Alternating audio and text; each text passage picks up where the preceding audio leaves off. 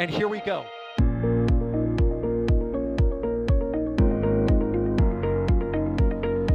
There's the deluge. Here's ignition. Roger, roll, Atlantic. Doubling up. Did he just do a Kerbal? Back to the moon and beyond. Put that in the big bag, you know. Back at home, we all have a lot of work to do, but from here, that sure looks like a perfect flow. Propulsion continues to be normal. We did have an observation. Equalize. 343 unfolds to go. It's orange. Water towers can fly!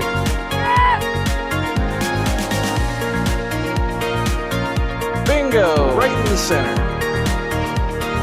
Where's Jacqueline? There it is! That was surreal.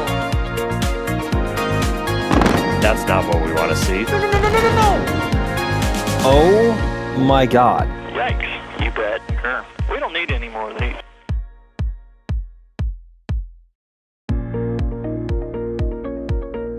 One of the questions we get all the time is, are you excited? Absolutely. Artemis 2 is more than a mission to the moon and back. It is the next step that gets humanity to Mars. For decades now, literally thousands upon thousands have risen to that challenge. May I introduce them to you all? Jeremy Hansen, Christina Hammett-Koch, Victor Glover, Reed Wiseman. We are going to launch on top of the most powerful rocket NASA's ever made. We're gonna fly around the moon in the spacecraft. Integrity. We are going to the moon together. Let's go.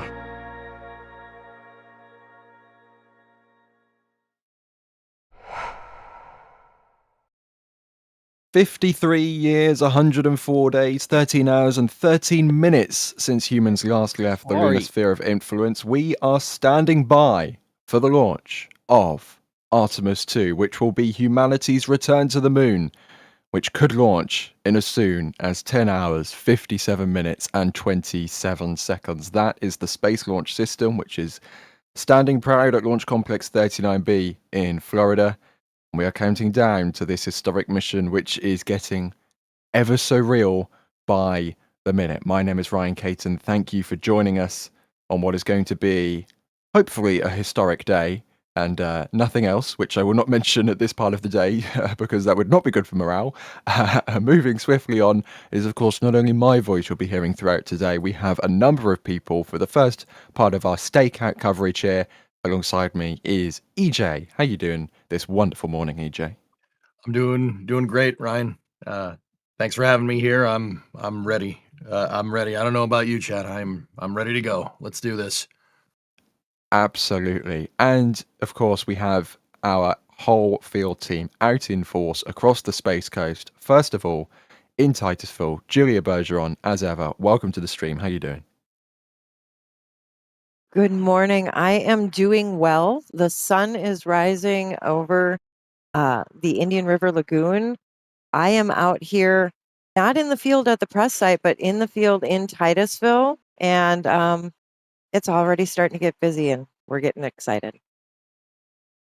This here is a live view from Gage. Julia and Gage are in Titusville, and we'll be getting some extra special stuff from them as we monitor the crowds and monitor the public as they arrive on the Space Coast to watch this historic mission in person. Because yeah, look at this. This is literally from the side of the road, and you can get this fantastic view across the water of LC-39B and the Space Launch System standing proud on Mobile Launcher 1. Or if you've got a boat, you can come out and watch the launch as well.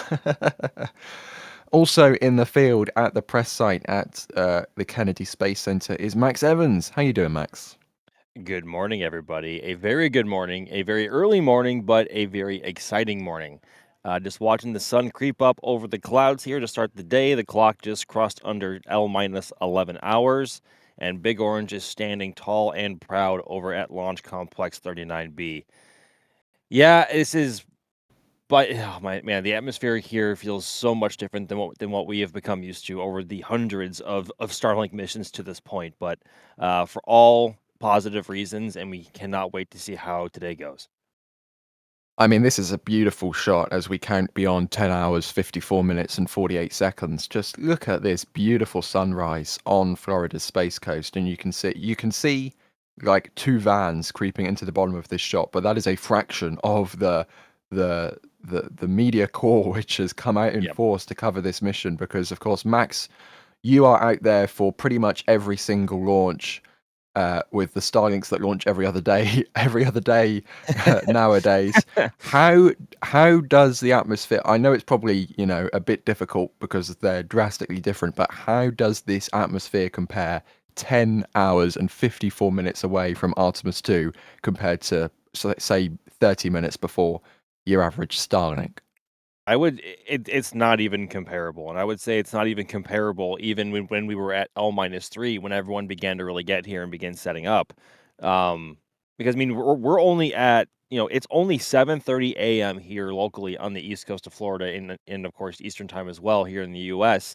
And the parking lot, of course, it's not full yet, but there is a lot of people here. NBC, CBS crews are here. We have a whole bunch of people out on the lawn getting set up. Satellite trucks are here. PAOs are beginning to show up here as well. And mind you, again, we still have over 10 hours, or just under 11 hours actually, until the first possible opportunity to launch our crew of 4 to the moon for the first time since 1972. It doesn't even compare, Ryan. It really doesn't. I talked about that a little bit on a post yesterday, how it just feels electric and it feels like it's rapidly intensifying. Because of course we don't have launch days like this at KSC really that much anymore. I mean, of course, crew launches are incredibly special. But we've had 12 operational ones, at least from SpaceX to this point. And it's kind of sad to say that the amount of press that shows up for them now is a fraction of what it used to be. And really the only comparison we have, or at least that I have from personal experience, is Artemis 1, which was 3.5 years ago now, which is kind of scary to think about. But yeah, it's always a fun day. It's always a fun time whenever the rocket in question and the focus of the moment is towards the launch pad to the leftmost of our visual frame here at the Kennedy Space Center, because we don't get that too often. It's only happened one time before, at least in terms of the Artemis program. As you can see on your screen, she is standing tall and standing proud, and hoping to make a bunch of us proud as the day goes on. And we are actually coming up on the go no go poll from the launch team, whether or not to begin propellant load into the vehicle. So we have a bunch of good stuff coming up. Absolutely. Hopefully we get some updates from NASA on that point. Because I don't believe we're getting a mission control or anything just yet, but hopefully there's a blog post or something to confirm whether that will commence. Because of course, in order to go to space, we need to fuel this rocket with lots and lots of liquid oxygen and liquid hydrogen, which the core stage will consume in the span of about 8 minutes, which is pretty mind-boggling in itself. It takes 10 hours to load the rocket and 8 minutes to expend all of that fuel.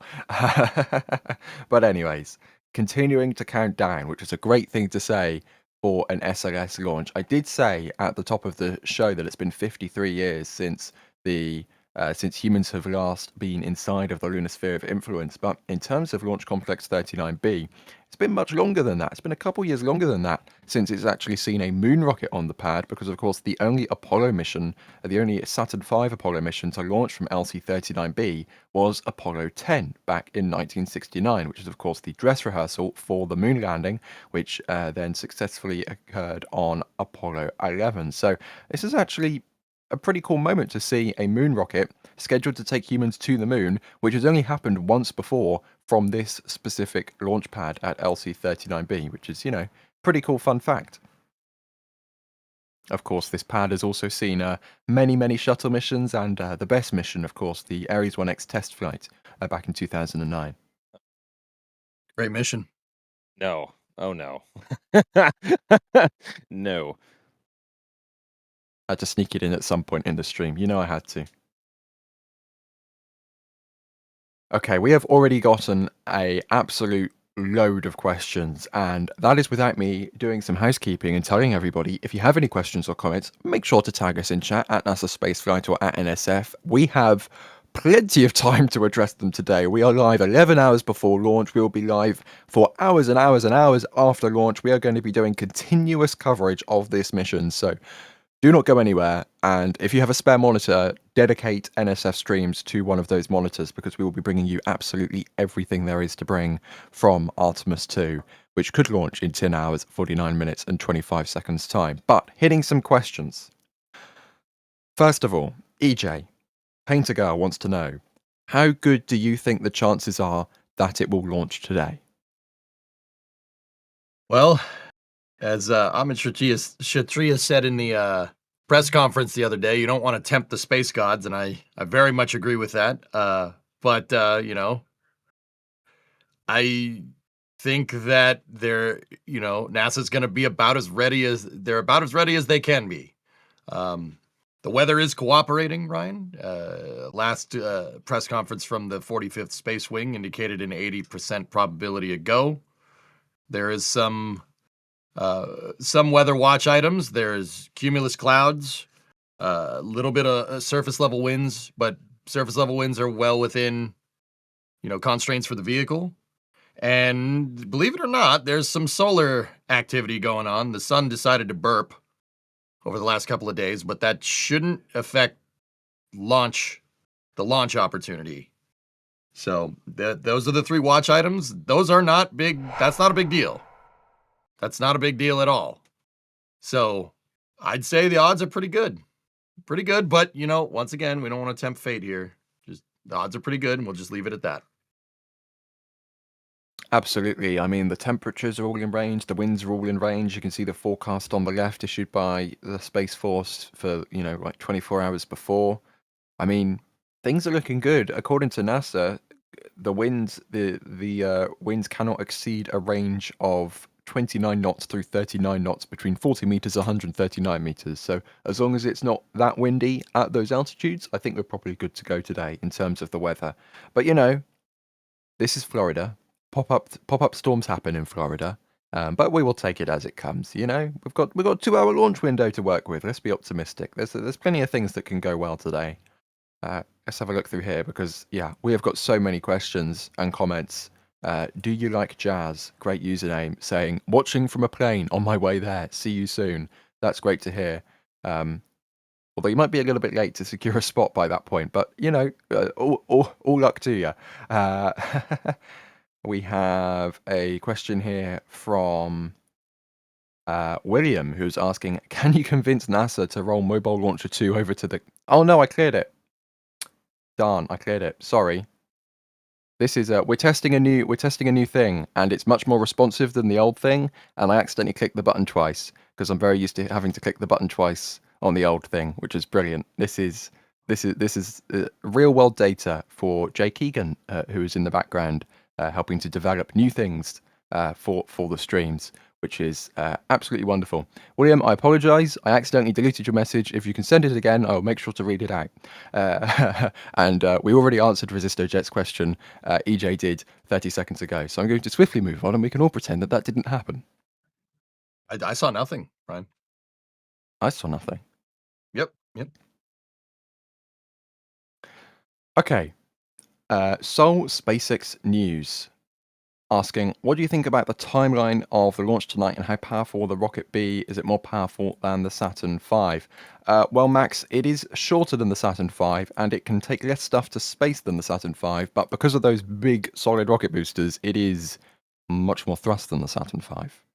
Much more. And by much more, we mean that SLS produces about 8.8 million pounds of thrust at liftoff, and about 80% of that thrust, between 70 and 80, I think it's actually closer to 80, is from those twin 5-segment solid rocket boosters on either side of that big orange core stage from Northrop Grumman. So it's going to be... She's a big, powerful girl. She certainly is, and she gets off the pad in a hurry. I think what did the Saturn V produce? Was it closer to like 7.5 million pounds of thrust? I think from the 5 F1s, EJ. 7.5, 1.5 million pounds of thrust per engine, about 6,700 kilonewtons for the metric, folk. Yeah, per and, engine. And obviously 8.8 from SLS at liftoff, most of which from the SRBs. But the RS-25s on the core stage actually at sea level produce less thrust altogether than a Falcon 9 first stage. But of course, the RS-25s are optimized for performance higher up in the atmosphere after SRB separation. So those are good all the way until MECO, or main engine cutoff, about 8.5 minutes into flight, and when they separate the ICPS, setting off Orion and the ICPS in a very low inclination, or but a very eccentric low Earth orbit, and then of course they will then have to raise their perigee so that they don't re-enter the atmosphere like the core stage eventually will. But yes, SLS is a very big, powerful rocket. She is very loud. I remember how Artemis 1 sounded and felt. It was incredibly intense, and also because of those SRBs, it is incredibly bright. But we found that out from the launch viewing experience from Artemis 1, and hopefully we will not have to be launching this thing in nighttime to remind ourselves, because it would be very lovely to see SLS fly with some daylight. I think that's a pretty. I think basically the whole team would agree with that. At least I'd like to think, because seeing it launch at night, as we have moaned on about before, of course it would be cool, but we've seen it already, and it's just seeing SLS fly with some light shining on the vehicle itself would be a sight to see. So hopefully, cross your fingers, cross your toes, cross everything you got. Absolutely, and I have good news to bring you from the last few minutes, because NASA has confirmed that the Artemis 2 launch director, Charlie Blackwell Thompson, has given the official go for tanking. NASA is go to load liquid oxygen and liquid hydrogen into the core stage and the ICPS, which means we are one step closer to launching humans to the moon, because that's a pretty important step, EJ. Without that fuel, we ain't going anywhere. Yeah, the solids will get you somewhere with an empty core stage, but it's not that somewhere is not going to be space. That's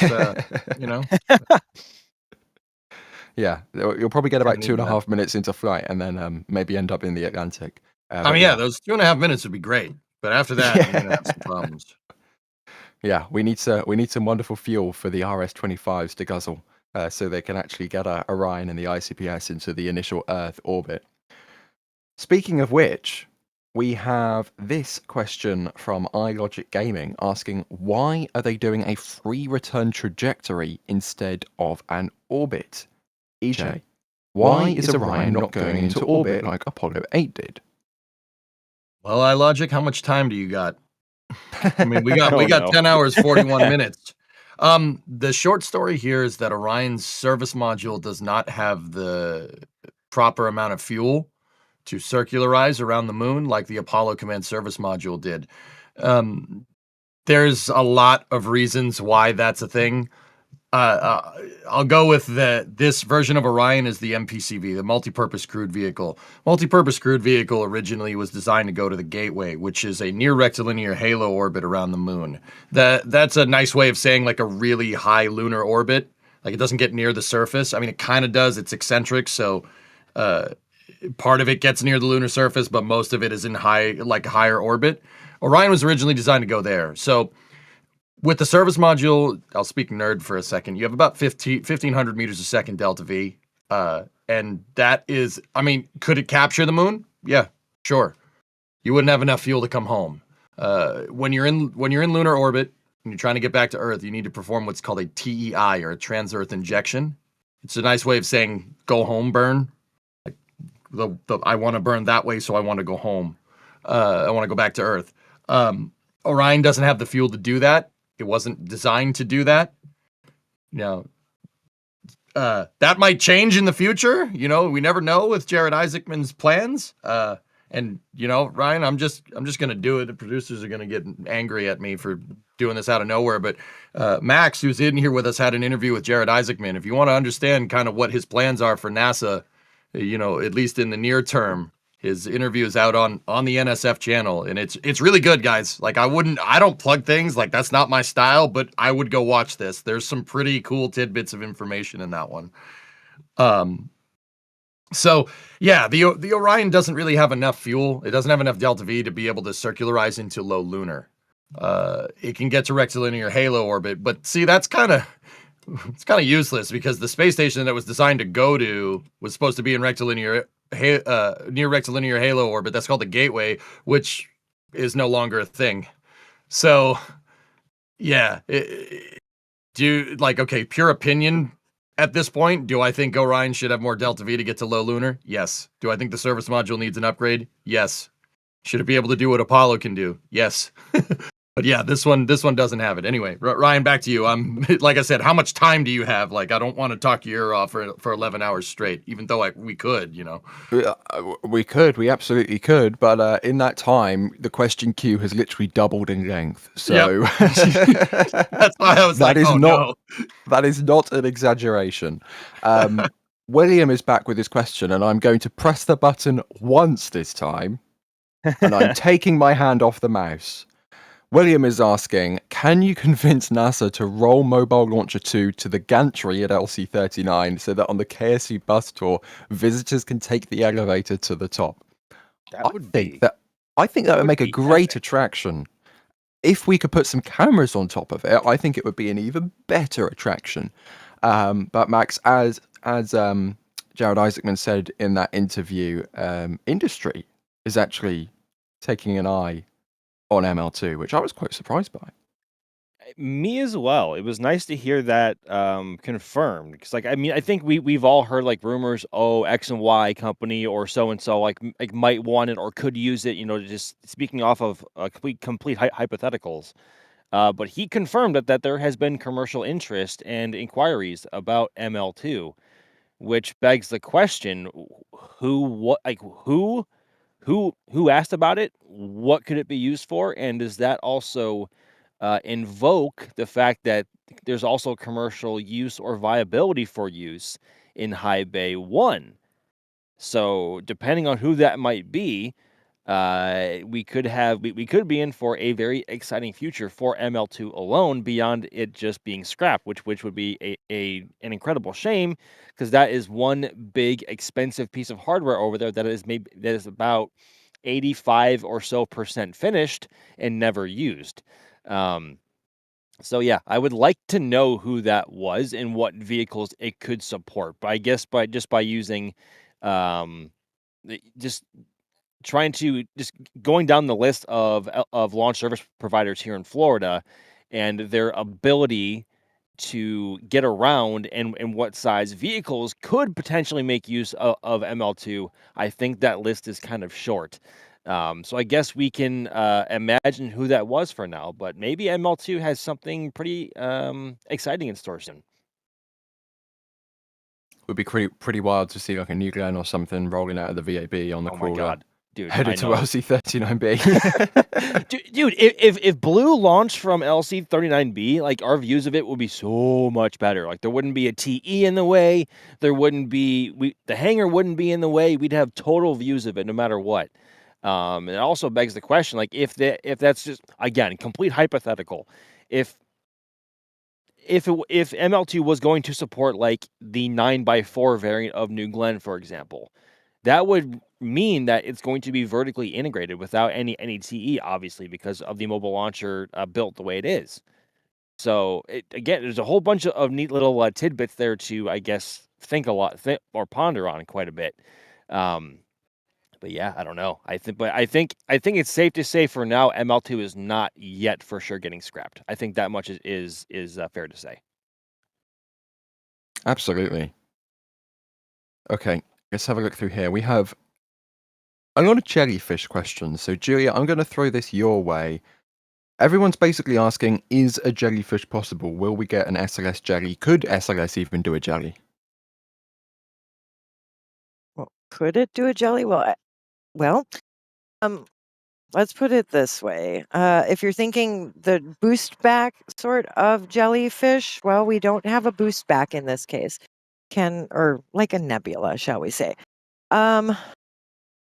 Let's say if it launches at the very beginning of the window, the answer would be no. Simply because there's actually going to be sunlight. and too much of it in that instance.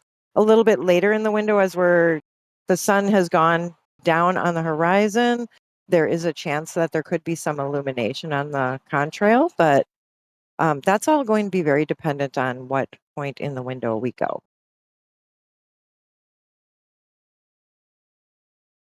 And we have another question here from Raptor Thrust, and they're asking, does the Orion have something like the Super Draco thrusters for an emergency? And EJ, it has that cool little hat on top. Yeah, the cool little hat. So that's the launch abort system. It's that really, really tall, pointy thing on the front of the rocket. I would argue that it's not pointy enough, but it's pretty pointy. So what that is basically a bunch of solid rocket boosters up on the top of the capsule that could get the capsule away in the event of an emergency. You know, I don't believe in bad vibes before launch, but if something was going wrong, the launch abort system or LAST, that's what it's called, that's what they call it, will eject the entire capsule away from the stack. It's, I know what the next question is. How many G's does it pull? It's like 9 sustained. You're gonna feel it if that happens. You're really gonna feel it, but you'll be feeling something, because if that thing has to go, if the launch abort system up at the top has to go, yeah, that means something behind you has gone very wrong. Now, it is a solid rocket launch abort system that is a little bit different than the Draco thrusters, or the Super Draco thrusters that are used on Dragon. The Super Draco thrusters are a integrated launch escape system. So it's part of the capsule, and Crew Dragon flies with them for the entire mission. This one is an expendable launch abort system. It will jettison itself a little bit of time after solid rocket booster separation. It is an expendable thing because it's made out of solids. But it'll still do the job. I would argue for infrequent flight like this, that this is probably, even with SLS's scaled up, scaled up flight cadence, something like this is not the worst thing to have around.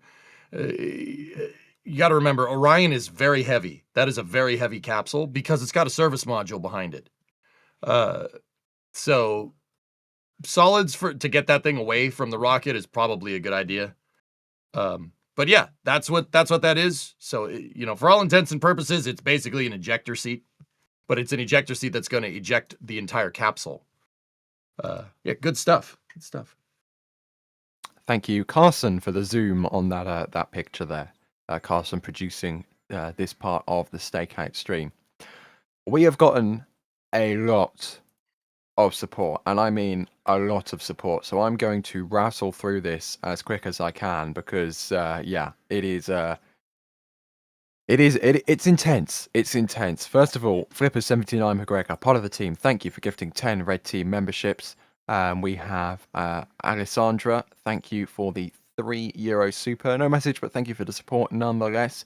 Nick, thank you for gifting 5 Red Team memberships. Einar, thank you for becoming a Pad Rat member. Grissu, thank you for becoming a Capricorn member. I hope to see you in the Discord soon. Alessandra, again in the support queue, gifting a Red Team membership. We have the French Taunter gifting 5 Red Team memberships. Troy, thank you very much for your support there with a $20 super. Hopefully everything goes well. Alexandra again becoming a Pad Rat member. Sav Chance, thank you for your support, saying in Blackwell Thompson we trust. 100%, absolutely. Charlie Blackwell Thompson is an awesome launch director. Alexandra again with a €5 super sticker. Thank you for that. Grissu again in chat. Saying, here's a little tip for the amazing interview with Jared. Thank you, Max, and everyone else who was involved in making it happen. Yeah, that was awesome. But it wasn't just the NSF teams, it was the NASA teams as well making it happen. Because as you can imagine, Jared Isaacman is very busy. So the fact that they managed to squeeze in an hour conversation 2 days before launch was pretty bonkers. So thank you to the NASA team for making that happen. And it was a very last minute thing too. I didn't even know about it, or I was approached about it actually just before crew arrival on Friday. So it was a very last minute thing, and we are eternally grateful for Jared's time, and of course Bethany Stevens as well, for making sure that was coordinated as well as it could. That was a wonderful time with him, and a wonderful conversation. So if you haven't already, please go ahead and check that out as soon as you possibly can. Yeah, you've got plenty of time to watch it over the next 10 hours and 30 minutes. You can watch it 9 times if you want. SK Walker, thank you for becoming a Capcom member. Hopefully we see you in the Discord soon. Bideford in chat as always, saying congrats to Max on the fantastic interview with Jared. So informative. Kudos for getting that interview as well. Well, thank you for your support, Bideford, because things like that wouldn't be possible without support like this, because yeah, literally everything we do is from your guys' support. So we are incredibly grateful for it, especially Bideford, who is always in chat. August Sustano, sorry if I pronounced that wrong, but thank you for becoming a Padrat member. Also to Zeus, thank you. We have Troy Rubert gifting 10 Red Team memberships. The queue keeps going, guys, I'm telling you. Saroma, thank you for becoming a Padrat member. And thank you to this person for the £5 super chat. Compared my Artemis 2 Lego set. How many pieces is Artemis 2 in the transporter? For reference, Lego is 3,601. I'm going to guess there might be slightly more, a higher number of components within SLS when you consider all of the wires and all of the bolts and all of the screws and, you know, all of the rivets and all of the different things that makes it. It's not just, you know, Orion, core stage, and 2 SRBs. There are many, many, many little components that go into making a rocket like this, including all of the teeny valves inside of the RS-25 engines. I mean, there's probably more components within an RS-25 than there is in 10 of those Lego sets, which is crazy to think about. I made that number up, but you know what I'm trying to say. Vicky Aberdeen, thank you for becoming a Padrat member. Nora Toyle, thank you for the support. And Rocket Gamer, thank you for becoming a Capcom member as well. Hopefully we see you in the Discord as well. That is, of course, our member Discord. Capcom and above get access.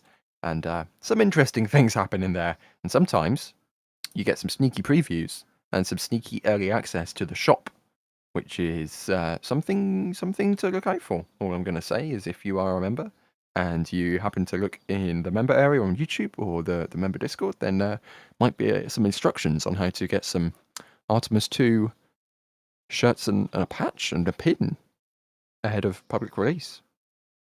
Interesting.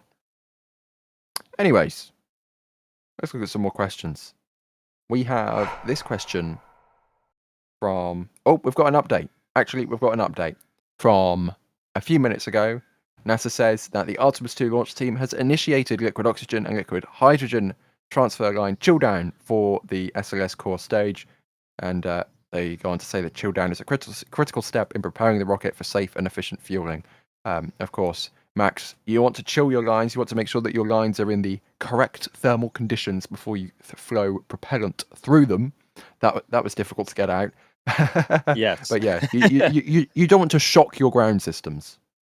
No, you certainly don't. And it's the same reason why we see the big vent, or the best vent, as we often always call it as well, for Pad 40 launches with Falcon 9 and also over at LC-39A. But it's incredibly important to make sure that all of your plumbing and any materials that will be coming into contact with your super cold cryogenic propellants are chilled down to the same temperature or to very near the same temperature to avoid any sort of rapid evaporation of the propellant, because of course when that happens the gas rapidly expands and can cause severe damage to your plumbing or turbopumps or any other material that may be near or touching said propellant. So it would cause a bad day and lots of headaches for a lot of people. And of course, we don't want that today. It's also imperative that the critical LH2 TSMU seal, or tail service mount umbilical seal, constricts just enough to seal just right against the core stage to ensure that the leakage is as minimal as possible. There has been a lot of talk from the launch team that of course, the seal that they had during wet dress number 2 was the leak rate was less than 1%, and they said it was among the best seal, if not the best seal, that they have ever seen. And of course, we want to make sure it stays that way. So proper thermal conditioning is incredibly important, not just for your seals, but also for your transfer lines and also for your engines themselves when that time comes. We have so many more questions coming in. It is absolutely bonkers. First of all, I'm going to hit this question here from which one? Oh, King Behemoth. This is an easy question. Even I can answer this question. They're asking, will SLS reuse the boosters or land them with parachutes? Unfortunately, no. Every single component on this rocket, apart from the Orion crew capsule, is expendable. So those SRBs, once recovered from previous space shuttle missions, are going to be ending up in the Atlantic Ocean a few minutes after lifting off from Florida. So I think not every component, but the vast majority of components on those SRBs are from the shuttle era. So they have flown on previous shuttle flights, apart from a couple of new components. Of course, the propellant is new because they're recast, but the actual casings have flown before on shuttle missions, but they're not coming back under parachute. They are going to be ditching into the Atlantic, which is, sad in one way, but also exciting in another. These are, of course, taller than the shuttle boosters. These have got an extra segment on top. For the shuttle, there were 4 segments. On SLS, there are 5. So they're bigger. They're not going to be recovered, and they're going to end up in the Atlantic. We have a question here from the French Taunter asking, are there parts from all of the shuttle orbiters on Artemis 2? EJ, do you know? I know definitely most, but I'm not sure if it's all. It's mostly the high. Well, okay. All right. If I'm going to reduce this to its base element, Ryan, it is high ticket items. So anything that's expensive, they took off the shuttle. Mostly engines. So the 2 boosters that are on the left and right of SLS, as you said a second ago, those are RSRMs, so reusable solid rocket motors. They are what's called a segmented booster. So each booster is comprised of 5 segments, and the segments you basically stack on top of each other like Legos. Those are all shuttle parts. It does have new forward segments on the SRBs. That's like the cylindric and conic top. Those are a little bit different, once again, because those are not... they're not reusing them, so there's no need to use the shuttle ones. Those have parachutes in them. We don't need that. And I really don't like that. But hey, it is what it is. It's fine. Now, in terms of propulsion, the 4 RS-25s, those are RS-25D engines that are at the bottom of the vehicle. 3 of them have flown on the shuttle. They flew on actual space shuttle missions. The 4th one has parts that have flown on shuttle missions previously. But that is a quote unquote new engine. It's a quote unquote new engine. I say it's a new engine, but it's like 20 years old. It's a Block 2. It's a former Block 2 space shuttle main engine that never flew for the shuttle program. And those are so that one is a shuttle engine, but it's not. And then in terms of more propulsion, the Orion Service Propulsion System is an AJ-10. That is from the shuttle's OMS pods, and that one did fly as well. So we don't have. It's not like they used every part from the orbiter, but they basically cannibalized it. Look how they massacred my boy. It still irks me, but hey, here we are. Here we are indeed. 10 hours, 20 minutes and 30 seconds away from the opening of the launch window, with Artemis 2 standing on the launch pad, getting ready to start fueling. Look at this beautiful rocket in the sunlight. Just beautiful. We are Things are getting real. Things are getting very, very real at this point. Things are getting so real, in fact, that apparently an estimated 400,000 people are expected to be descending upon the Space Coast today. Julia is out in the field for us in Titusville. How are the crowds looking, Julia? We've been live for 40 minutes or so. Are they building yet? What are you seeing? What am I seeing? Well, they're the trick. It's kind of hard to tell at this point what the traffic is. If it is us locals going about our day, it is a school day here. I'm sure the students will walk out of the classrooms with their teachers and go stand on the lawn as they did during the shuttle missions. So we've got people going to school. We've got people going to work. We've got our morning walkers. The updates I've been given from the Max Brewer Bridge area is if you are a local and you like to walk the Max Brewer Bridge, it is totally functional for that right now. Parking down on the north end of Titusville, we've got that available in Sandpoint Park yet. So that is a fabulous place to park if you're going to walk on the Max Brewer Bridge for launch time. Where I am, near Dogs R Us is where I am. The parks are starting to fill up or are filled up already. So you're going to be looking for parking at restaurants, parking at local churches, and being willing to walk over. Just be careful crossing US 1. And we'll see what this road traffic does. Myself, I'm going to cross it eventually so I can take some sweet crowd shots, but I'm not going to do it right now. It's a bit rush hour like around here. Fingers crossed those crowds continue to build over the next 10 hours or so. We're all expecting it to get very, very busy, right, Julia? We're like, I'm thinking like Falcon Heavy or Shuttle. Like, it's going to be busy, busy, busy. Busy, busy, busy. So, the Brevard County EOC, they are predicting 100,000 to 400,000 viewers for this launch coming, either being local or coming to visit.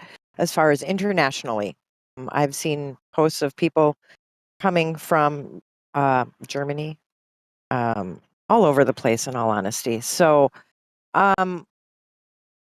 it's kind of hard to count how many people are going to be here, but to be honest, what's scary is whatever I see this morning will be compounded by about 100 to 1,000 times, because remember I said locals were going to work? Not me. I'm at my second job right now, and I'm excited about that. But we have day jobs, and for a few days now, people have been talking about trying to plan whether or not they're going to call out for work. Are they going to try and do an early shift, work from home? Because just coming home is going to be a nightmare for folks who went to work this morning.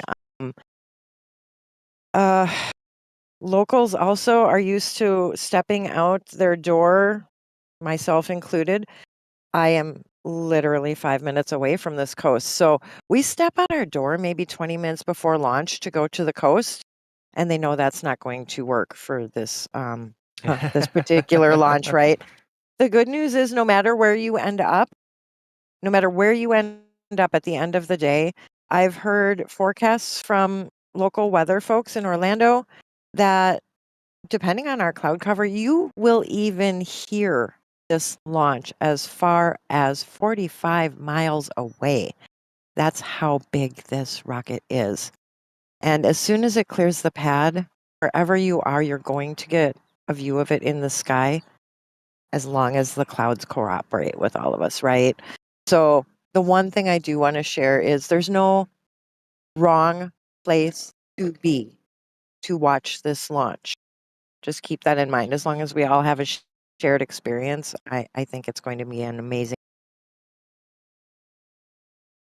Absolutely. And we have some people in chat actually joining us from the field. We have Dan Rod 96 saying, I'm just across from Dogs R Us at the Riverfront Rotary Park, and spaces to sit are starting to reach a premium. So if you are in the area and you want somewhere to perch your bottom, you should probably be getting out there right now, because spaces are starting to fill up. Oh, well, I'm going to say if you turn around and wave, you're going to see us with a truck and an SF blue flag. So come find us in a little while and say hi. NSF marking its territory on the space coast of Florida with the flag there. Of course, you can also share any photos you get with us across our socials. I will say, if this is your first launch, I mean, just in general, unless it is your job to film this launch, do not film this launch. Do not look at this launch through your phone. Put the phone down, because I can assure you that NASA, with their God knows how expensive, super high frame rate film cameras, engineering cameras on the launch pad, is going to have superior footage to what your 20 megapixel iPhone camera is going to be able to capture, right? Don't look at it through your phone. Look at it with your Mark 1 eyeballs. As the crew of Artemis 2 have said on more than one occasion, the human eyeballs are the best cameras in the world. They are actually going to be using their eyes to record observations of the lunar surface. If eyes are good enough to do that, you want to watch this launch with your human eyes. Don't look at it through your phone. That's the only piece of advice I can give you. And then just enjoy it. But if you do happen to get any photos from a camera you are not operating at the time of launch and it's on a timer elsewhere, make sure to share it with us on the socials, because we would love to see it. We have got an update from NASA. They have confirmed that the Artemis 2 launch team is now performing the liquid oxygen main propulsion system chill down on the SLS core stage. So more chilling down taking place on SLS itself now, as NASA gets ready to load that cryogenic prop onto the big orange rocket, which is very exciting indeed. We should be about 18.5 minutes or so away from liquid hydrogen slow fill on the core stage. Of course, these events are very fluid, but funny, as we get into the count here. I'm very proud of that one, Max, actually. Wow. I'm very proud of that one. So we have scheduled times for when the fueling is meant to commence, but of course, if it slips a little bit, that doesn't necessarily mean bad news right away. The reason NASA loads this prop so early is because it gives them the margin, right? So that's what we want to see. We have a couple of comments here. We have this question from Chisato asking, when will astronauts hop on SLS? And then this one from Safety Harbor asking, a new patch ?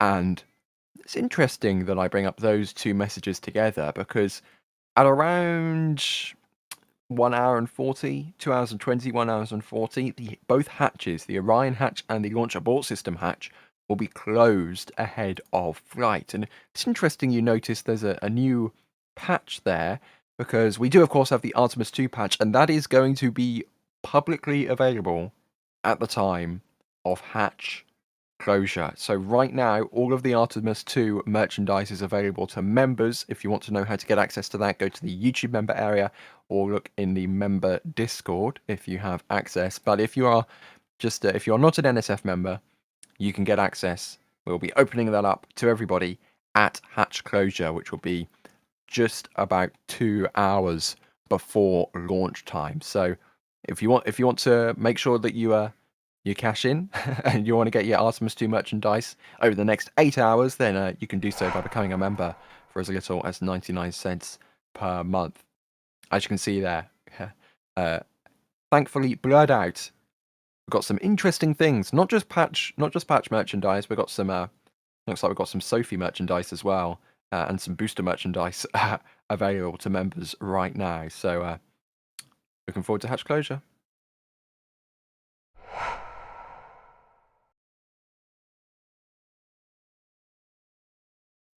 Okay.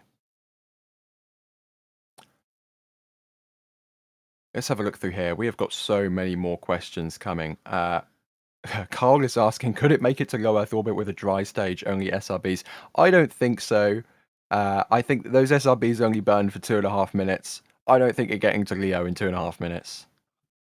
Yeah, Ryan, I mean, I'd honestly be more worried about the stack being structurally sound at that point. If the core stage tanks, the liquid hydrogen and liquid oxygen tanks aren't at flight pressure, mechanically you're going to run into some problems.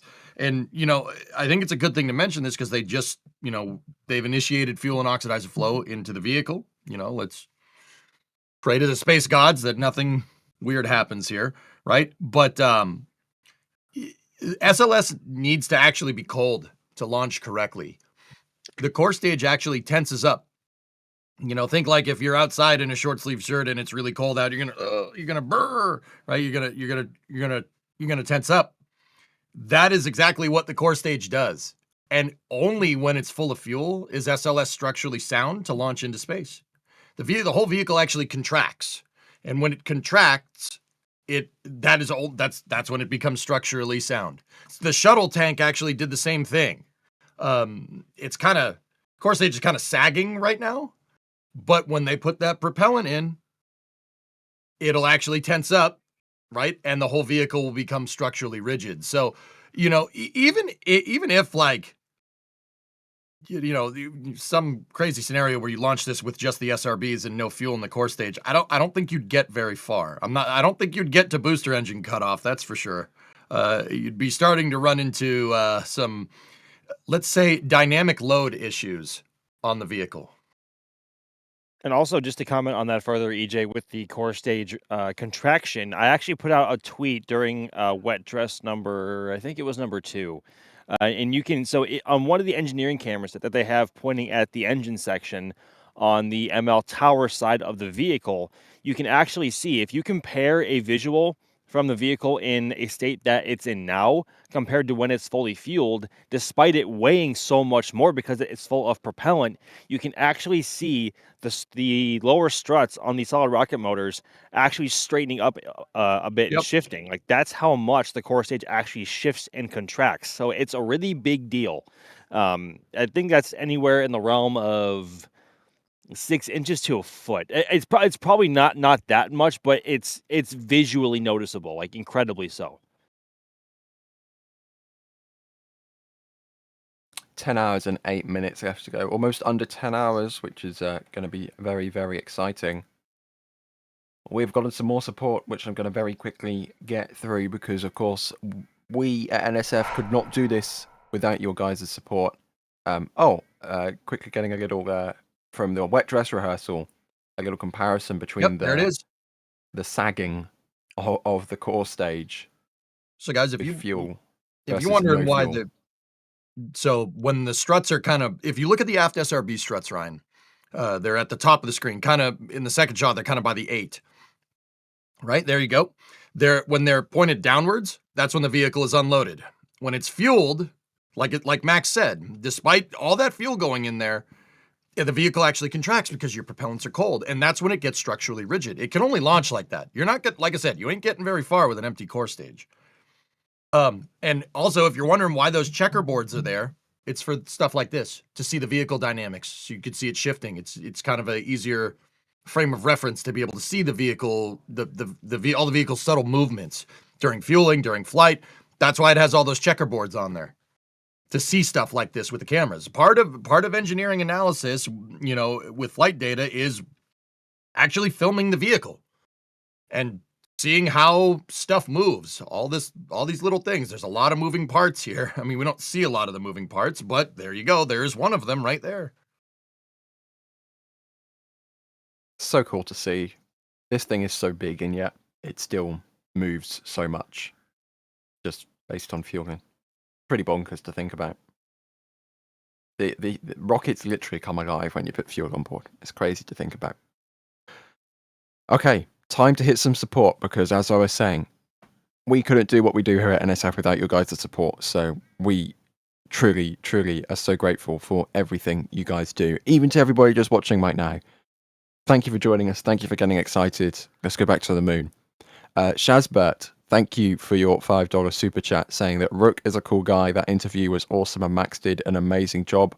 I have to agree on that one. That was a wonderful interview to edit. Bruceit, thank you. Bring it. Absolutely. Nora, thank you for the euro. Thank you for that support. We have Cooper saying thanks for the coverage. Caffeine for the crew with a $20 super. Thank you for your support. We have David. Thank you for the €5 super chat. It is nice to have something to look forward to and something exciting and exciting and, you know, optimistic. So an optimistic view of the future I'll agree with that one there. C. Rogers, thank you for your 1999. Tried to make it 1968, but the closest I could get. Thank you for your support, saying I saw that one at age 11, and I'm thankful to see this one. That's pretty cool that you got to see Apollo and Artemis both launch. Pretty exciting.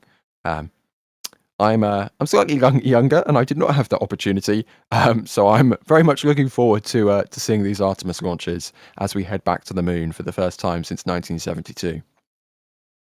Andy, thank you for becoming a PadRat member. Also to Lumpy, and we have Sergeant Vash becoming a flight engineer member. That is the highest level of support that we have in the membership program. So thank you for that. As it looks like we are now getting that live data from NASA on fueling.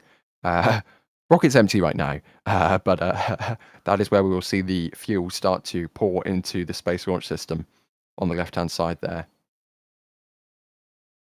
FWD79 with a £10 super chat. Thank you for your support. They're saying, sorry, but I'm super nervous here. No wet dress rehearsal and labeling it a test vehicle. Hopefully all goes well. How far up does the launch abort system work? Max, what are your thoughts? Do you think they should have done a wet dress rehearsal after rolling it out for the second time, or do you think that they're good to go and that the data is telling them they're good to go? Well, you see, my biggest overall stance here is I would have liked to have seen at least a partial tanking test to verify the LH2 TSMU seal was still good, because they had stated before in prior press conferences that the dynamics between vehicle rollout and rollback could have had some effect on the seal integrity of that LH2 TSMU seal, and then they said later on that actually wasn't that big of a concern, but a couple of days ago they actually confirmed that they had some sort of bracing on the LH2 TSM. So it's like, okay, was it not a concern? Is it now a concern? Did it not matter? Does it now matter? I don't know. It's been kind of back and forth, which has been kind of annoying. But yeah, I do think that they maybe not a full wet dress, because I mean they had a really positive result from wet dress 2 minus the helium leak on the ICPS, but at least a partial tanking to verify at least the LH2 TSMU seal. That is the biggest concern I think for the day, minus the weather, which actually right now is still holding at 80% favorable, which is good. So overall, yeah, I think they should have, but given. I mean, they're talking up a lot of hype. Like they're saying, "Hey, we are working no issues." We only at the time about 2 days ago or 3 days ago, they only had minor issues to work, and those were all easily able to be closed out within the day. And no further elaboration on any other issues being worked because they said again that they weren't working any. So they also hyped up that they had one of the cleanest pre-launch countdowns and meetings that they've ever had. So a lot of hype, a lot of, I mean, I certainly am grateful and thankful for the amount of positive praise that they have been giving both the vehicle in its current state and the teams working on it. But with a vehicle like this, as dynamic as it can be, especially when you are dealing with hydrogen, I think at least a partial tanking would have been more confidence inspiring, or at least a seal of confidence in that seal to prevent any sort of issue farther down the line. But that being said, though, because of when they rolled out, and they actually ended up rolling out at just after midnight on the 20th, I don't think that they would have been able to make the first half of the April launch window at least. So, yeah, I mean, if everything that they have been talking about, from the weather to the vehicle state to the ground system state to the teams working on it, everything is pointing towards a good solid countdown today with minimal or no issues to be found, and a high probability of launch occurring today. They've been adamant about pointing that out, which I both admire and am kind of anxious about, because it's like, okay, just based on previous knowledge and previous experience with SLS, we're like, okay, you say you're working no issue, but we're all just like kind of subconsciously waiting for an issue to come up.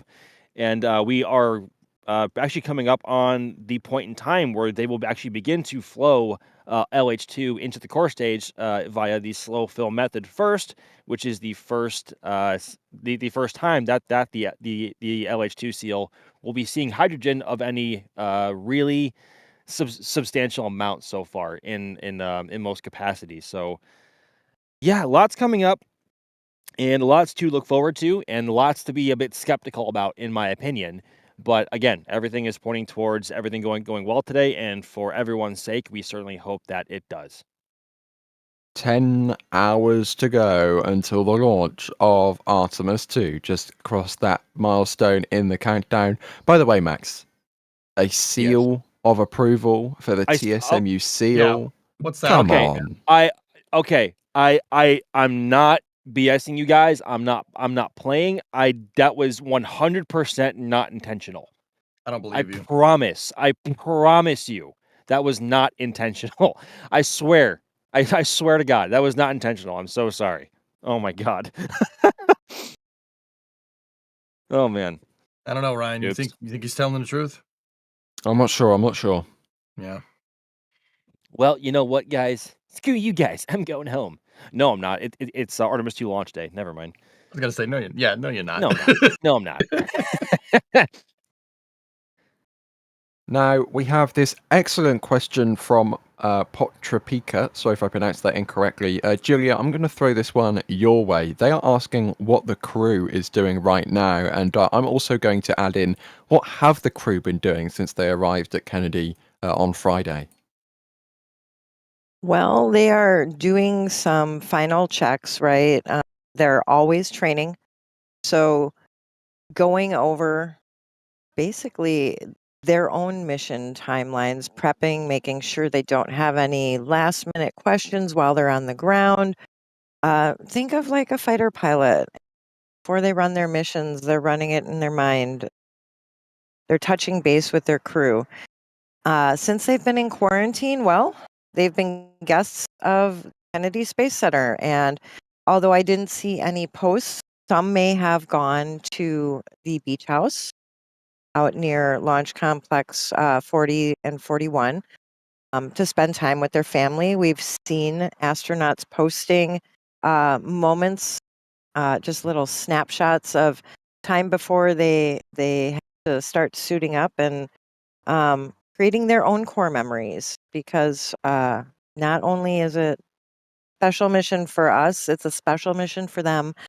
And their families have been supporting them through their careers up until this moment, so including them. And that's been really special for us to see how they're celebrating and getting ready. As of what they're doing right this moment, I don't have their personal timelines, but I do believe breakfast, and it probably includes steak and eggs, not going to lie. That seems to be the tradition. Breakfast has probably been had pretty early in the morning, and they're going to be heading over to get suited up relatively soon, but they'll have their own briefings with their points of contact, and I'm sure they're also tuned into Charlie's mission control feed as much as we are. But it's probably a very packed yet trying to be laid back morning for them, and they're in my thoughts. It's one of those things. You're super excited, but you gotta keep that heart rate down and just start stabilizing and focus on that mission. Absolutely. I wouldn't be able to sleep. So if they've been able to get any sleep, I mean, all power to them, because that's pretty incredible in of itself. I mean, Ryan, did you get any sleep? Because I'd be sitting here lying to you if I said that I got a good night's sleep. I got like 6 hours, maybe. You got a whole 6 hours? Double what I got. Wow. I got like 3.5. I couldn't sleep. Yeah, I got like a full 3.5 and woke up at 3 a.m. by myself, and my alarm was at 4:15. So I'm jealous, Ryan. That's exactly. I'll be honest though. Max?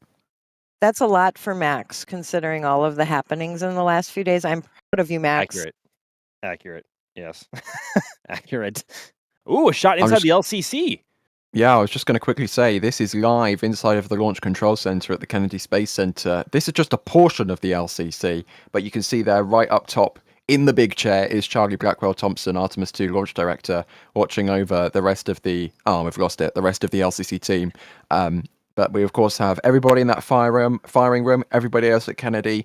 And this is just for before launch, because as soon as this thing clears the tower, control hands over to the Johnson Space Center in Houston, Texas, and there's another team of people working there, hundreds of people working to make this mission happen today and over the next 10 days and for the last 3 years and for the future of Artemis as a whole. Anyways, going back to talk about sleep, that wasn't 6 hours of continuous sleep, because I definitely did wake up in a startle, thinking that I might have slept in. Thankfully, I didn't. And I fell asleep again. Yeah. That's the worst feeling. Yeah. But I did not sleep in, ladies and gents. I woke up perfectly on time. Thank you very much. Oh, look at this. This is the angle we want. Oh, never mind. Thanks, NASA. Thanks, NASA TV direction. Dude, it's like I'm sure. It's like bird watching. You know, the second it's like, oh yeah, there's the bird. The second you're like, oh, let's take a picture. It flies away. Yep. Like yeah, basically. If you stare, if we call out that this is a beautiful shot, they will change the shot. Like it's just how this works. See, it's just tradition. See, I'm sure we'll see it soon. Okay, let's look through for some more questions, because we have Barbecue 7829 asking, will we be getting streams from inside the craft? I know they have cameras inside. I'm gonna say probably, but don't quote me on that, because of course there is free privacy as one part, and also you know there's going to be limited downlinks, so it depends. I mean, while it's on the while they're ingressing into the vehicle, I'm pretty sure we'll have live views from inside. But when they're actually in space, don't bet on it, because NASA, to be perfectly honest, isn't 100% sure what they'll be able to see, because they haven't sent a crew this far into space since the advent of their modern communications network. Right, so back the last time we did this, it was all radio and black and white TV in the corner of the living room, right? So it's been a long time since we've done this. We've never done this when the internet existed, so NASA isn't 100% sure what they'll be able to actually get live downlinked. I mean, I think it's safe to say that there's going to be no shortage of cameras inside Orion. Like that is, we can say that with certainty. But again, in terms of the downlink ability that they may or may not have is a big question mark. But we should at least see views from inside the White Room as the crew begins to ingress, as we saw during Wet Dress 2, at least with the closeout crew up there as well. So there are views around the pad, and that hopefully NASA will choose to show us. Well, we are, and hopefully onboard views of SLS in flight as well, live, and not just saving for a later time, because SLS onboard views are quite spectacular.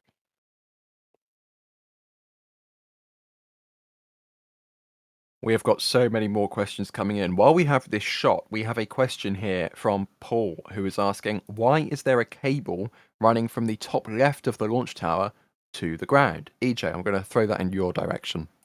So those cables were installed when they rolled out the vehicle. What the cables are, well, you ever ridden a zip line? Because that's what they are. That's part of the slide wire egress system for SLS. If, once again, God forbid, if something goes wrong, the crew needs to egress out of the capsule, they need to get away from the launch pad.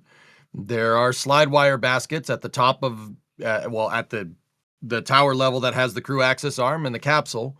And astronauts, you're not going to take the elevator in case of a fire. You're not taking the elevator. And if there's a fire, it's probably going to be below you. So you're not taking the stairs to get out of there. So there are slide wire baskets. It's essentially a big zip line for the astronauts to be able to get away from the vehicle if something goes wrong during fueling operations, or basically right up until crew access arm retraction. They can get away.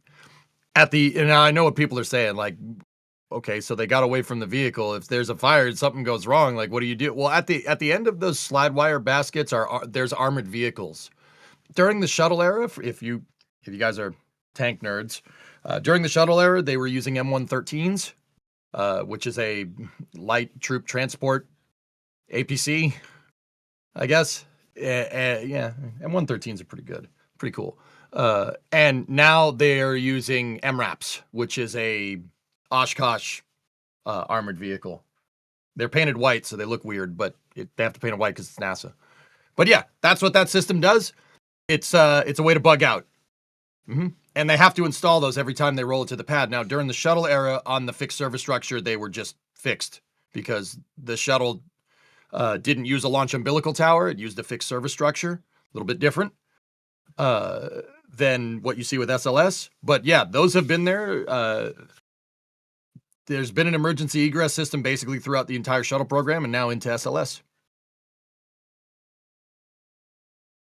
While we are still on this shot as well, we've got some more questions about what we can see underneath the mobile launch platform, because you will see there is some things appearing which were not there a little while ago. First of all, we have Resistojet asking what is venting underneath or near the rocket engines, and we also had a question here. Where has it gone? Anonymous asking what is the black smoke at the bottom of the rocket. Well, it's not black smoke, Max. What is happening underneath SLS right now?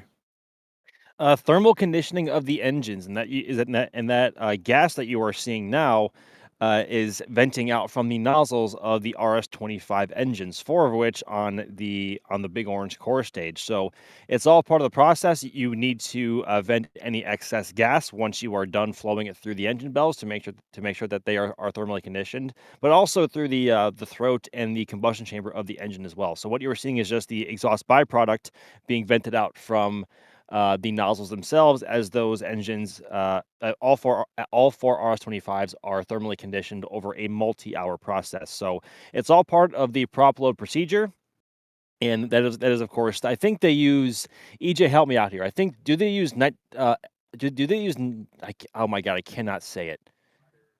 Nitrogen. Yes, there we go. Do they use that first before hydrogen, or do they just use hydrogen? They can purge systems with nitrogen or helium on the vehicle. Right now, with the engine bleed, they're using LOX, I'm pretty sure. There's no need to inert, like, you don't need to inert the vehicle. You don't need to move around nitrogen. You're planning on using those engines today. So yeah, they're bleeding them down. And once again, guys, they're bleeding out the engines here to get ready to fill up the vehicle with gas. The reason why you got to do that is because, well, the fuel lines go past the engines. Fuel and oxidizer lines go past the engines into the tanks. It's filled up at the bottom, right? Very slowly, and when the engines go, all the fuel drains from the top to the bottom. So, yeah, this is a good sign. This is a great sign that they're getting ready to in the industry, it's called tank the vehicle. We're moving in the right direction. Absolutely. And it's great to see that NASA confirming that they are currently in slow fill for core stage liquid hydrogen and liquid oxygen. Hydrolox is being loaded onto this vehicle, which is absolutely wonderful to see. Actually, a little bit ahead of schedule for that oxygen slow fill. That's scheduled to start at L-9 hours and 40 minutes, which is actually 6.5 minutes away. But as I said a few moments ago, those timings are a little bit dynamic. So they can shift forward and back for fueling, and that doesn't necessarily impact the launch time. Of course, if you're 5 hours late fueling, that's obviously going to impact your launch time. But, a few minutes here, a few minutes there, at this point of the countdown isn't something of concern. So that's great news that Propellant is loading onto the Space Launch System, standing at Launch Complex 39B in Florida. We have still got so many questions that I'm going to try and get through. Julia Gabriel is wondering, what are the possibilities of SLS launching in daylight today as an opportunity? The possibilities are actually pretty good. As long as the rocket's ready and the crew is ready, the launch window opens at 6:24 p.m. Eastern time. So we still have plenty of daylight because our sun doesn't really get dark here until roughly 8 o'clock. So if we do end up going a little bit later into the window, we do get into it could possibly be dark at the very end of that window. It's going to barely be holding on to light around here, if any. So 75% to 80% of our window is actually daylight, and bonus, like golden hour light, if it moves even just a smidge into the window. And we like golden hour light, as photographers at least. And as viewers, I think you'd like those views as well. So this is our best chance of having that scenario, though, is today. After today, those chances greatly reduce. Wonderful, wonderful news. We have Thomas asking, can you explain the two towers on the right and left of the launch pad and why there is no such tower for Starship? EJ, I'm pretty sure they're referring to those wonderful 3 lightning protection towers. Correct. That's part of the lightning arrestor system. There's actually 3 of them, and there's 2 on one side of the pad, 1 on the other, and they are asymmetric. And now that I told you that, you can't unsee it. So it's going to be annoying to look at now. Just like when somebody said that to me for the first time, I got really annoyed that they're not symmetrical. But hey, whatever. That's just space nerd brain. So down in Florida, it rains a lot. And with that rain, you usually get thunderstorms. During the Apollo program, they didn't have lightning arrestor systems, and lightning struck a rocket on the way up on Apollo 12. I don't think I need to say why that's a bad idea and why that's a bad thing and why you wouldn't want that. But yeah, long story short, the Apollo 12 almost popped on the way up. ECOM, try SCE to auxiliary. It ended up frying their signal condition electronics on the way up, and they had to switch it to a secondary power source. The mission ended up going okay, but since then, NASA has been putting lightning rods and lightning arrestor systems around their pads. Yeah, once again, you don't want rocket to hit the vehicle at any time.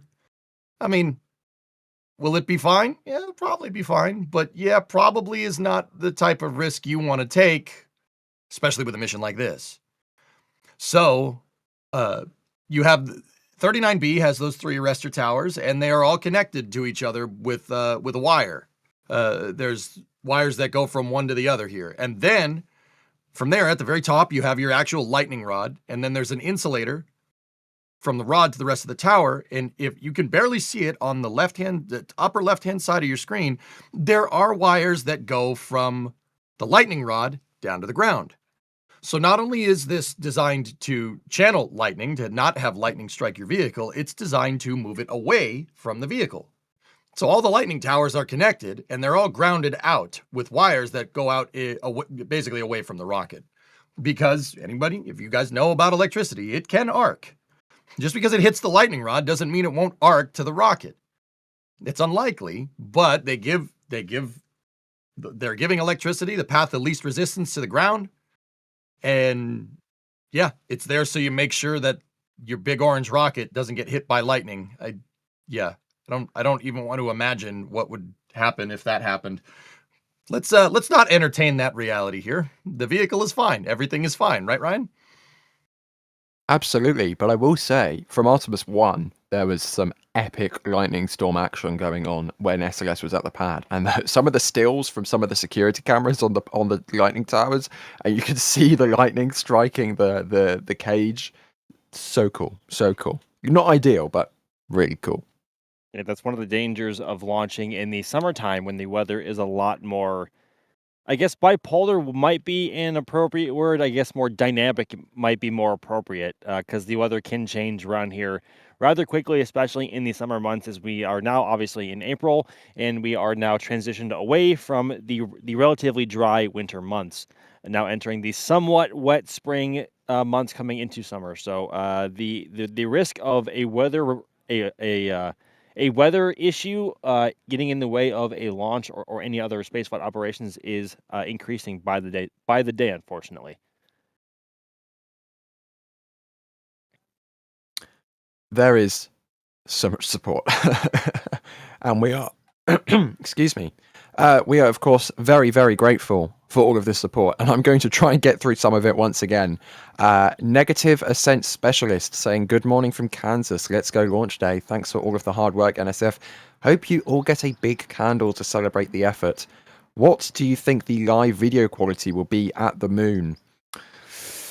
Again, it's difficult to say because NASA doesn't really know. I think I'm going to set my expectations low. I think, kind of 480p is probably going to be the best we'll get. If we get any better, like, wow, but I'm going to set my expectations around there for the best we're going to get. I don't know if anyone disagrees.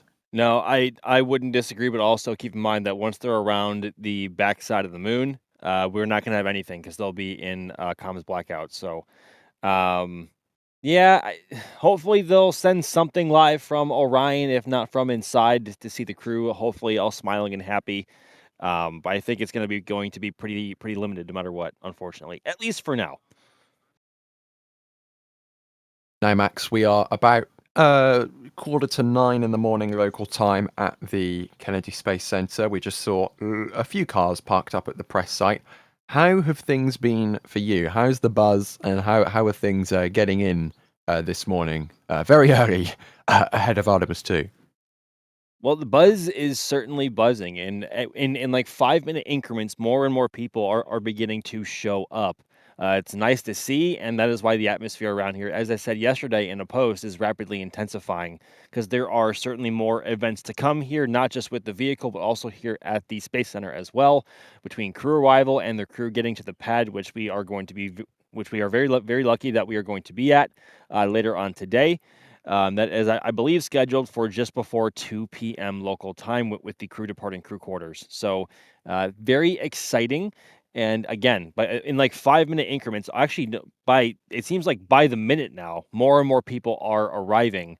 And the more people get here, the more electric the atmosphere is. It's always quite to see. And as I said at the beginning of the stream, there is no launch day quite like Artemis launch day. And that includes Starship in that matter. I think like Starship Flight 1 and 2 and Flight 5 were all spectacular. We can recall those very well. But when you're sending people to the freaking moon on hollowed ground, I don't think anything really comes close. And we're still 9.5 hours out from the opening of the launch window, and there's already a bunch of people here. And this parking lot, by the time we get to about the L- probably 2 hour mark, is going to be completely full.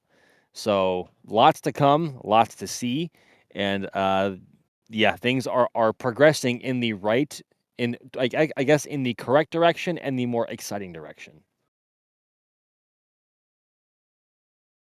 Absolutely, and once again, we are looking live inside of the Launch Control Center at the Kennedy Space Center. Charlie Blackwell Thompson looks to be having a discussion there. I am not the voice of that woman. Moving on swiftly. Excuse me, I've got something in my throat here. But Jim, thank you for gifting 5 Red Team memberships. We have Dan Rod in chat again, becoming a PadRat member. Peter, thank you for gifting a Red Team membership. We have Little STH for becoming a PadRat member. Bob, thank you for the £10 super chat, saying that Max's interview with Jared Isaacman was a great watch. I'm sure you'll appreciate that one, Max. Very much so. Yeah, thank you.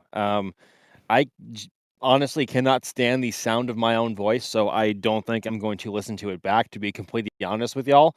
But I was there in person, being the one lucky enough to be talking to Jared, so I have a very strong memory of that conversation very well. But all kind words are incredibly appreciated, because I honestly think, just being candid here, I thought I was a mumbling dork. I don't think I did very well in that interview, but that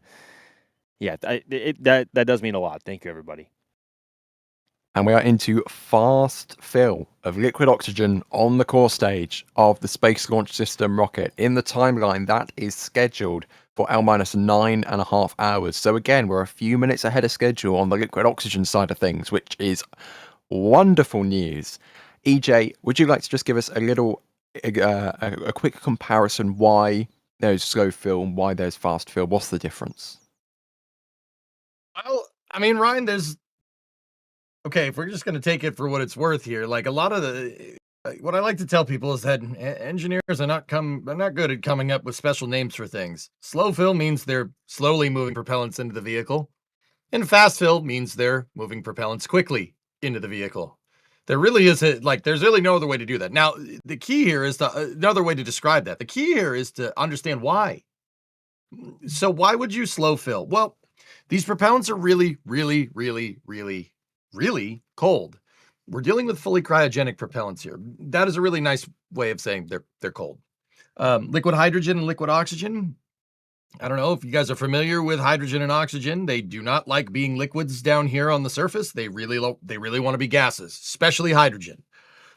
So to keep these propellants in a liquid state, you have to slow fill the vehicle. Now, when you slow fill a vehicle, you're going to get some propellants heating up. And when these propellants heat up even a little bit, they're going to start boiling, even at the extremely cold temperature that they're at.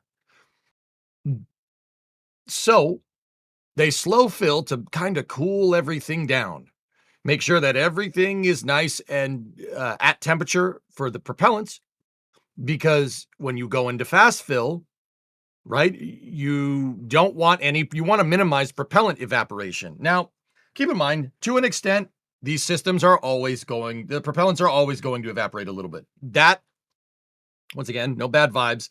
That is the reason for past SLS missions not going or wet dress rehearsals not being completed, because these hydrogen is very temperamental. There's only a very narrow window in which hydrogen can exist as a liquid. And that very narrow window, on top of being like maybe 4 to 5 degrees Celsius, like it's not a lot, is almost near absolute zero. So we're talking like really, really, really, really, really cold. And it's very temperamental. It's a small molecule and it likes to leak.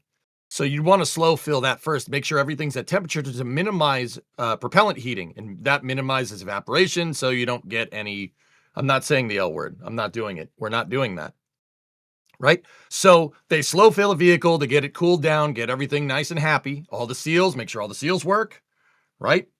And then they'll initiate fast fill when everything's to temperature to minimize these propellants from boiling off, because they do have a shelf life once you start moving them into the vehicle. Now, when the vehicle gets fully fueled, they'll go into another slow fill mode, but it's called replenish, right? They'll go into a replenish mode. And that basically means they're just topping off the vehicles from time to time to keep the overall temperature in the tanks cool, to try to minimize the evaporation or the boiling, but the evaporation from boil off. So yeah, what does slow fill mean? It means they're moving commodities into the vehicle slowly. And fast fill means they're moving it in fast, but it's for thermal conditioning purposes. As we look over the water. Oh, go on, Julia.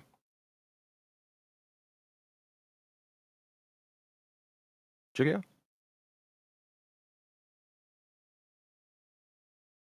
This is NSF control to Julia. Do you copy? Over. Oh, I am so sorry. I got very sidetracked. You're going to have to.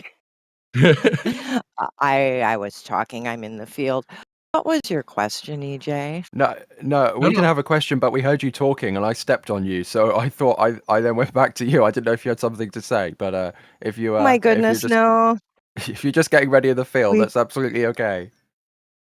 My bad. That will be, thank you. This is Stakeout stream. This is where we make our boo-boos. And I was talking and not aware that my headset was down. So I mute myself. And you can come back to me any other time.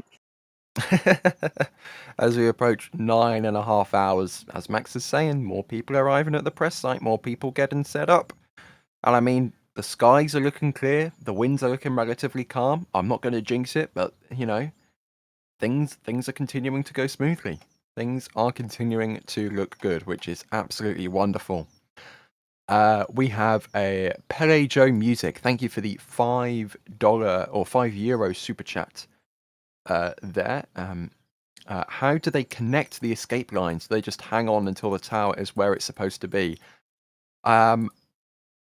That's a good question. I don't actually have a clue on that one. I don't think they roll out with them just dangling off the side, but I wonder if it's like a spool at the top of the tower, which they unspool and then hook up to the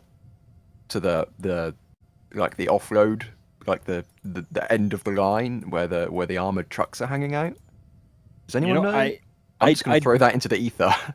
I'm a little ashamed to say I don't actually have a good answer for that either. I think the first thing that comes to mind, Ryan, is like you were saying, they probably have those wires rolled up in a spool where those baskets are currently, and then they unroll them and then kind of carry the ends over to the area where the baskets will then land into, and then the crews and whatever personnel are on board the baskets can then seek shelter and drive away. So that's the first thing that comes to mind. I never even thought about that until that question was asked. I'm a little ashamed to say, so I wish I had a better answer for you. So, Ryan, what we can do is we can talk through it here. So let's think about this. So slide wires are anchored into the ground at the end, right? And they need to support the slide wire basket. So I would say they probably stay there. They probably stay out at the launch site. If you look at the other end of these things, and once again, I'm not asking the producers to get a shot of it. I don't think we can. And if you can, I mean, surprise me. But the other side is anchored in, and there's also a bunch of springs and dampers at the end of the slide wire baskets that are anchored into huge footings in the concrete. Now, the other thing is we don't really, like, let's just use process of elimination here. We don't really see a crane, right? Like, lift the slide wires up to the vehicle either, right? Like, I don't think I've ever seen that. So what does that tell me? That tells me that the wires stay there, right? And there's a tensioner on the mobile launcher, and all they do is all you got to do. Well, there's your problem. They're not hooked up. No, all you do is the wires stay at the pad. They connect them, and then they spool the tensioner on the mobile launcher to get the lines taut. Right? That would make the most sense. Once again, I'm just using process of elimination here. I'm not 100% sure how they would do that. But that seems the most logical, right? Yeah, and I know for certain that the baskets do not travel with the mobile launcher because they roll down before roll back, and they roll back up after rollout. So, yeah, I mean, that makes sense. Well, good thinking, EJ. That's why we have people like you on the launch stream, because on the stream, because you know what you're talking about. Process of elimination. It's a guess, man. I know, but it's a good guess. It's a believable guess, and that's good enough for me. All right. Hey, there you go. Okay, let's have a look through here. Adrian, sometimes the best puns are the unintentional ones, Max. I'm pretty sure that's in reference to the seal of approval on the TSMU seal. Yeah. Yeah. Honest to God, that was not intentional, I promise. And thanks to Carson working this stream as producer right now. That is a picture of the baskets. And you can see there the blue thing on the right, that's like the, I'm not sure, like the pad, but it's on the pad. It's not a pad. That's where they end up, basically. And they run along the big arrows into the big trucks and then drive away. We have Mark O. Johnston. Thank you for becoming a Pad Rat member. ODST Moody with a $5 super saying, I wish I was joking. I clock in at 6:23 Eastern, but at least they'll be waiting on me for at least 8 minutes today. Thank you very much for that support there. That is rather poignant timing. We have Terence. Thank you for the £2 super chat. What track will SLS take after launch? That is an excellent question, because unlike going to the International Space Station, which is like a kind of a 56-degree inclination, so if you imagine the equate 51.6, thank you, EJ. I knew there was a 6 and a 50 in there somewhere. So if you take the equator, then do 51.6 degrees offset from the equator, rotated, that is what we mean by inclination. So it's 51.6 degrees more inclined than the equator. The moon, however, is not 51.6 degrees inclined. I don't actually know what the inclination is, but it's much less. So basically they're heading east, EJ. Yeah, the moon is 6 degrees inclined to Earth's equator, and then Earth has a 21-degree axial tilt on top of that. But it's not just about matching lunar inclination here, Ryan. So, all right, nerd time. I think I've had my coffee. I think we're good. Right? You've woken up. I think I'm awake. Let's go. All right, so Kennedy Space Center, where 39B is about 27.5 degrees north latitude. So that's 27 degrees above the equator. If you launch due east, so with a flight azimuth refers to the direction that the rocket is flying on a compass. If you fly with a 90-degree flight azimuth, you are going to get into a 27-degree inclined orbit, because you're 27 degrees north latitude. Now, once again, Ryan already said it, but just primer, right? Just in case anybody doesn't know. Orbital inclination is the tilt of your orbital plane relative to the equatorial plane of the celestial body that you are orbiting around. The nice way to say that is your orbit is tilted relative to the equator. And when you cross the equatorial plane, whatever the degree difference between the way you're heading and the equator is your inclination. So, if you launch due east out of Kennedy Space Center, 27.5 degrees north, you're going to get into a 27-degree inclined orbit. Now, here's the thing. Like I said, lunar inclination is 6 degrees. To Earth's equatorial plane, Earth has a 21-degree axial tilt because we're all floating around on a giant nickel iron jello mold, and it weeble wobbles around all over the place. So you're not going to be able to shoot like directly into lunar inclination. I mean, you probably could, but there's this thing that's in the way that you kind of have to go around. The Van Allen belts. I call them the Van Halen belts because I'm weird. No, there's God. Yeah. Oh my God. Oh, yeah. All right, so they're the Van Allen belts. That's Earth's magnetic field. Earth's magnetic field does trap a lot of solar radiation, and that's what prevents us from basically being microwaved down here on the surface. We wouldn't want that. That would be painful. So they don't want to fly through that. You don't want to fly through that because there's a lot of trapped solar radiation, and we're talking alpha, beta, gamma, X-ray, like everything. That thing traps everything, but basically UV. You don't want to fly through that. So I know what a lot of people say. There's a lot of people like, oh, how'd they get there? You can't get through the magnetic field. Well, yeah, I wouldn't fly through that. They fly around it. So if you look at the Artemis 2 visibility range here from NASA, you can see that they're launching on a flight azimuth that's kind of closer to 50 degrees. So that would put you into a, 50-degree azimuth, 27 degrees north. Even though it's nerd time, I'm not doing the math for that.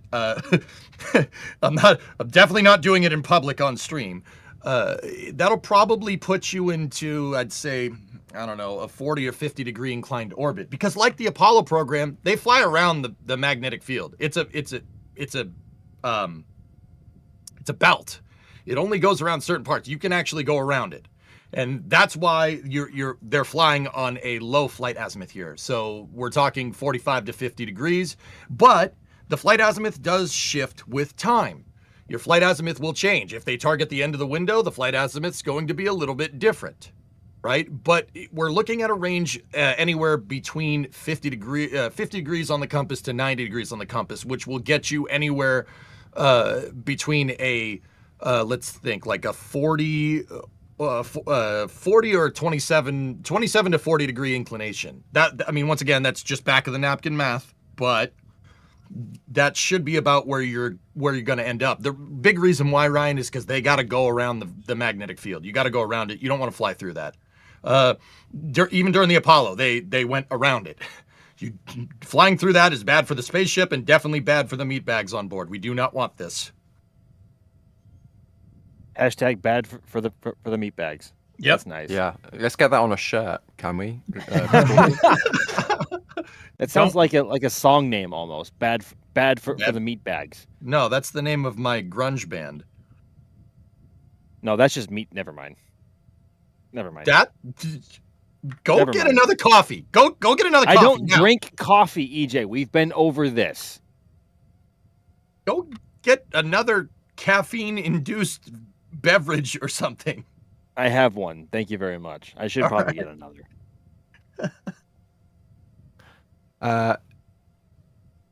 Joris is asking, thanks for the long coverage today. Could you explain why SLS is stronger than the Saturn V, yet it can take less mass to the moon? I assume by that you mean that the thrust at liftoff is stronger or higher for the SLS, but the Saturn V has more mass to orbit. That's a good question, because, you know, you might think more thrust equals more mass to the moon, but obviously it doesn't work out that way. EJ, I'm going to throw this one to you again, because this is something which I'm sure you'll be able to explain way better than I can. Why is SLS less capable, yet more powerful? Well, when SLS first came on the docket for NASA about, I don't know, let's say 15 years ago, give or take, they thought it would be a good idea to save money by giving it a smaller interim upper stage. That, of course, is the interim cryogenic propulsion stage that you see. That's that white band that's below the capsule but above the orange cone section on the vehicle that you can see on your screen. They decided an interim solution would probably be better to offset the high cost of building a super heavy launch vehicle. Ryan, like you said, this vehicle makes more liftoff thrust than the Saturn V. But that interim solution means it's kind of anemic on the upper stage front. We were designing a more powerful upper stage for it, called the EUS, the Exploration Upper Stage, which, I'll be 100% honest with you, that should have just been the norm from the start. But, interim solutions, right? Anybody that works in engineering knows what interim means. That means it's going to be there for a while. And this is no different. The interim cryogenic propulsion stage has been flying on SLS since Artemis 1, and it's going to be flying on it into 2027 and maybe 2028, which is great. That's great. Interim solutions, 15 years. Well, it's fine.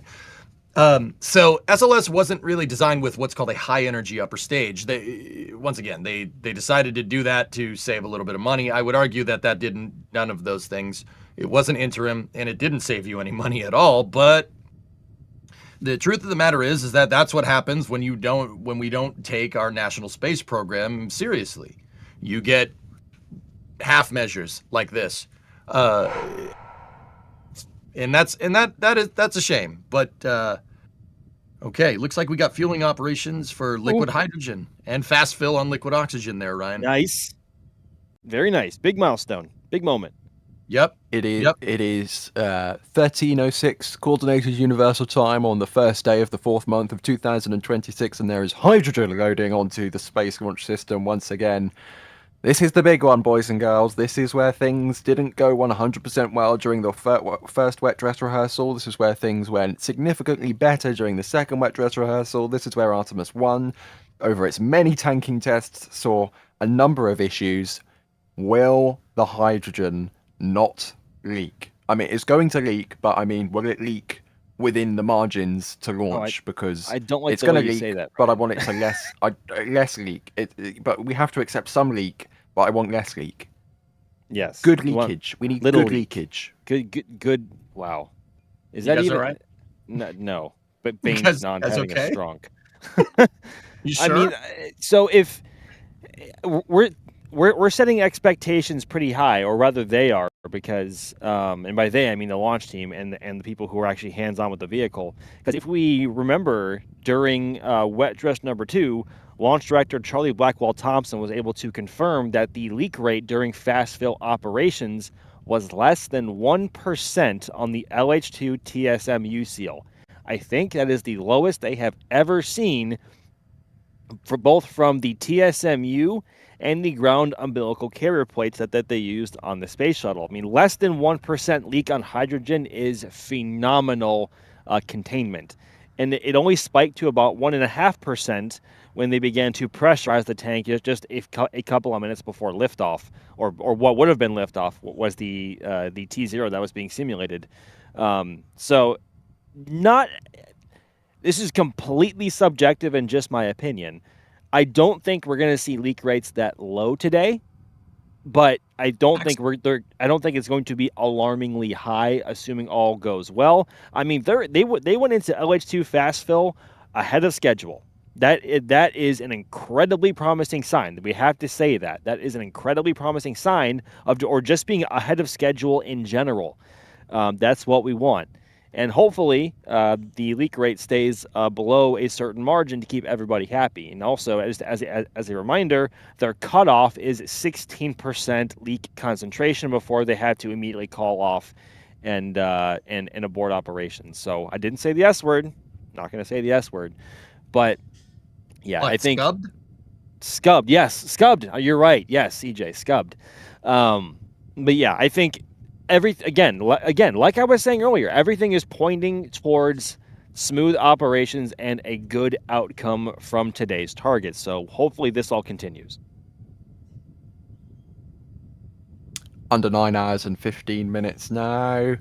Things are getting real. Things are getting really, really real. And, you know, starting to get the feels with actual prop being loaded onto the core stage.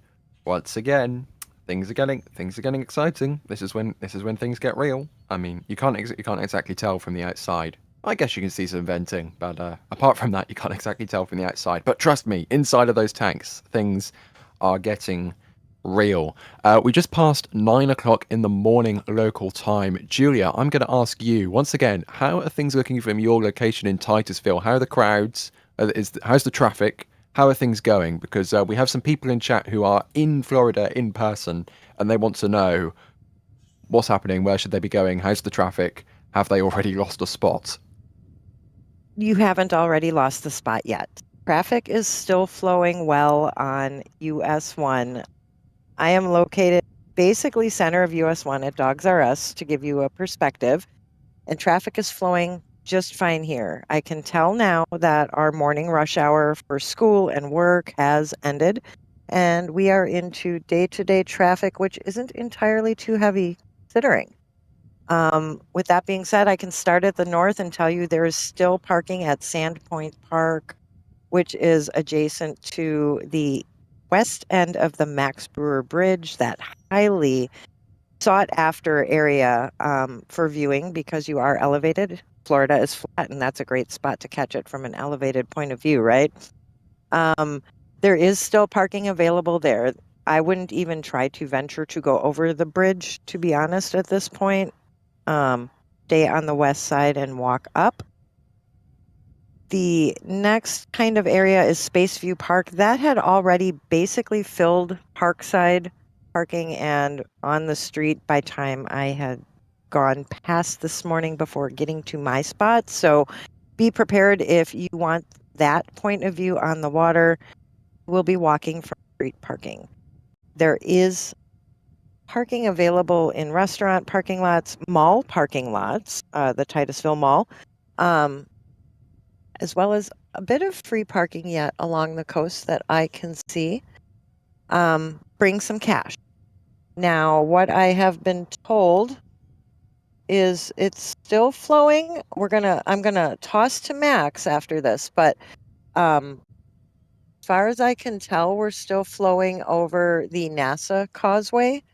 But Max, can you tell me what your commute was like and what visitors should expect as they approach the NASA causeway on their way here? Yeah, so I came in through the most northern route to get into the Kennedy Space Center. I came over the Max Brewer Bridge from Titusville. And so there is actually an extra security checkpoint from KSC law enforcement just after the bridge, on the east side of the bridge.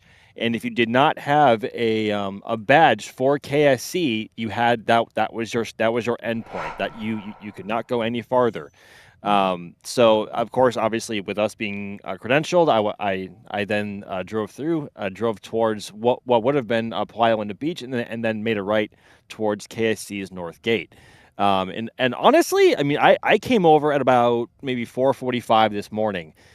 It wasn't bad. It really wasn't. I mean, I only had a handful of workers that were in front of me who also went through the checkpoint and carried on through. Traffic wasn't backed up at all. There weren't people lined up on the Max Brewer Bridge yet, although I have been seeing Some photos from personnel on social media who are on the Max Brewer Bridge as of a couple of hours ago, and it looks like it is beginning to fill up rather quickly. So at least at 4:45 this morning, the drive was absolutely fine, and so was getting around Titusville itself. Now So go ahead. yeah, I was gonna say you took the easy way in, I or did. the NASA Causeway side. I didn't see when we left the press site last night. They weren't set up, but I do want to forewarn anyone heading toward the visitor center or into work at KSC. Traditionally, during large launches, if you're coming from Merritt Island on Highway 3, there will be a checkpoint, very much like the one Max had to go through this morning. And if you are not badged for KSC or you do not have a visitor center ticket, they will not let you through and they're going to turn you around. Same thing happens on the west side of the Kennedy NASA Causeway. Coming from Titusville, you're going to see that at what I now call the convoy lot on my social media, where the park, it used to be an old badge press site. And originally that was actually where TWA would take locals to go to KSC for the original bus tour before we had a visitor center on site. So that is where you'll expect traffic to probably start backing up off of the main throughways like 528 from Orlando and I-95. Yes. And my guess is that's probably, Max, you think the biggest snag right now is probably right there. Probably. It's only going to get worse as the day goes on, I do have to say, unfortunately. But it is worth noting again that on days like today, security is taken on a very high priority level, if not the most high priority level that there could possibly be for a facility like the Kennedy Space Center. I mean, we've already had multiple checkpoints just to get in today. KSC law enforcement is, of course, around, making sure everyone is happy and safe. And then, of course, when we go to crew walkout here in a few hours, there's actually going to be a SWAT team there as well, and a separate checkpoint in making sure your name is on a list to even enter the area. It is taken incredibly seriously, and rightly so. So yeah, there is lots to take into consideration here today, not just on KSC grounds for workers and press, but also those in the general public outside the Kennedy Space Center, along US 1, along the river, or even going all the way down to Cocoa Beach and Port Canaveral as well. So, but either way, given how big the rocket is and where it is going, I don't think there is going to be a bad seat in the house today. I'm going to look through more questions here because we have gotten so many questions. A stupendous number of questions, an incredible number of questions. Thank you, everybody, for your questions. Sometimes on streams, it's like we'll get three questions and then chat dies up a bit. This time we had more questions before the stream started than some streams get in total, which is absolutely amazing. And we love the enthusiasm. We are so happy you are all here with us. Explosion 1000, something I hope we don't see today, is asking, why do they start prop load this early? Wouldn't you want less time with a fully fueled rocket? That's a great question, because most launches we cover are a Falcon 9, which doesn't even see a drop of propellant until 38 minutes before launch, let alone 9 hours, 7 minutes, and 20 seconds before launch. Max, I'll throw this over to you. Yeah, so essentially NASA's philosophy going back towards shuttle and, of course, with the Saturn V as well, they want the vehicle fueled and in a stable state when the astronauts get on board to smoothen out operations and decrease the amount of problems before, of course, crew is on board. And, of course, the crew are the precious cargo in question for today, and they are the reason the rocket exists in the first place. And then that is ultimately the rocket's purpose, is to get that crew to where they need to go. SLS can afford, obviously, to be filled out hours and hours and hours ahead, and then, of course, be in a stable state into stable replenish when the tanks are nearly full, and then, of course, when the vehicle is deemed safe and stable, that is when the crew and the closeout teams will arrive at the vehicle and begin ingressing into Orion integrity. So compared to Falcon 9, Falcon 9 is a load and go rocket, and of course the very first of its kind, because Falcon 9's fuel tanks on both the first and second stages don't hold any sort of propellant or thermal protection of any sort or any installation. So of course, with the RP1 and the LOX both being super chilled, making sure that they are at the right temperature is an incredibly critical thing for both the state of the tanks and the propellant staying as dense as possible to get the most performance out of Falcon 9 as possible. So yeah, and of course, obviously SLS is built with much older technology, with a lot older philosophy in terms of how NASA likes to operate their launch vehicles. It is the way it is, and of course SLS does work like that. So that is, I guess, a TLDR, not sort of TLDR. I mean, I know EJ can probably go on that for hours and hours and hours. But yeah, essentially they want the rocket in a stable state before the crew gets anywhere near it. Absolutely.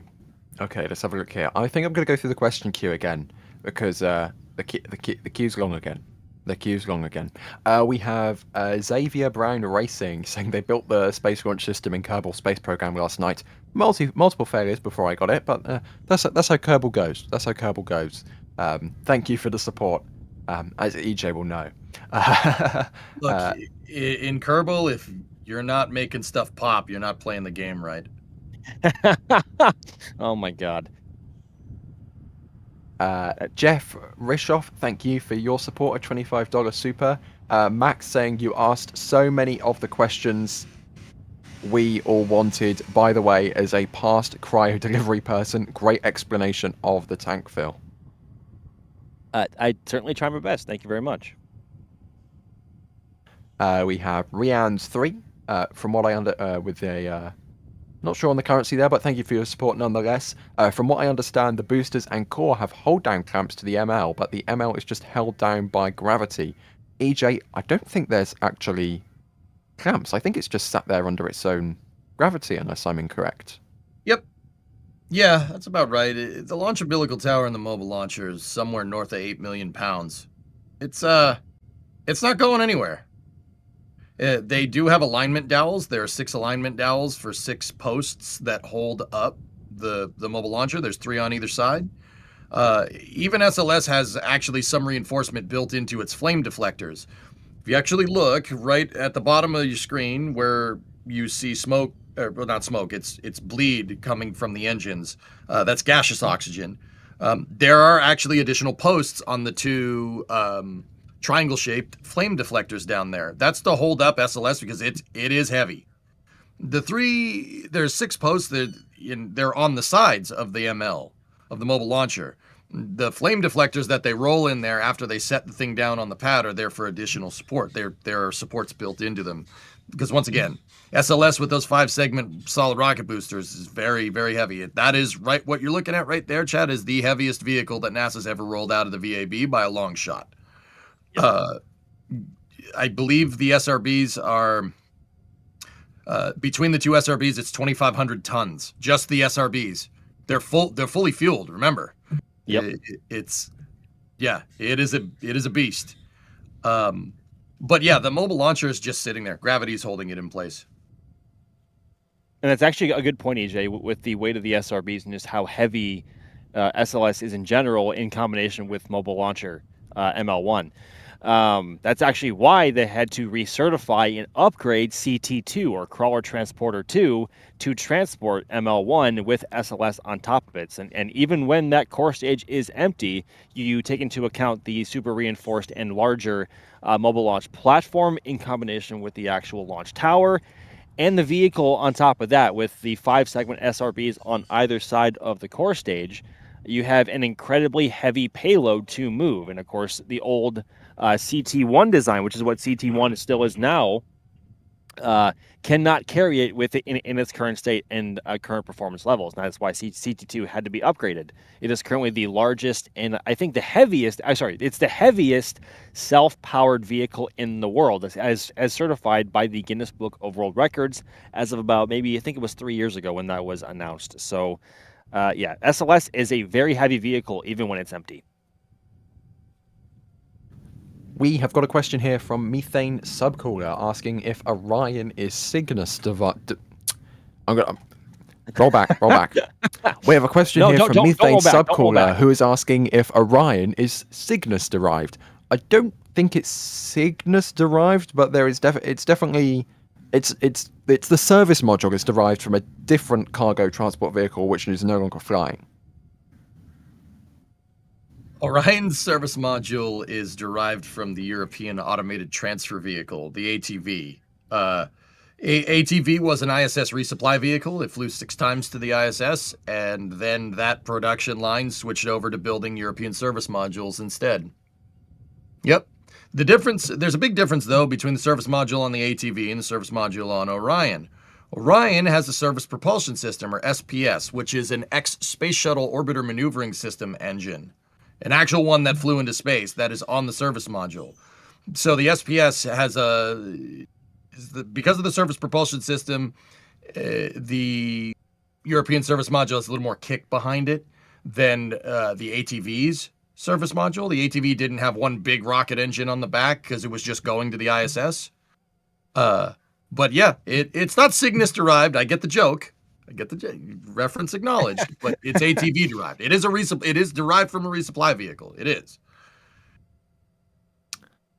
We have Dan becoming a Capcom member. Hopefully we see you in the Discord. Patrick Bob, who is always supporting the Raptor sides over on Starbase Live, gifting 50 Red Team memberships.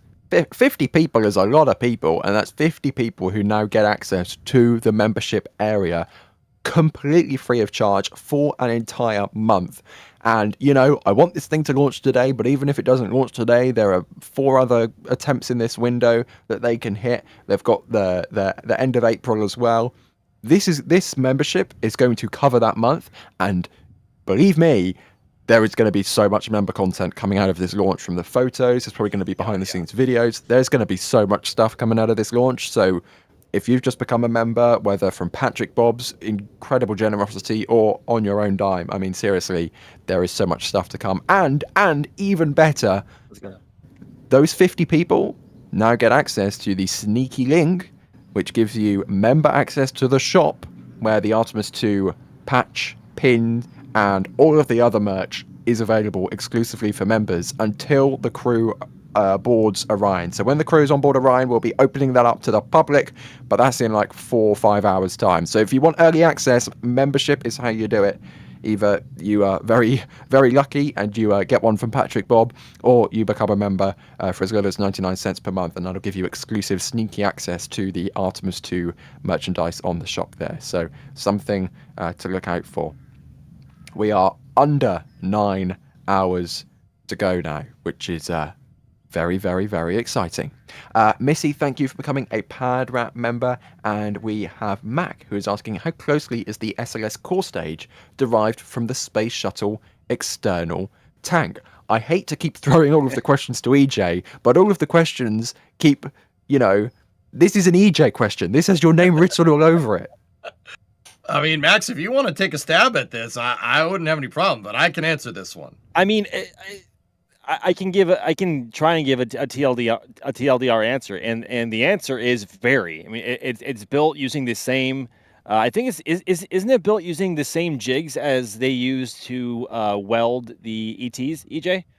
So, no, not really. Oh, okay. Well, so no.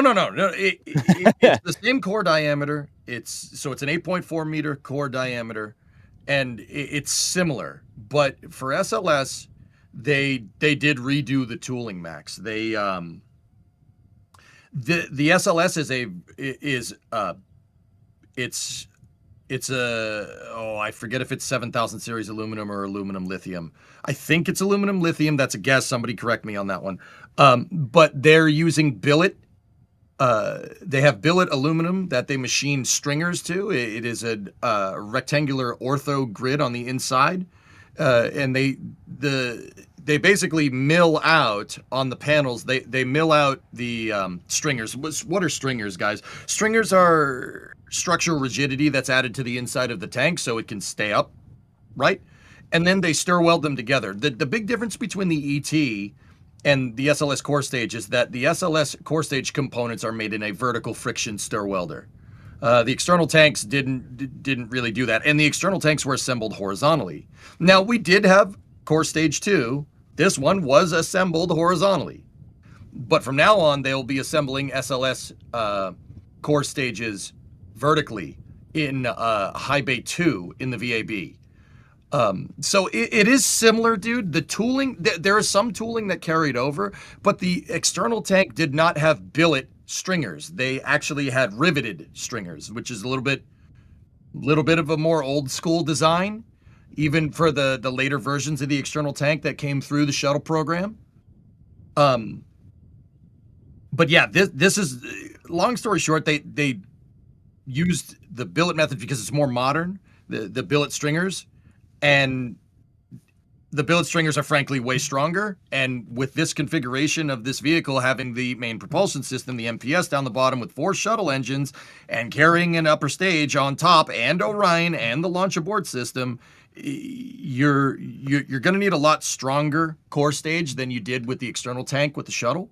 So Max, like, you're not wrong that some of the tooling did carry over, but SLS is constructed in a different way because it doesn't have a shuttle hanging on the side. That's the best way I can describe that. It doesn't have a shuttle on the side. It has the ICPS and the Orion up top. So because you put your payload and crew vehicle up top and not on the side, they had to change the design a little bit.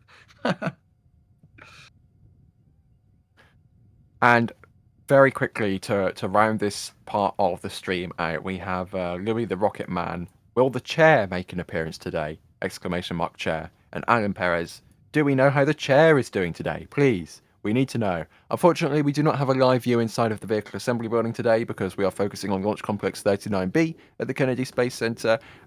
So we don't know how the chair is doing. The last time the chair was seen was on the rollout stream.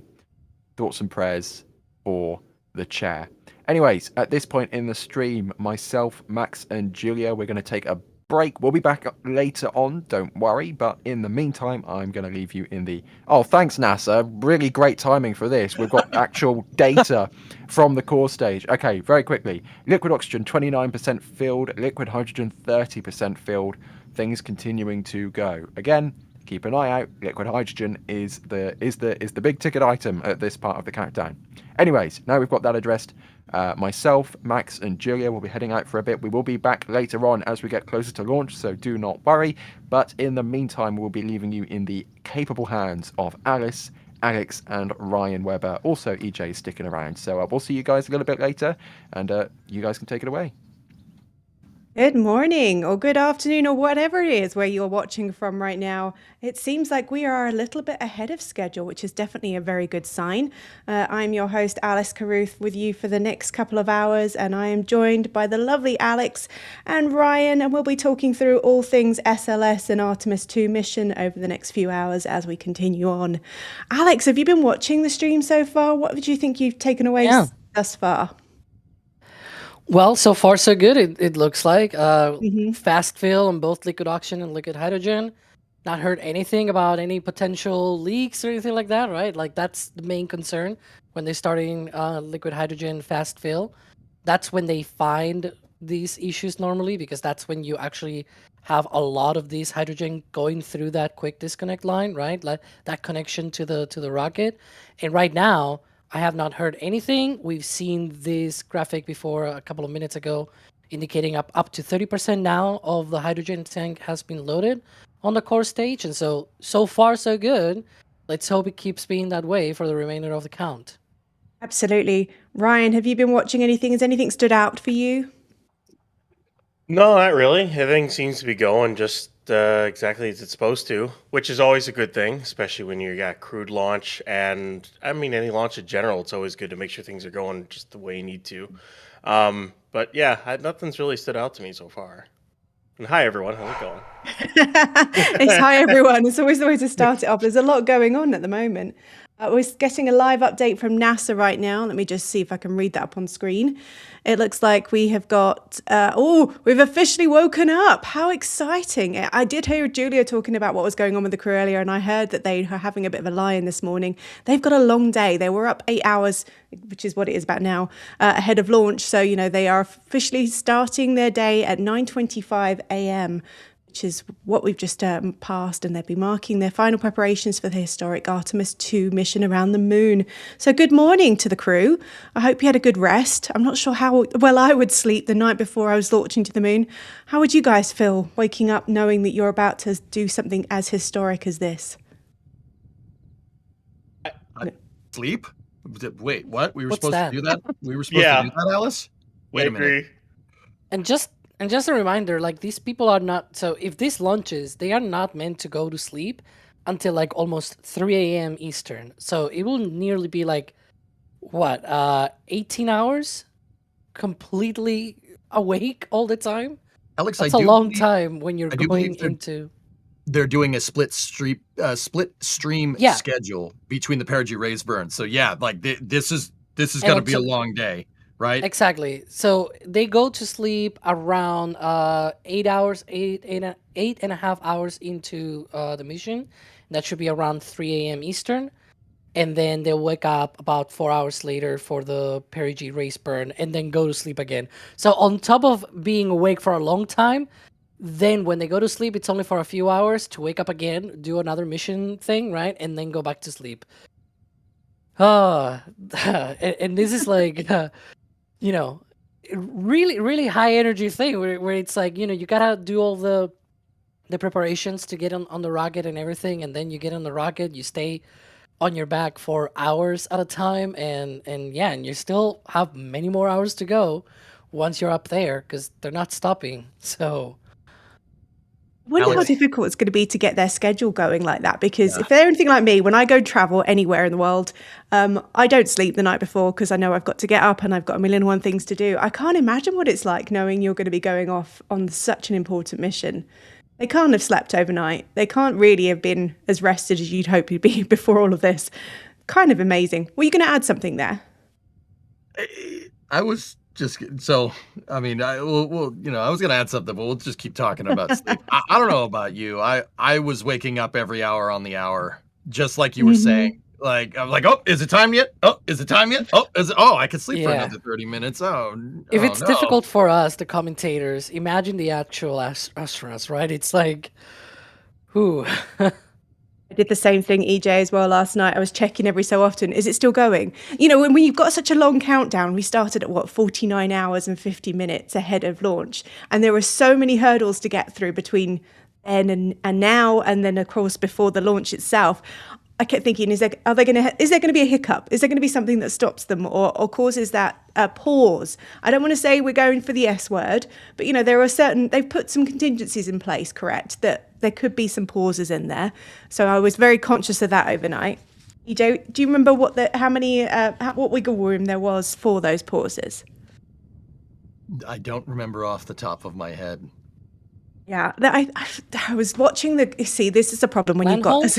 Yes, they had a couple of planned holes, but they also had some wiggle rooms as well in case those overran. Is that correct, Alex? Yeah, so they have 3 planned holes in the countdown. The first one has already passed. It's right before propellant load starts. And then the second one is right after it ends. So once all of the tanks are, what's it called, stable replenishment. Basically, it's fully fueled, but of course, these are cryogenic propellants, right? So they are in boil off constantly. And so you're going to lose a little bit. And so that little bit, you're basically replenishing it constantly. And so you leave a little bit of very slow flow into the rocket, right? And so that's what's called stable replenishment. And you leave it there and it's stable. The rocket is basically just sitting there. And so that is when that hold happens, that should be 5 hours and 10 minutes away from the opening of the window. And so that planned hold will be taken for about 1 hour and 10 minutes, and it will be used to prepare and stage and prepare everything basically for the crew to arrive to the launch pad. And so, the closeout crew will prepare with stage Basically, right outside, we'll go to the pad, we'll prepare the white room, the flight crew, the 4 crew members for this mission will head out to the pad. And so that big hold in the countdown, it's prepared precisely to give some room time for that part of the mission. And then there's going to be another planned hold of about 30 minutes towards the end of the window, not the window, excuse me, towards the end of the countdown, where they leave 30 minutes just for the final preparations right before they pick up the count and do the final 10 minutes of that terminal count, which it happens really quickly. Trust me. During Artemis 1, it really flew by. And so that is one of the things that I really want to see happening, that we get down to that T-10 minute hold point, right? Like they go down to T-10 and then they hold for 30 minutes. And then they go through all of the checkouts, they do the polls, and then they pull go, we count down from 10 minutes, and it's just, it just flies off. It's really fast. It is amazing. And it is amazing we've got to this point. I mean, I feel like this has been a long time coming, but we're here and it's very, very exciting. Before we get into a few more things in the chat, I just wanted to say a big thank you to all the support that's coming in. Let's start with Neon Dragon 6. Thank you for becoming a Red Team member. We really appreciate it when we get people that become members with us.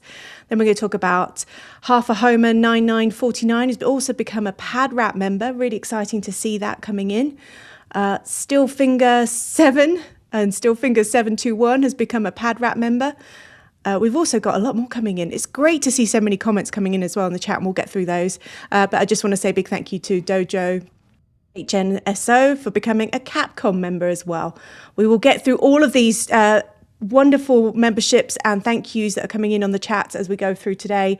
If you have any questions for the team, please tag us in the chat at NASASpaceflight or at NSF, and I'll do my best to get through those as much as possible. So let's recap where we're at the moment. We already know that we've started seeing some of the core stages begin propellant. Am I correct? It's the problem when it's early in the morning. I've not had enough caffeine. But I believe at this point it was supposed to be about L-8. We're going to be starting to get to the LH2 topping. So at this moment, it must be LH2 fast fill starting. Am I correct? Yep. And it looks like we're on time. Everything seems to be going well, which is very exciting. Ooh, I got an update. They have started chill down for the ICPS hydrogen tank. So wow. The upper stage is going to be loaded soon as well. So they are loading the core stage, and now they are preparing for loading that little one up top there where that cone-shaped orange cone, I guess, is located right up top. That's the liquid hydrogen of the ICPS stage, the interim cryogenic propulsion stage. So they're now chilling down the lines for that upper stage. Alex, I think Yes? it might be a good idea to point out to viewers. I know a lot of people have watched. We probably have new people in chat here, and a lot of people that have watched NSF in the past or watched rocket launches in the past as general. And I think since we're really getting into fueling, fast fill and everything like that, I think it's a good idea to point out is they don't fuel this thing like, say, Starship or Falcon 9. This is fueled a little bit more like Atlas V, or even Shuttle back in the days. They don't subchill the propellants and load them with the crew on board. They don't do that. As you can tell, the crew's not there yet. We just talked about, they just woke up. They load this rocket up, and by the time the crew's out there, it's already loaded. Back like even from the Apollo days, they went out to a loaded rocket. So it's a lot different like that. And not only that, they don't fill it nearly as fast either. They take their time to fill it, because I think the other part to that is trying to fill hydrogen that fast. Well, I don't know if that would be generally a good idea to fill it as fast as, say, SpaceX fills the methane tank on Starship. It's also very low density as well, so yeah, it takes some effort, basically. You would need big pumps for that. Yeah, a lot of power, big pumps, decent capacity, especially with something as low density yet. But I think it is a good idea to point out that they're loading the rocket right now.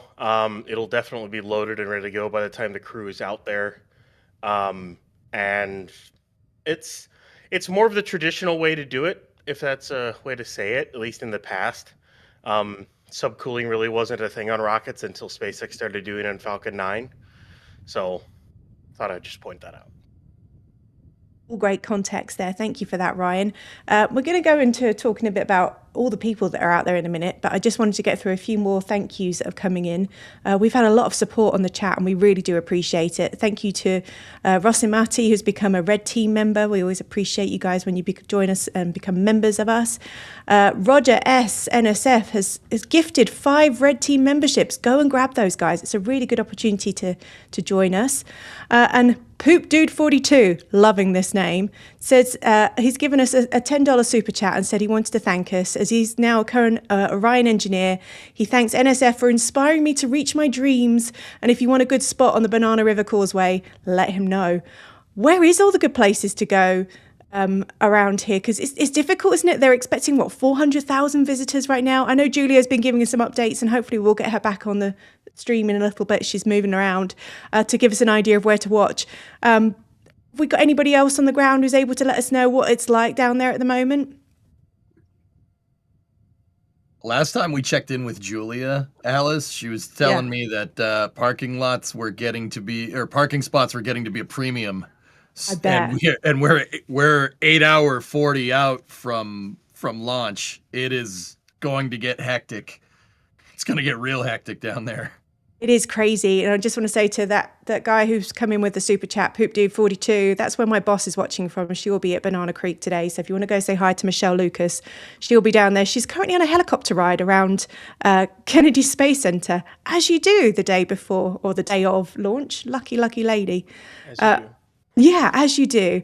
So there are some incredible opportunities out there. I was going to say, if you're anywhere near any of it, I think you're going to feel the whole experience. I know there's a really good park in Titusville that I'm sure is starting to fill up if you want to go over to Launch Park area. It's free. Just good luck with the parking right now. I'm sure it's kind of crazy. But hey, look, you're going to be part of history. This is quite an incredible experience. What a day to be part of this. How are you guys feeling? Are you feeling like you're playing part of history? I mean, AJ, you've been going for several hours now. You've got to be pumped up for what we're watching. I don't have a suit on for no reason. I'm ready to go. I brought my Sunday best here. Excellent. I'm feeling good. They're into LH2 fast fill. I was pretty dang confident from a press conference that was held 2 days ago that we would get to this point, at least this far into the timeline. If you guys didn't hear that press conference, what they said, what NASA was saying is that where the LH2 umbilical connects into the vehicle in the main propulsion system, or the MPS at the bottom of the vehicle, they said they implemented a mechanism to reduce strain on the lines during rollout. I'm pretty sure NASA suspected that rollout back and forth from the pad was causing the seals to become unseated. Now, once again, we don't want to count our chickens before they hatch here, right? But they basically hung the lines that connect into the ground umbilical, not the ground umbilical carrier plate, the tail service mast umbilical carrier plate. No, not that one. We don't want to talk about that one. No.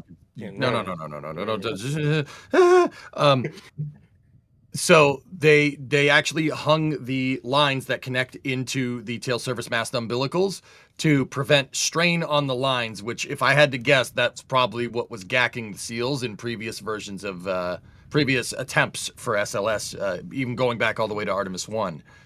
So we're pretty far into LH2 fast fill here, which means that worked, at least up until now, right? Yeah. So, yeah, feeling pretty good here. This is Ryan. How are you feeling? I'm feeling great. This is good.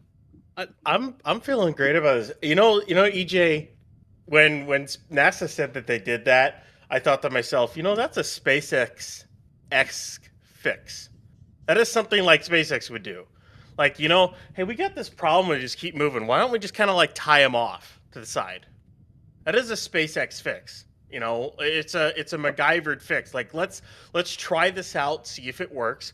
And hey, if it works and you don't run into issues, then you do that for Artemis 3, 4, 5, and however long SLS is going to fly for. Just keep doing it, you know? Yeah.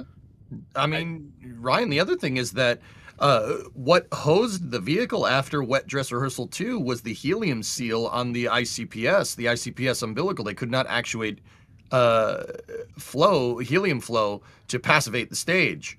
And that's what caused them to roll back previously. They redesigned the entire thing and put a new one on. So, yeah. It definitely Good feels... stuff. I don't know if... I don't know if NASA from like maybe a couple of years ago would have done that. They probably would have just replaced it and kept going. But it does feel like NASA is getting back to that. They are still incredibly cautious. They're still watching all the safety margins, everything. It's NASA. Yeah, that's what NASA is. But it does feel like they are getting more into the feel again of coming up with fixes on the fly, testing them and implementing them.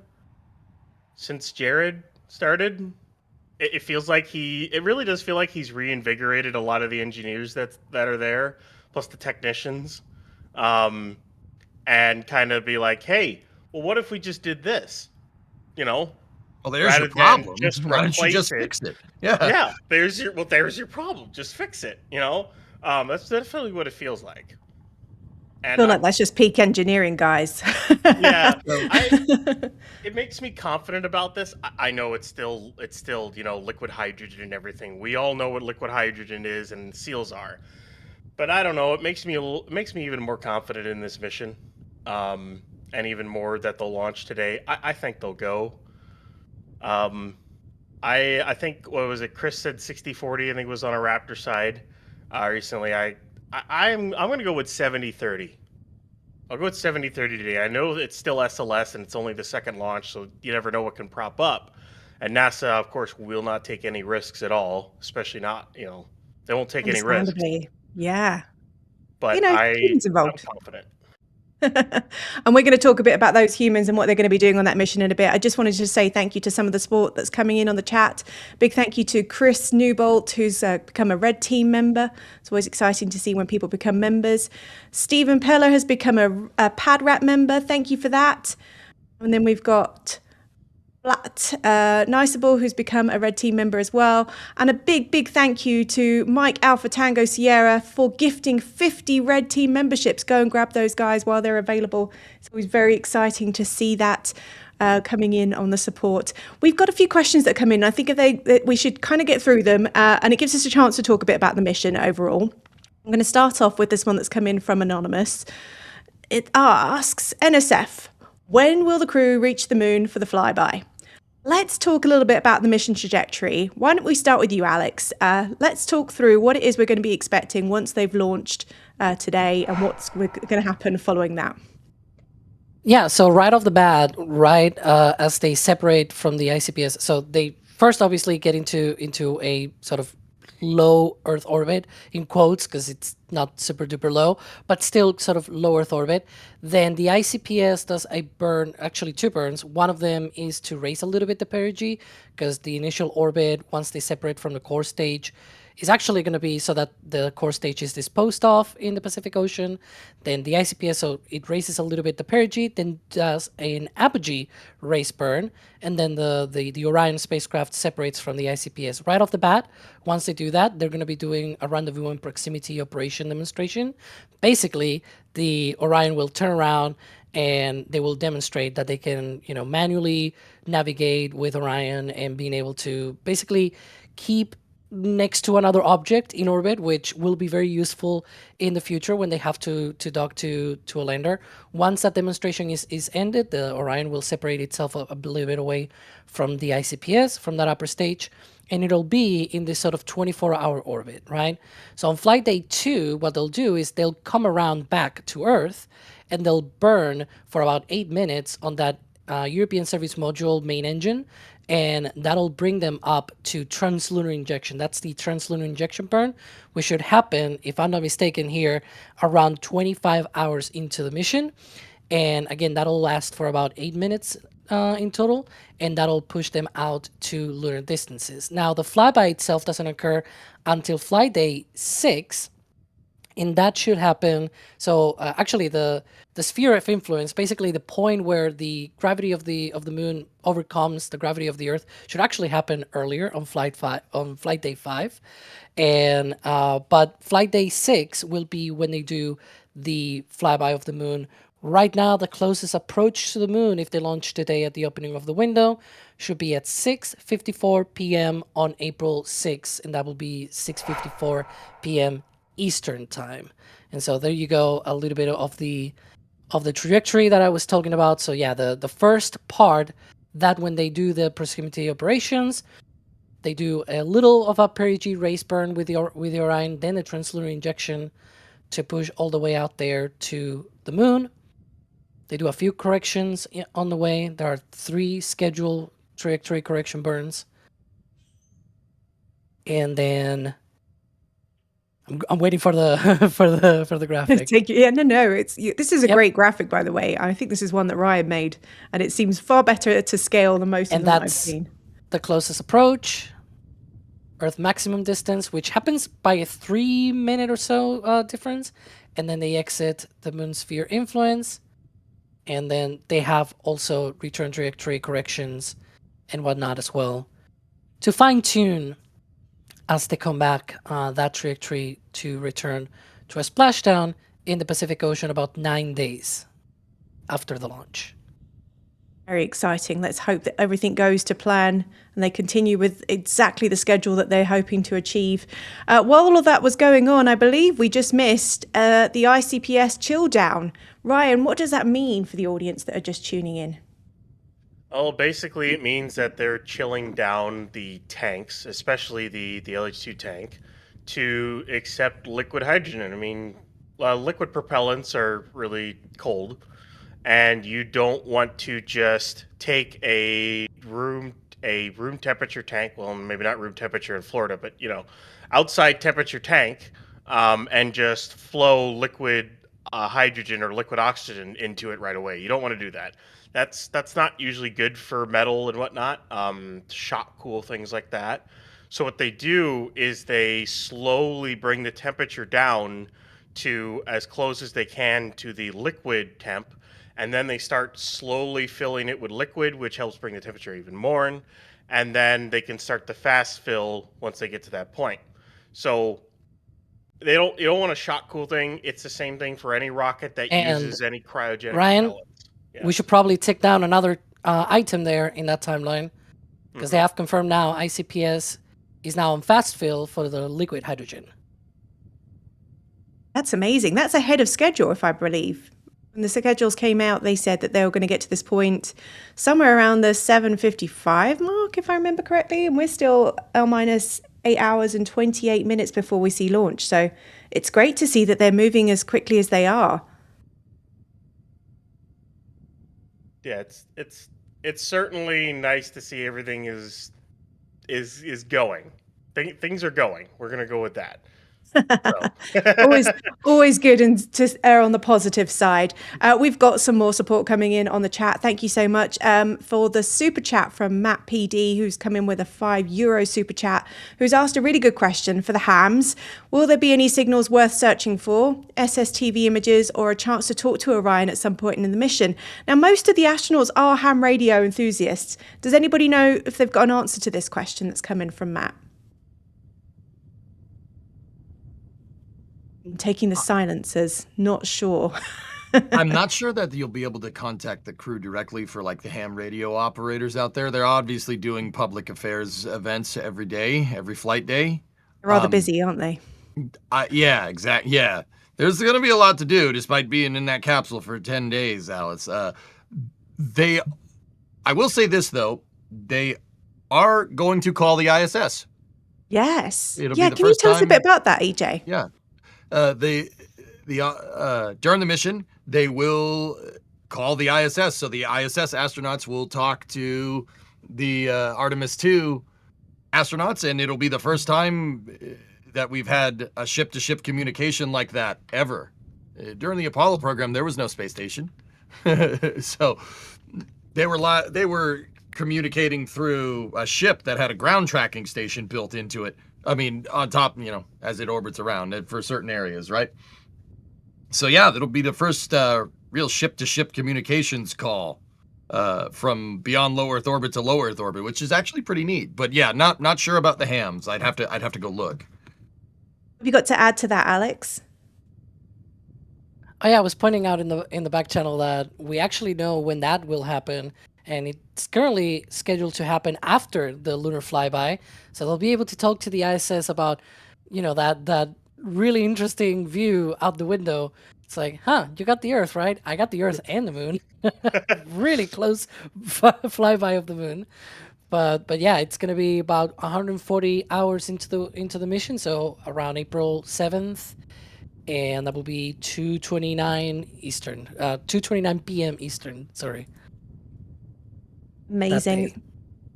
It's going to be cool, really cool to see that happen, and I'm sure they'll be sharing transmissions with everybody. I mean, this whole launch, this whole mission is very much going to be shared amongst the people that are watching. So I think it's going to be very exciting to see. But before we get to a couple of more questions that are coming in, I want to say a big thank you to all the support that's coming in continuously on the chat. A big thank you to Armory0711, who's become a Red Team member. Also to Corey, that's become a Red Team member as well. Then we've got a couple more. Papa Hawkeye 4077 has become a Flight Engineer member, which is very exciting. Congratulations to you. And then we've got Michael Ingram, who's become a Red Team member as well. So big thank you to all that support. And we have got tons and tons of questions coming in on the chat. So I'm going to do my best to get through all of these as much as possible. Let's start with the first one. Let's go with this one here from Gwen, who's asked, if someone takes on ML2, will they buy a crawler from NASA to transport it? I think they're referring to what was going on last night in Max's incredible interview that he had with Jared Isaacman. Does anybody have an answer to that one? EJ? I know you've been... Yeah, this is a very EJ answer. Very EJ question. They would either buy time with Crawler Transporter 2 or lease Crawler Transporter 1. I kind of hope it's lease Crawler Transporter 1 because I don't like seeing CT1 sit out doing nothing. The Crawler Transporter's natural habitat is to be moving rockets to the pad. We got to put, that's its home. We got to put it on an airplane, send it home. Very interesting to see what happens with this. I know that Jared Isaacman alluded to the fact that they're possibly going to take parts from ML2 as well. We'll see, I think, is kind of the answer to that question that's come in, but it's a really good one that came in from Gwen. Thank you for that. Let's go with another one that's just popped up. Static Fire 1387. NSF, what would NASA do in regards to a rescue mission to the moon if there was a problem with the vehicle en route to the moon? Not having another SLS ready to go seems it wouldn't be possible. Is that correct? Do we have anything that would be able to intercept or help right now? No. Alex? That's the short answer. EJ? Nope. Yeah, he's right. No, they did actually talk about this in the L-1 day press conference. Once you get past the translunar injection burn, guys, the quickest way, actually, there are abort contingencies post translunar injection burn, but it's only for I think it's like 6 hours after they shoot the moon. For reference, the moon is a 3-day coast out and 3 days back. After those first 6 hours, the quickest way home is not to get a rescue mission and try to rendezvous with the capsule or anything. The quickest way home is to just kind of wait it out. That is the quickest and probably the safest once you get past a certain point. But there are abort contingencies post translunar injection burn. Now, I know if people are looking at that and go, wow, that's risky. Well, yeah, you're not kidding. Going to the moon is a risky endeavor. This is a factor of difficulty way higher than just going to low Earth orbit, right, Ryan? Yeah, I was gonna say basically your abort profile won't exactly look like Apollo 13, but it'll be like Apollo 13. You're free returning. You're coming right back. That's about the only way you're coming back at that point. If for some reason you can't correct you can't use the service module, you're just free returning back to Earth, and you're just going to wait it out and come back home. You wouldn't be able to. The only craft in theory that could get up there to dock would be Crew Dragon. I don't think it can even. I'm trying to remember the docking systems between the two off the top of my head. It's been a minute. Well, it doesn't have a docking system in the first place. Yep. So you couldn't even do it, so you can't even dock yeah. with it. So that's out of the question. So your only option is to just free return and come home. This question has been addressed by the crew. They talked about it, I believe, ahead of time. So I think perhaps we've got the answer to that. We can get that queued up, please, Ryan.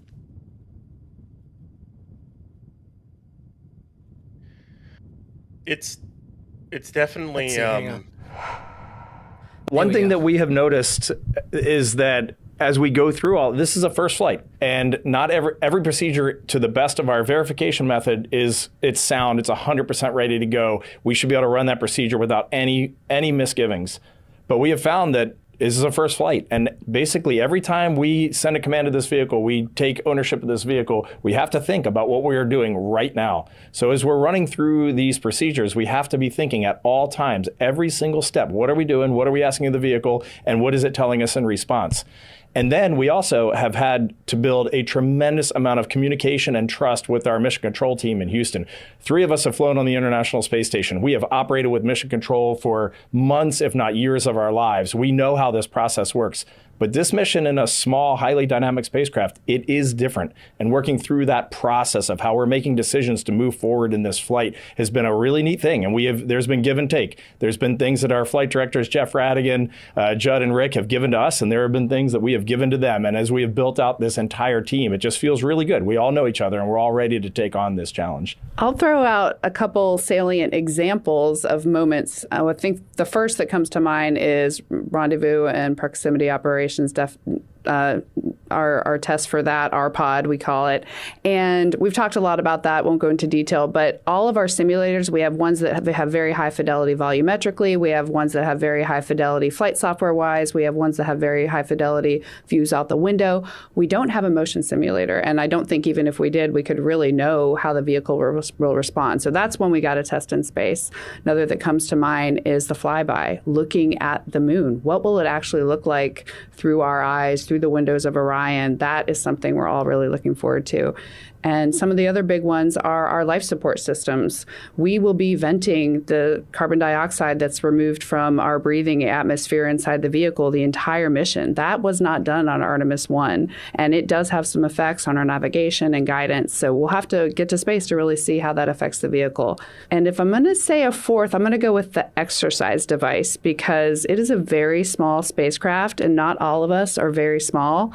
And when one person exercises in there, it will be very interesting to see how that affects the rest of the spacecraft, what we can do while that's going on. Does it keep our solar arrays safe enough with all that dynamic motion? There's a lot to learn there, and so many things are new. Those are kind of the big ones that none of our simulators can adequately address on the ground.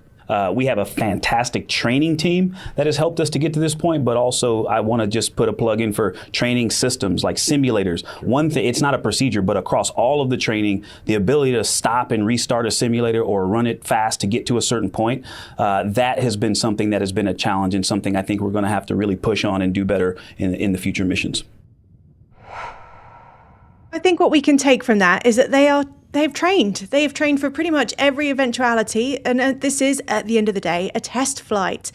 Things might happen that might not go to plan, but this crew has trained for every eventuality and hopes that it will go exactly the way they want it to. So it's good to know that they are able to talk about it and all the different eventualities that they've gone through, and great that the crews and the ground crews are so ready for this as well. Before we get into a couple of more questions, I do want to have a quick shout out to all the support that's coming in on the chat. Big thank you to Dave Skinman, who's become a PADRAP member. It's always very exciting when people join membership. And to Space Launch Enthusiast, who's upgraded to Capcom membership. Thank you so much to you guys for your continued support for us here and keeping us on the live stream today. For those that are just tuning in, we are counting down. We're just over 8 hours away from that first available launch window at 6:24 p.m. local time. It's a very exciting day for us all. We're very, very looking forward to seeing what's going to happen. We're going to get through all your questions that are coming in on the chat. If you've got a question for the team that's on right now, please tag us at NSF or at NASASpaceflight, and we will do our best to get to those questions. Now, this question has come in a few times before. This is coming from Sergeant Vash, who's asked, do we know if it's possible to see the capsule with a telescope in transit to or from the moon or orbiting, assuming a night sky and sun hitting the capsule, of course? Alex, you and I covered this question a couple of times when we've talked about the countdown to launch and when we were doing the rollout as well. We concluded it might not necessarily be as easy as what we'd hope it would be. Is that correct? Yeah, when closer to the Earth, it might be visible. Some objects, of course, of that size should be visible when it is close to the Earth in those early portions of the mission. But once it goes out all the way to long distances, there's no chance you'll be able to see it, even with some of the most powerful telescopes, right? Because it's not about it being faint, but it's all about it being small, right? And you know, it just depends on what's the angle resolution of your telescope. So that's a very important thing to consider. And once it goes well out there, it's not going to be visible. And so, yeah. We'll see. We'll see what happens in terms of who's gonna be able to observe that, especially again when it's closer to the Earth in those first moments of the mission, and possibly also towards the end of the mission, right? Because it's coming back. It's not going out there forever. It's coming back around 9 days after launch, and so hopefully some people might be able to see it as well. Who knows? Who knows? Yes. And that kind of leads into another good question that's come in from Flipper9385. They've asked, do they have onboard cameras so that we can get some live views from the lunar flyby? EJ, do you know anything about onboard cameras for this mission? There will be onboard cameras. There will be PAO events from the capsule, talking to the crew almost every flight day. Now, one thing I'm not 100% sure on, but we did have it on Artemis 1, was GoPros on the outside of the vehicle. The Artemis 1 mission had a bunch of GoPros on the ends of the solar panels so Orion could take a selfie. And it's funny because there wasn't any wiring to the GoPros. They were working off Wi-Fi from the capsule. And they worked pretty well. We got a lot of really, really nice pictures from those. I'm really, really hoping that this one has it too. I don't see why it wouldn't, but yeah. Long story short, yes. NASA has said over the last couple of press conferences, as we get closer to launch, that they are going to try to stream as much of this as possible wherever the connection is permitting. It will be a little bit more challenging the further they get away from the moon, but they said if they got a picture, they will be streaming it. So it's good stuff. Yeah, definitely good stuff. I'm looking forward to seeing some of that myself. We've just had a super chat question come in as well. Big thank you to Elo Carrero 9714 with a €5 super chat. They're asking, are you guys actually broadcasting from Cape Canaveral? If yes, how hard was it to get a spot to see the rocket? Waiting line must be ridiculous. That's a really good question. And we've had a few of those coming in. Meanwhile, go Alex. I was going to say, meanwhile, we're showing here the press side alone. Yep. Timing. It's a very good timing there. We do have crew on the ground from Cape Canaveral, and my understanding, Julia just gave us an update in the chat a little while ago. She has said that the traffic is flowing really well at the moment, but the parking spaces are starting to fill up. If you haven't found something by noon today, I think she basically said, good luck. Which is not surprising, really, is it? That a lot of people have decided to come out and watch this launch. It's a very exciting day for everybody. I mean, a lot of people have worked on this project, not let alone those that are living in the area and people that have travelled in for it. I know certainly lots of people that have come in for it, but at the moment, some of our team are remote and able to give the commentary like we're doing right now, and some of those guys are on the ground and giving these great live feeds. So big thank you to all the teams that are working the cameras for us on the ground. It's going to be a busy, long day for them, isn't it, really? Because we're still 8 hours away from that countdown clock right now. A lot to get through. So thank you for those questions that are coming in. Keep your questions coming into the chat and tag us at NSF or at NASASpaceflight, and we will do our best to address them as quickly as we can, and we'll get through them as much as possible. We've had another good question coming in about what the crew is getting up to right now. This one's come in from Rollsy Boy, who's asked, will the crew be playing the pre-flight card game like they do with other human spaceflight missions? Ryan, have you got any idea what the crew is up to right now? I mean, they only woke up a little while ago, so they're going through their I don't know what what their tradition is off the top of my head. I bet every crew has one, whether it's ISS crew or moon crew, although we haven't had a crew going to the moon in a bit, to say the least. But yeah, I can only imagine they definitely have their traditions to play stuff. So yeah, I'm sure they have a card game where where they sort of play. I think for other missions, especially Crew Dragon missions, I think they do it after they suit up. I'm not sure about this one in particular, because it might be a little bit too bulky, the Orion Crew survival system, I think it's called, right? And so it's a bit more bulky. It's the usual, traditional pumpkin suit, as they call it. And so I have no idea if it is after or before the suit up, but it's around that point.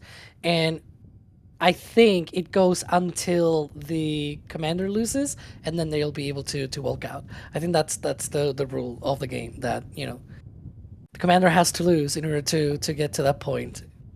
I think Julia knows a little bit better, but yeah. We'll get to Julia when she comes back on in a couple of hours. She's taking a bit of a rest time. We're doing our best to make sure everybody's got a bit of downtime to move about and do what they need to do while we're streaming for as many hours as we are today. Before I get to another couple of questions, a big thank you to Bob Fillmore that's come in with 5 Red Team memberships that he's gifted. It's always great to see that kind of support coming in on the chat. And Papa Hawkeye 4077 has got a really good dad joke for us. Why did Mickey Mouse go to outer space? He was looking for Pluto. Boom, boom. Big thank you for that super chat of $5. It's always great to have a silly dad joke coming in the mornings to keep us laughing and keep us going. While we take a moment to breathe, we are coming up to that L-8 hours and just under 10 minutes now until we get the launch. It's really good to see that they are doing things ahead of time. With the schedule at the moment, we are looking at we are ahead of what they were expecting us to be at this point, but it's the core stage LH2 topping was what they originally thought it was going to be at this point. Do we know if it's a good sign that they're ahead of schedule at this point? What do you think, EJ? I would say being up on the timeline right now, Alice, is not a bad thing. That's a good thing. That's really good for the spaceflight business. So always a positive sign, should we say? Yep. Absolutely. It's better to be preemptive with this stuff, better to be ahead. We can see the LOX vent there on the core stage going. Yep. We've got a couple of questions about those. I figure EJ would be a really good person to answer about that. We've got this one coming from William, who's asked, can you explain the motor part of the SRBs? How does it flow to the propellant? Also, why are there the SRBs that cannot be stopped once they start? Could you explain that a little bit for us, EJ? Yeah. Sure. So solid rocket boosters are essentially a big tube. It's like the internet, it's just a big tube. Sorry, I had to throw. Yep. So it's a big tube with one end capped and the other one with basically a choke. It's called a throat at one end. So these boosters are filled up with fuel before the rocket's even assembled. The reason why is with solid rocket fuel, you have to kind of cast it. Think of it kind of like concrete. You have to cast all the propellant in the casing, and then they move the casing to the cape, and then they stack the boosters. Now, in terms of why you can't shut them off, well, it's like think of it like a firework minus the popping part at the end, the big popping part. You don't want it to do that. Once you light this thing, once the propellant catches fire, there are ways to shut it off, but with a solid rocket booster, the benefit that you have is that you have really, really great what's called thrust to weight ratio. There we go. There's some great test footage. That's out at Northrop Grumman's test stands in Promontory Point, Utah. Oh, that's bully, right? Yes, it is. This one does the firework thing that I was saying that is a bad thing. Yeah. Now, keep in mind, guys, that was during a test, so it's not. I'm not going to say it's not a big deal, but if you watch the top of that nozzle here, just keep watching that footage. It gets a little spicy. So now, could you shut these things off? Yes, you could. You would have to find a way to introduce some type of inert gas into the combustion chamber. Now, keep in mind, the combustion chamber is the length of the entire solid rocket booster once it's on. And that solid rocket booster is putting out an insane amount of thrust. For the nerds, the mass flow rate here is ridiculous. It is kind of crazy. These are the most powerful rocket engines ever flown. Ever. Not the most powerful rocket engine ever tested, but ever flown. Shutting these things off would require so much extra mass to the booster that you're not going to get any benefits. All the benefits that a solid rocket booster has, that high thrust to weight that I was talking about, there's a lot of propellant and not a lot of booster, right? All the benefits that you get from that are basically washed because you have all these inerting systems on to try and shut the thing off. The other thing you can do is punch a hole in the side and, well, the Bole booster does that here. Like I said, it gets a little bit spicy. That will shut it down kind of inadvertently. A loss of chamber pressure will shut it off. Fire will still come out the back, but you won't be making as much thrust. So, long story short, these SRBs are used to create to put out a lot of energy really, really, really fast. And because they're doing that, it gets to be it's kind of hard to shut them off. But once again, benefits because it's super high thrust to weight. And that's the trade-off. Like one of the trade-offs here between a liquid and a solid. Is the solid a little bit heavier on the pad? Yes. But there is a ton of energy in that fuel stored, so you get very good thrust to weight, which is why rockets have attachable SRBs on the side. You know, with the liquid fuel booster, there's a lot more moving parts. I'm not saying one's better than the other, just in case anybody was like, well, you like solids, you don't like liquids? No. I'd prefer liquids. You know, you can shut them off, right? Yeah. But, solids do have their place. They do have their place in rocket science, and they are handy in situations like this, where you're going to need all the get up and go you can get. This thing is going to need to accelerate past 25,000 miles an hour to get the 4 crew in the Orion capsule out to the moon. That was another follow-up question on that, actually. Yep. How long was they going to be burning for before the jettison? Do we know the timing of that?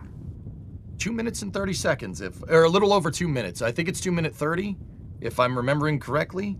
I'd have to go check the timelines. They put out an insane amount of energy for just 2 minutes, a little over 2 minutes of flight. It is ridiculous, guys. One of those SRBs, like, okay, so just some basic rocket nerdery comparison right here. One of these solid rocket boosters is about the same size as a Falcon 9 first stage. It has double the thrust. Double.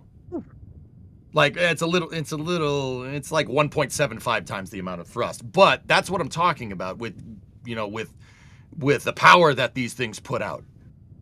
Let's say we're theory crafting here and we're playing KSP. If we wanted to put Falcon 9 boosters on SLS, right? You'd need 4 of them. You'd need 4 Falcon 9s on the side for just 2 SRBs. Just to think about the power output that you have here. They're crazy, and that's why they're hard to shut off, because they're putting out a lot of cheech real fast. You always, anytime anyone brings that kind of stuff up, it always into my head. It's like SLS with 4 Falcon 9s. And then it lifts it off. All 4 Falcon 9s separate, and all 4 come back and land. All 4 land on drone ships or something. Like you put 4 drone ships out there and land all 4 of them or something like that. Just imagine if they tried that. Not saying I don't want that, Ryan. That would be ASP. Cool. Oh, look at that! Hey, they are 95% on the liquid hydrogen on the core stage, and 60% on liquid oxygen. So the core stage liquid hydrogen is nearly completely fueled now. Wow. 96 now. Hey, I will not be I will not be doubting NASA again. When they say no, it's good. I'm like, all right, you know what you're doing. You're good. This this was a critical part because, again, during the first wet dress rehearsal back in early February, they got leaks, right? And so the concentration of that hydrogen outside of the tail service mast, of that umbilical connection, that was not good.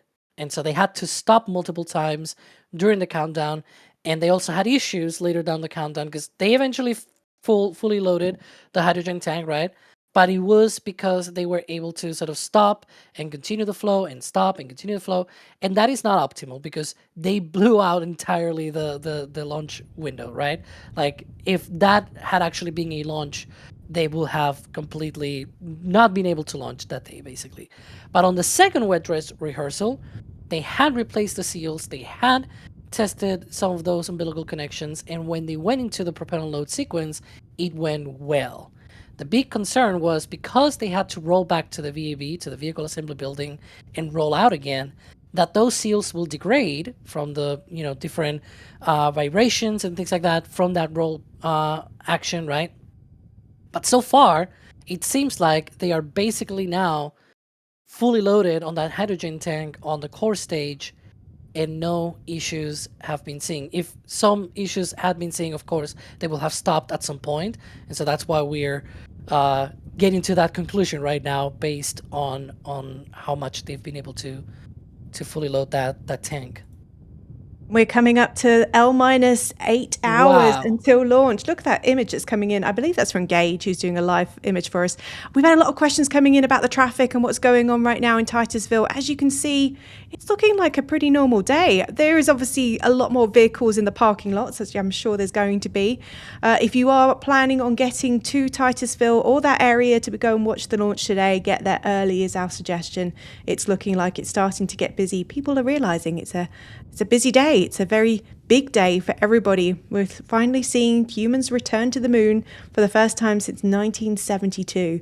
And it's great to see these great footage. Thank you so much to Gage for getting us all of this live as we are on screen right now. That gives us an opportunity to talk about a couple of more questions that are coming in the chat. Thank you so much for all the support that's coming in the chat. We really appreciate all of you and all your thoughts that are coming through. Provide a weather briefing for the flight crew to talk about all of the weather potentials that could play into today's launch opportunity. Once that's complete, they will then start getting suited up, and they'll head to the suit room, start doing all their preparations from a suit up perspective. As that's completed, they'll be checking with us to make sure that we're ready for them to come to the pad, and then they'll be on their way headed out to the pad in the Astrovan, ready to get out to launch pad 39B, get up on top of the mobile launcher onto the 274-foot level, go across the crew access arm into the white room, and enter the Orion spacecraft. So we're really excited for those events later today. It is. It's a very busy and exciting day, like you mentioned. I hope they got some good rest and didn't, wake up a bunch of times throughout the night. I know I certainly did, but just because of pure excitement, like you mentioned. Now let's shift focus back on the rocket. How's propellant loading going? Everything is going very well right now. As I stepped off console to come in here, the core stage LH2 tank was about 95% loaded. The upper stage is probably about halfway and moving towards their completion for LH2. The liquid oxygen side of the core stage is in fast fill as well and proceeding well, and we will be getting into the upper stage LO2 loading in a little while. So all things moving per schedule and working towards that plan for the day. That is great news, and actually I think we just heard that they got the go for transitioning into that liquid hydrogen on the core stage 2 topping. So like you said, we're getting very close. Absolutely. That is exciting, so can you tell us a little bit then about those upcoming milestones once we finish that propellant loading on all 4 tanks? Yeah, so it's absolutely critical for us to get into what we call stable replenish on all stages. And what that means is the liquid oxygen and liquid hydrogen tanks on both the core stage and the interim cryopropulsion stage, or ICPS, are fully loaded, and we are just maintaining that level of loading. And that's a very quiescent configuration for us, and that's required for us to be in that configuration to then be allowed to send the flight crew, our closeout crew, which is there to assist the flight crew getting on board Orion. We need to be in that stable replenished configuration to be able to send those crews out to the launch pad. And as we send those crews out, that is really our press and our push to launch. We'll get the crew on board. They go through a number of checks, communication checks, system checks, and then our closeout crew's job is to back out of the crew module, close all of our hatches, get us in configuration to be able to then the closeout crew to leave the pad, and that puts us in the configuration to allow us to proceed through the rest of launch countdown as we proceed down to our final hold at T-minus 10 minutes, where we do all of our launch polls and determine that we are ready to pick up with what we call terminal count, which is from T-minus 10 minutes down to launch at T0. And really excited to get to all of those milestones as we proceed through the day. We are all very excited. We're rooting for you guys, watching along. And as you mentioned, the reason to get to all stages replenished first is because that's the point we're at the safest configuration to send people back to the launch pad, correct? That is absolutely correct. It is a very stable configuration. It's the safe configuration that we require to ensure that we're ready to send those crews out to the pad.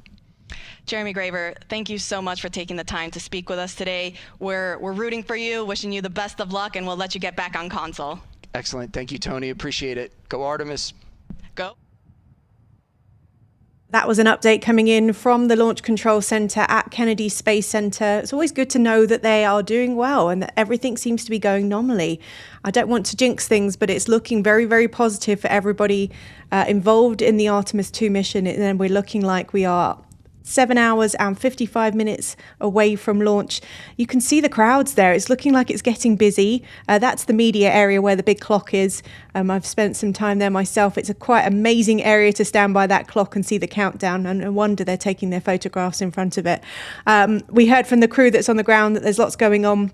Oh my goodness, we've just reached 100% liquid hydrogen. Alex, this is a very positive sign, right? Yeah, that would be. So they said the assistant launch director was saying that they were transitioning already to topping, and of course this probably means that we are basically now in or about to be in stable replenishment.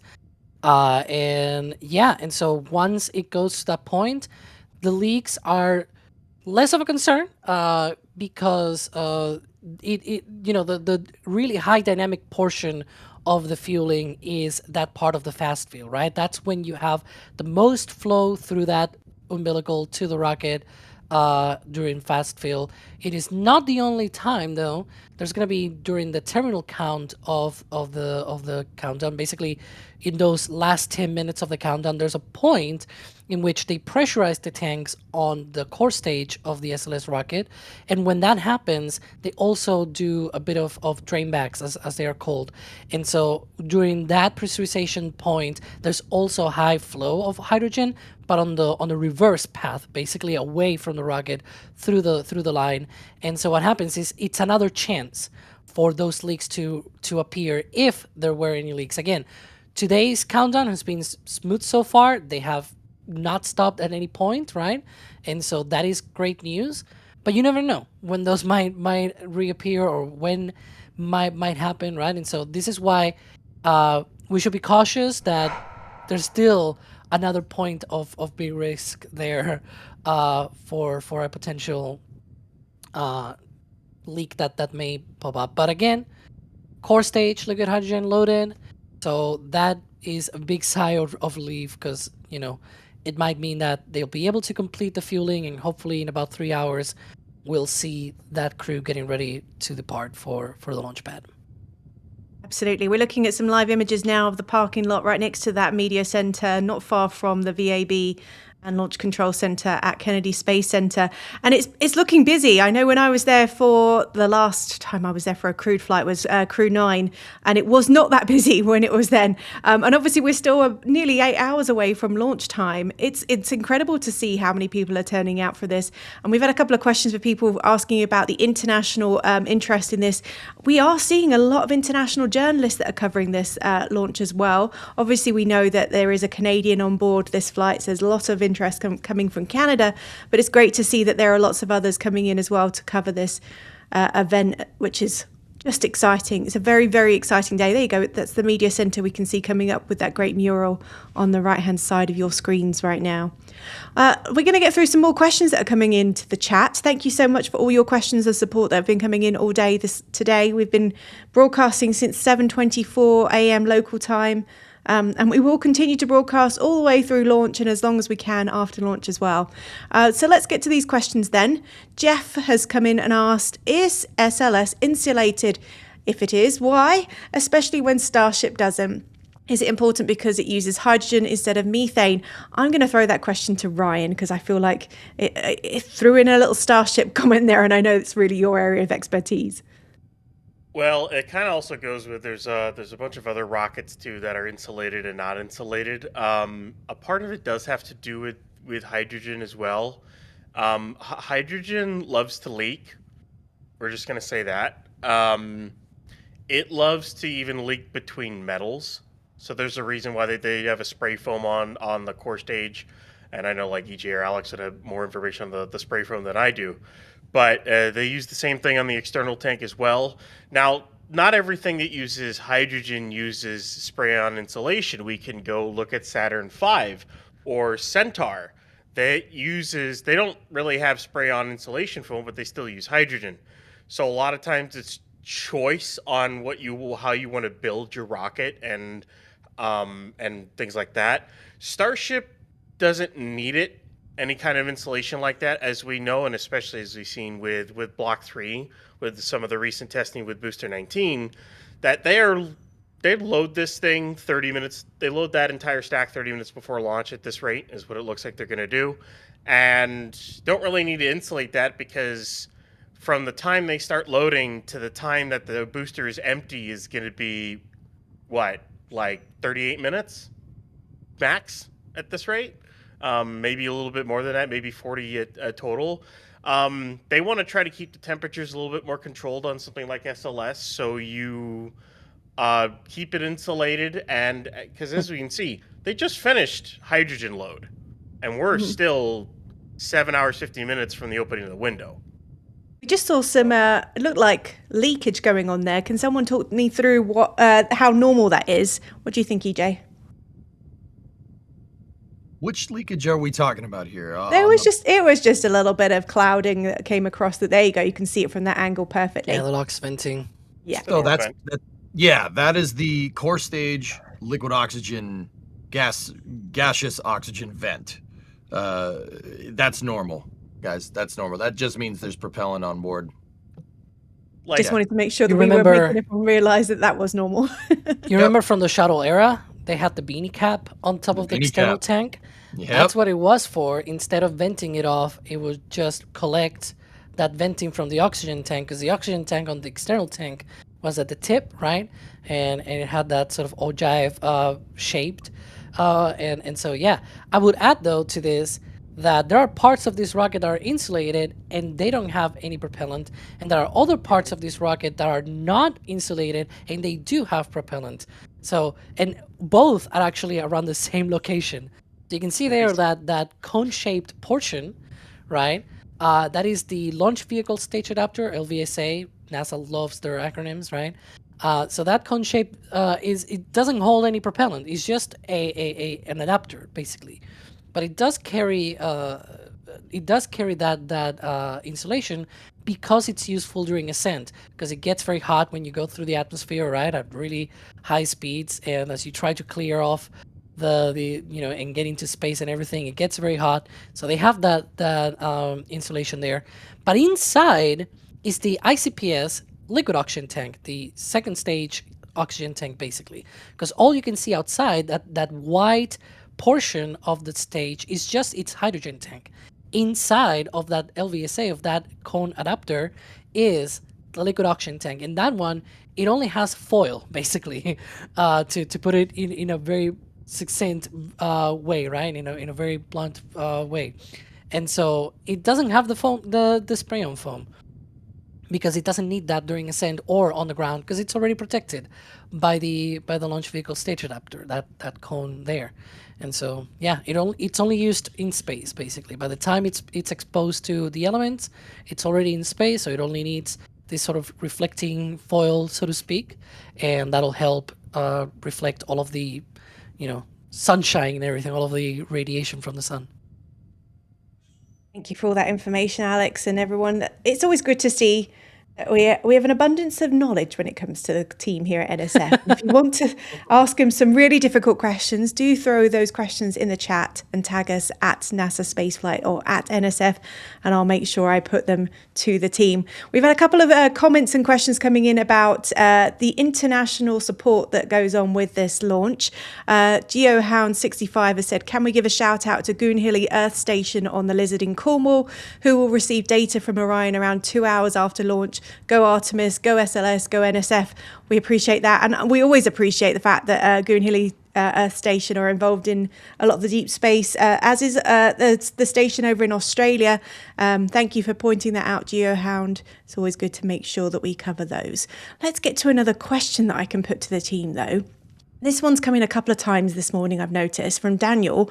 What are the 4 towers around the rocket? Does anybody want to be able to cover that one for us? I think, EJ, you covered this a little earlier, if I'm right. I did, yes, ma'am. At 39B, there's actually 3 of them. The reason why they didn't put a 4th one is because the water tower's in the way. So it's an asymmetric lightning arrestor system. Those towers have lightning rods on the top, and that makes it so the rocket, if there is lightning in the area, the spoiler alert, there's a lot of thunderstorms that make their way through Florida throughout the year. If there is lightning in the area, you definitely don't want it hitting your multi-billion-dollar launch vehicle, especially when there's people on board. Yep. Oh, there we go.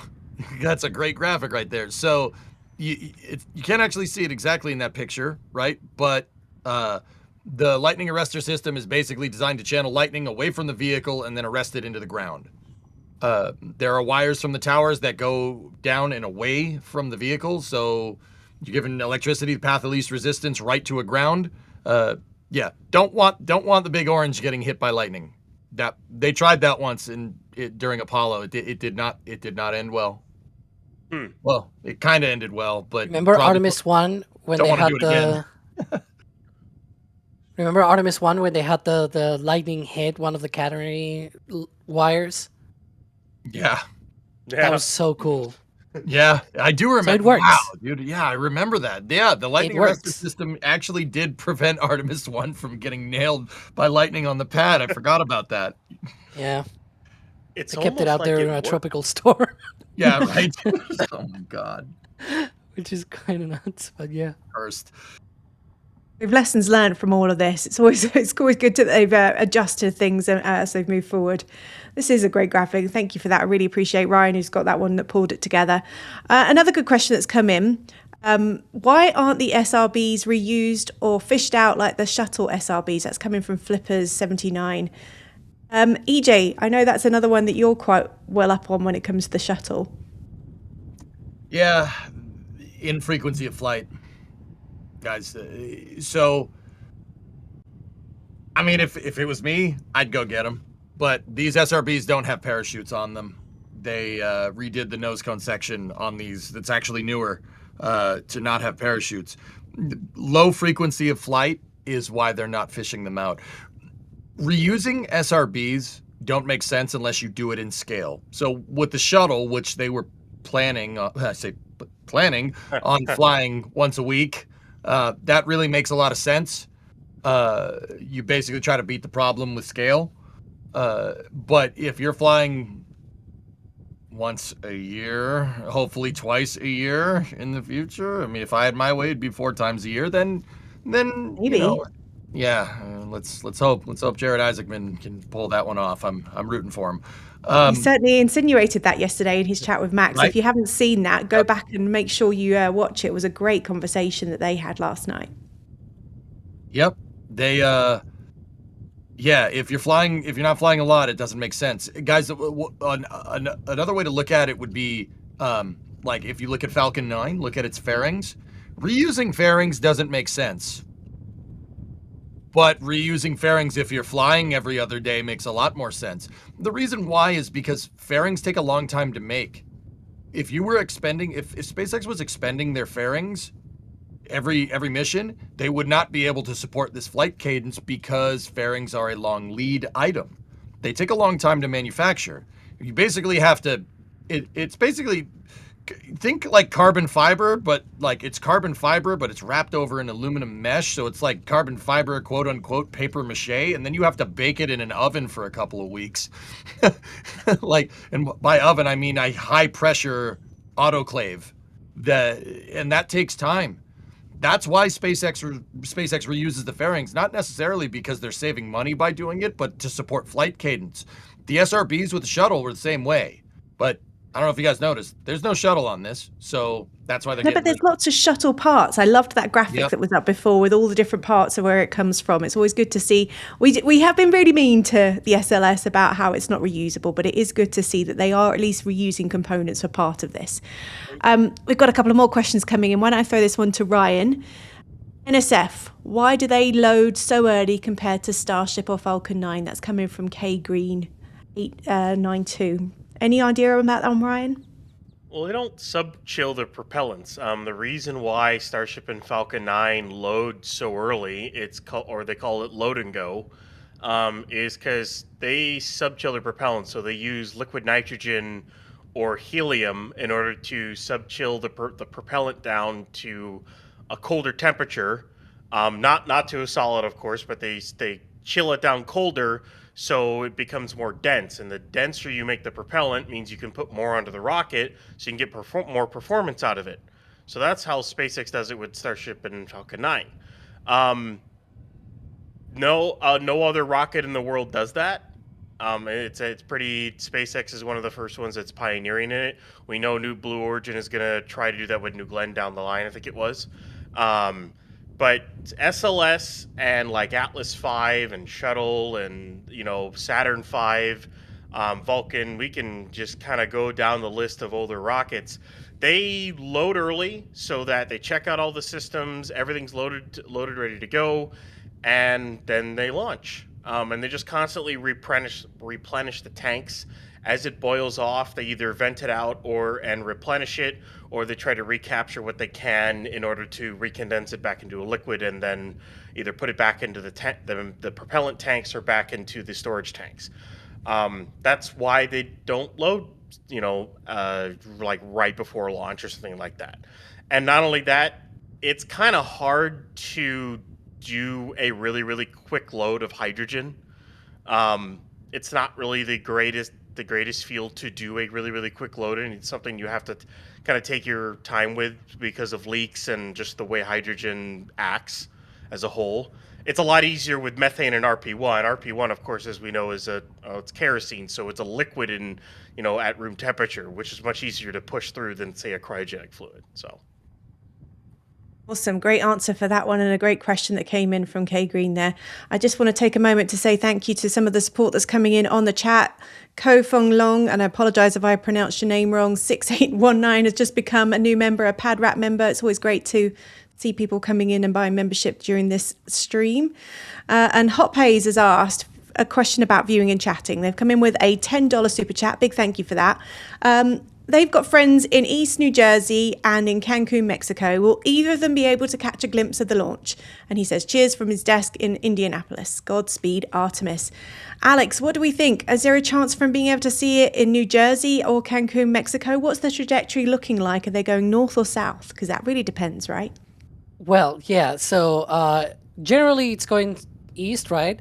But depending on when during the launch window, they have different directions, right? So each minute, on the window will target a different orientation, a different heading out from the launch pad. And so they've got multiple different directions, and one of those is slightly northeast. It goes basically the range of options goes from slightly southeast to slightly northeast, but generally east, right?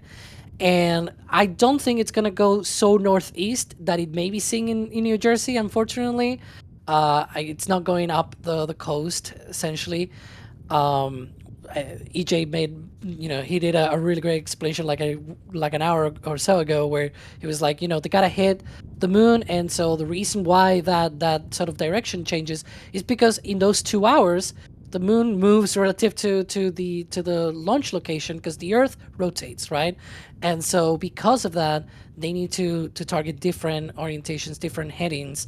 And so I don't know if later into the window it goes more northeast or more southeast, but the range is again slightly southeast to slightly northeast.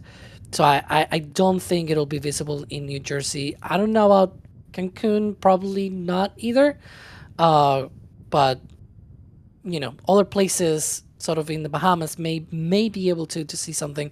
It's also important to stress here that it's, for at least the first hour of the window, it's a daylight launch, right? And so daylight launches, the problem that they have is that far away you will not see a lot. You will just see a very bright sort of thing out there in the distance, but that'll be it, right? Like you won't see an actual... How to explain this? Like during the night, you have the night as a backdrop, and so something that is very bright in the distance will actually be very, very visible, even if it's too far away. But something that is in daylight, well, you've got another much brighter thing in the sky, which is the sun, and so it overshines the rocket if you are very far away. Yeah, another great question. Thank you so much for that, Hot Haze, and your support as well that's come in. We've got a couple of new members. We've got Stephen Foote that's come in as a PadRat member. And LPR 190 has come in as a Red Team member as well. Obviously, if you become a member with us at NSF, you get access to things like our early merchandise sales. If you haven't got your Artemis 2 merchandise, we do have t-shirts available and an amazing patch. I know you've seen it a few times when we've scrolled along the screen. I'm not sure if Ryan's got one teed up that we can show you right now, but we have a patch that's available for you for this mission so that you guys can be part of it as well. And that patch has some really great meanings to it. Our team sent those out to us last night about what the design meant. The colours have meanings behind them. And of course, I can't pull it all up right now because I've got a million and one screens going on, but I will make sure when we get to that I will talk us through that at some point today as well. And a big thank you to the teams that are coming in on those supports. Another good question that's coming in right now. We've seen it a few times now. There looks to be clouds in the background. Ooh, not a good sign, right? What's the weather looking like right now? Because I know that the cumulus clouds was something that we were concerned about. Alex, do you have the latest weather report that we're looking at? Yeah, they had a 20% probability of violation. So they do the opposite of what we like to say, right? So they usually talk about the probability of violation of weather constraints. We like to talk about the probability of the weather being actually favorable, right? So that would be 80%. It's of the opposite, 100 minus 20. So 80% chance of favorable weather for today, of course. There are two main things on the ground that they are looking at: cumulus cloud rule and ground winds. And so one of the things that it's worth mentioning is that these are just chances, right? It sort of depends on which side of that chance you are. And so the higher the chances, the better, because then it means you're more likely to be on the good side of things, right? And so this is one of the things, the clouds and everything. That was one of the things that they were looking at. But remember, we are 7.5 hours to go. There's still many things to pass over the Kennedy Space Center. And just because this, they also talked about it yesterday, where it was like, there may be some showers in the morning, in the afternoon as well. Don't be surprised if that happens. But it's a very different situation in when you actually go into the launch window, because again, 7.5 hours to go, and there's a saying that in Florida, if you don't like the weather, just wait 10 minutes, right? And so, and having been there already, I can attest that yes, that's essentially what happens. Sometimes you get rain, and 10 minutes later, it's gone, and bright blue skies and shining sun in the sky and everything. Yeah, so just saying, we are still 7.5 hours from the opening of the window. Anything can happen. And so hopefully we are on the good side of that, of those chances, with the 80% go of the weather. Yeah, we're staying positive. We're saying that it's going to look like it's going to happen. And they have got that 2-hour window. If they have to slow things down a little bit because of clouds, they've still got up until 8:24 p.m. local time to hopefully lift off. I've got another good question that's come in from the Point 23. NSF, why has it taken NASA this long to go back to the moon? I'm going to throw this one to EJ. Thanks, Brian. It's really a matter. No, it's all good, man. It's really a matter of national priority, guys. We have to want to go back to the moon. I would say that every lunar architecture post Apollo to now could be attributed as a fever dream. Now, granted, this SLS has been around for some time, but if you want the real short answer, and yeah, I really don't have any other better way to say this. We haven't been back to the moon in a half century because we refuse to take space exploration at the national level seriously. And we're getting back to that now, which is great. You know, I mean, low Earth orbit and the shuttle program, I love the shuttle. It's one of my favorite, it is my favorite vehicle. But, you know, if I had the choice between keeping the Saturn V going and, you know, or the shuttle, I'm choosing the Saturn V. Like, there's no way around that. This is what NASA should be doing. And, you know, during the Apollo program, it took President Kennedy challenging the nation to get to the moon before the Russians did. And nowadays we seem to be going because of near pure adversaries, right?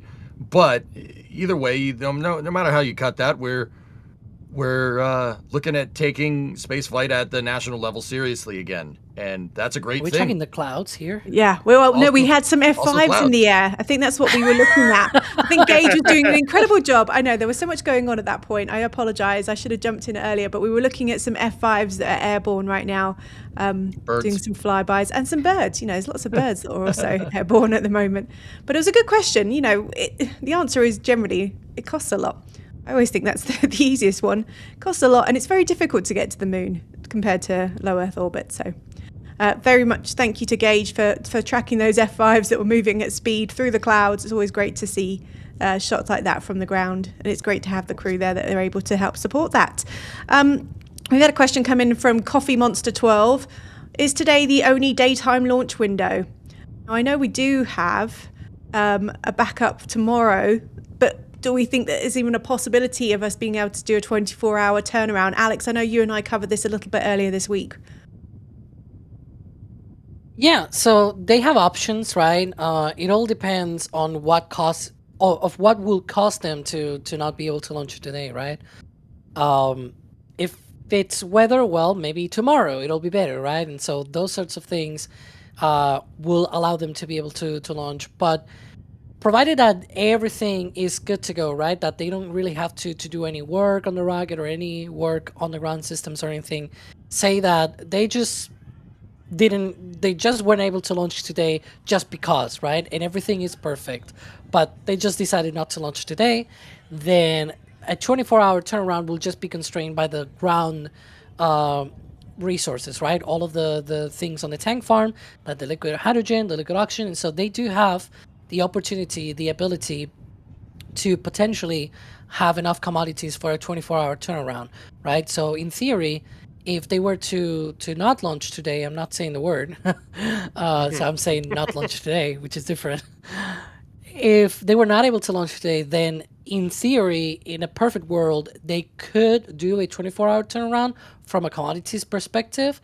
But again, you have to take into account that if they do not go for launch today, that will be for a reason, right? And depending on the reason, they may need time. And so that is a very important thing to take into account. So theoretically, yes, 24 hours, but realistically, it could probably be longer than that, maybe 48 hours. Maybe it's not even any of the launch dates on this launch period, right? It goes all the way to April 6th. But there's another period that starts on April 30th. So after April 6th, we will have to wait 24 days, basically, and that'll be the next launch period. And yeah, we'll hope to at least see a launch in this launch period. But yeah, 2 daylight or daytime launch windows in this launch period, April 1st and April 2nd. And then April 30th will be the next one on the next launch period. But hopefully we get a launch today. Yeah, we want to stay positive for this because it's looking very positive. So far, the reports are looking like we are going to get a launch as early as today, which is very exciting.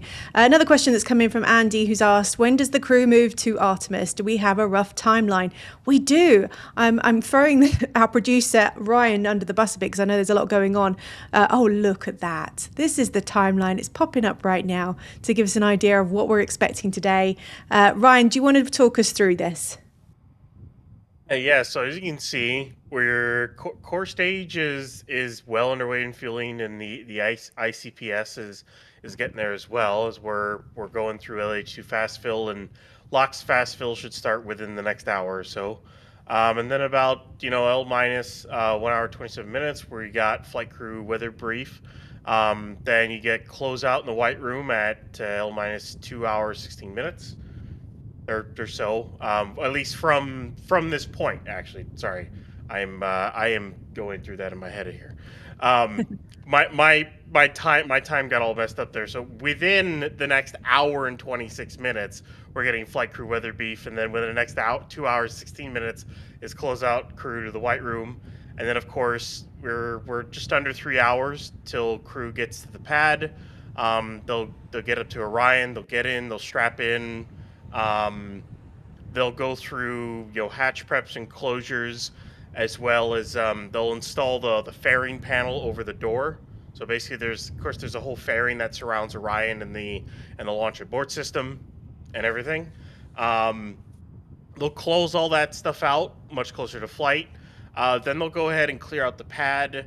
They'll do their final checkouts, and crew departs the LC-39B in the next 6.5 hours.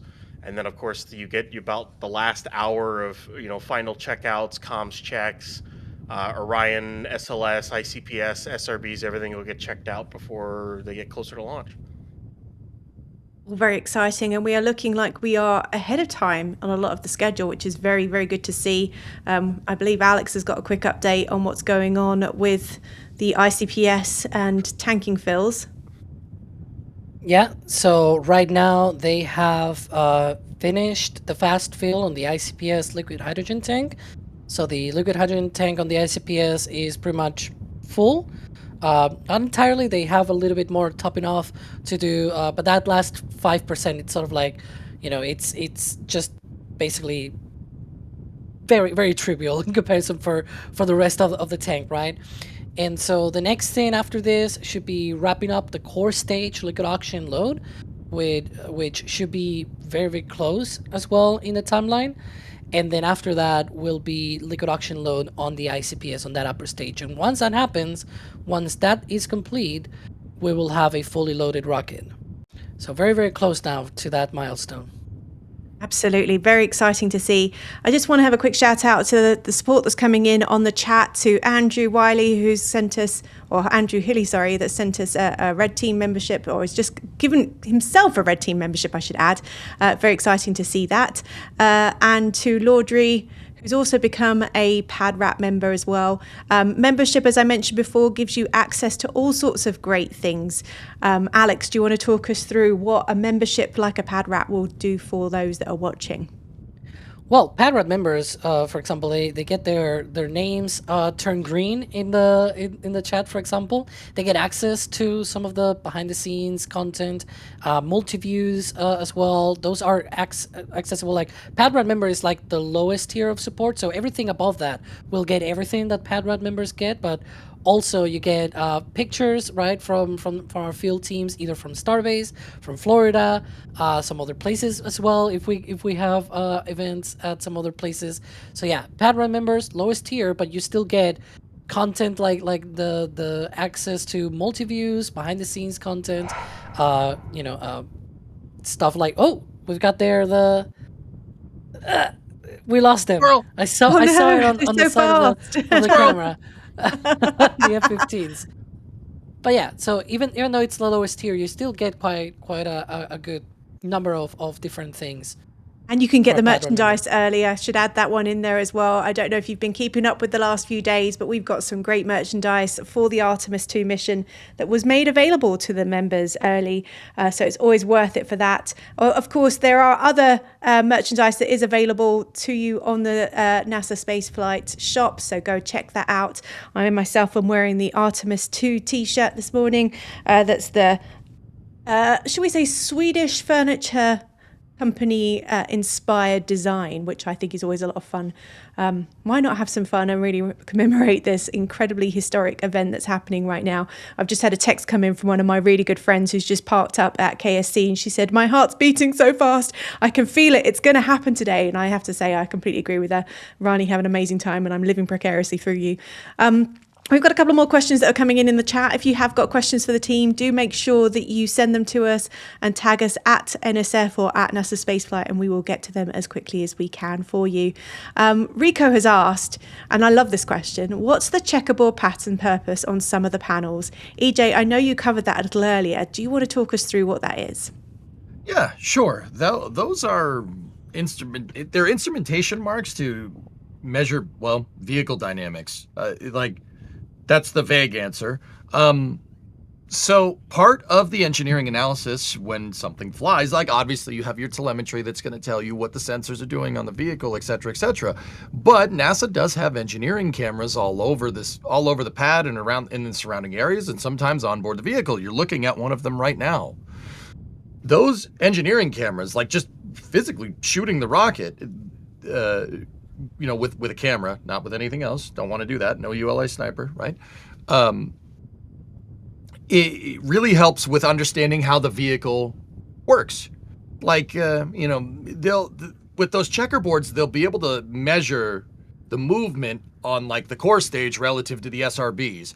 Is there going to be a little bit of movement? Yeah, probably a little bit, It's just like 30 meganewtons of thrust being added to, the dynamic load of the vehicle at liftoff. It's going to move around a little bit. The cameras are there for instrumentation to see what the vehicle's physically doing. And if you have that and you have your telemetry, you could get a very good understanding of how well this flight went. And at the end of the day, that's what this is all about. Making sure that everything is gone well. I don't want to say that this is a test flight because that, seems to... Like in your mind, it's like, oh, well, that means you're okay with something going wrong. I would say that when NASA does a test flight with something like SLS, it's not like the scientific method of testing where you do something and you try to get a result. This testing is much more like taking a final exam at a university course or college course or in high school. This is a final exam. You don't want any surprises here, but it is still a test, right? Yeah. I would say there's a lot of different types of test flights, EJ. Yeah. Like Starship is a test. Those are test flights, but those test flights are nothing like a test flight of like Artemis. They're iterative at all. Exactly. Yeah. Mm-hmm. So it's when someone says test flight, you don't immediately think, oh, it's like Starship. No, exactly. That's not the same thing. Like New Glenn, the first Vulcan launch was a test flight, but it was also with a payload of an operational rocket, but it was a test flight because it was the first time it flew. But there's different ways to build rockets, and we actually have a video on the different ways on how rockets are built, whether it's iterative or through simulations. There goes a shout out there. It's a good video that Cody wrote and go through. But like, as I was saying, there's a bunch of different ways to classify a test flight, like aircraft test flights, just vehicle test flights in general, or just tests in general, basically. All great points there. I do believe we've had a question come in, and of course I can't find it now because there's too many coming into the chat here. But it was a really good one about what the astronauts are going to see on this mission, and particularly in terms when it comes to the far side of the moon. And I know that our Ryan Cartoon managed to put that to the crew when he spoke to them on Sunday. Ryan, have you got that answer teed up? And I'll see if I can find who asked that question in the chat over here. We spent some time with our geology team lead, Kelsey, just going over the plan, and depending on which launch day we launch in this window, how that changes. But looking at some of the details that we're going to be examining and the things that they're interested in, specifically different colors or just different shades, variations in the albedo of the moon. They're very interested. We look at it from different angles and different lighting. And so we look at it with sort of under this microscope all the time. And then every once in a while, I step back, just look at it, and I really feel like, gosh, that is really far away. And it just gives me great appreciation for it. I spent a lot more time looking at it through binoculars in my backyard, sharing that with my family. We've got the binoculars here, and hopefully we'll get some clear skies. They weren't last night, but hopefully we'll get some clear skies and some good viewing. But the other thing we've focused on quite a bit as a crew is just listening to other people's perspectives on the moon and how different cultures look at the moon. And when we go back, honoring just how humanity, we all share this same moon in the sky, but honoring humans around the world and how they revere the moon. That's really important to us. How do we feel as the people that can call the moon the destination, a destination, not just something we're looking at? And it is our strong hope that this mission is the start of an era where every person on Earth can look at the moon and think of it as also a destination. Talking to the geology earlier on, I'm interested if any of you have any specific features of the moon which you are most excited or most technically interested to spot out of the window. Is there anything you're especially looking out for, or is it just, the entire moon? I suppose it's the entire moon, but, thanks. I'll start if anyone wants to add. There's what's interesting about this launch window is depending on which day we launch, it really changes what we're going to see on the far side of the moon. In the early parts of this window, we're going to see an eclipse. So we'll see the sun go behind the moon. And this is something new that we just started learning about last week. How the scientists are amazing. The plan changes and they're like, okay, we thought we were going to go do this, but maybe we can do something else. And right away, they came up with some instruction for us on how we can leverage this opportunity to look for things that they're interested on the moon, like lofting of dust is something that was observed by a couple of astronauts during Apollo, but there's no real documentation of it. And so this transport of lunar regolith around the moon is very interesting. Does it have to do with magnetic fields, or what is causing this? And so this provides an interesting opportunity to look at that and also to look at the corona of the sun in a different way. And so we have been brushing up on how we're going to leverage this opportunity. There's a very short window. So that's pretty neat. As we come around the far side of the moon, no matter when we launch in this period, we will see part of the far side of the moon. And so Oriental is just this huge crater on the far side of the moon. I just learned last week, I didn't know this, you can see the edge of it from Earth. When the moon kind of rotates around a little bit in its orbit, it's tidally locked to the Earth, but you do see different sides of the moon a little bit more at certain times of the year. And so with telescopes, you can see the edge of this crater, but no one has ever seen this full crater on the far side of the moon. And so this would be really neat. I'm kind of excited to have a look at it. It's just enormous, super complex, and you could stare at it probably for hours. There's a report that one of the astronauts that went to the moon in the Apollo program wrote, Jack Schmidt, that he said about 3,000 miles is where you start to pick up the color, and then as you leave and go back beyond 3,000 miles, you start to lose the color. And so the scientists really are excited about getting these, 4 sets of human eyes, the best cameras in the universe, close to the moon. And so not any one specific thing, but just to be able to observe the moon and cosmic phenomena with human eyes up close, and to see things like the lunar regolith. We think of it as monochrome, or black and white or gray, and there's olivine, which is green, and pyroxene, which is gray or brown. And so we can get close to see some of those minerals in the regolith up there that add color. And that is one of the things that I'm really looking forward to, is being closer and seeing some of that detail. I think the only thing I want to add very briefly is we think I know I did when we started training for this mission that we've been to the moon. Apollo was at the moon. They've seen the whole far side of the moon. But actually, it turns out there's about 60% of the far side, I think, that has never been seen by human eyes because of the lighting conditions. Apollo always wanted that light on the front side of the moon for their landing and launch capabilities. So as Jeremy said, when we see Oriental, human eyes have never seen that. Never seen that. We've seen it in satellite photos, but humans have never, ever seen that before. That's cool.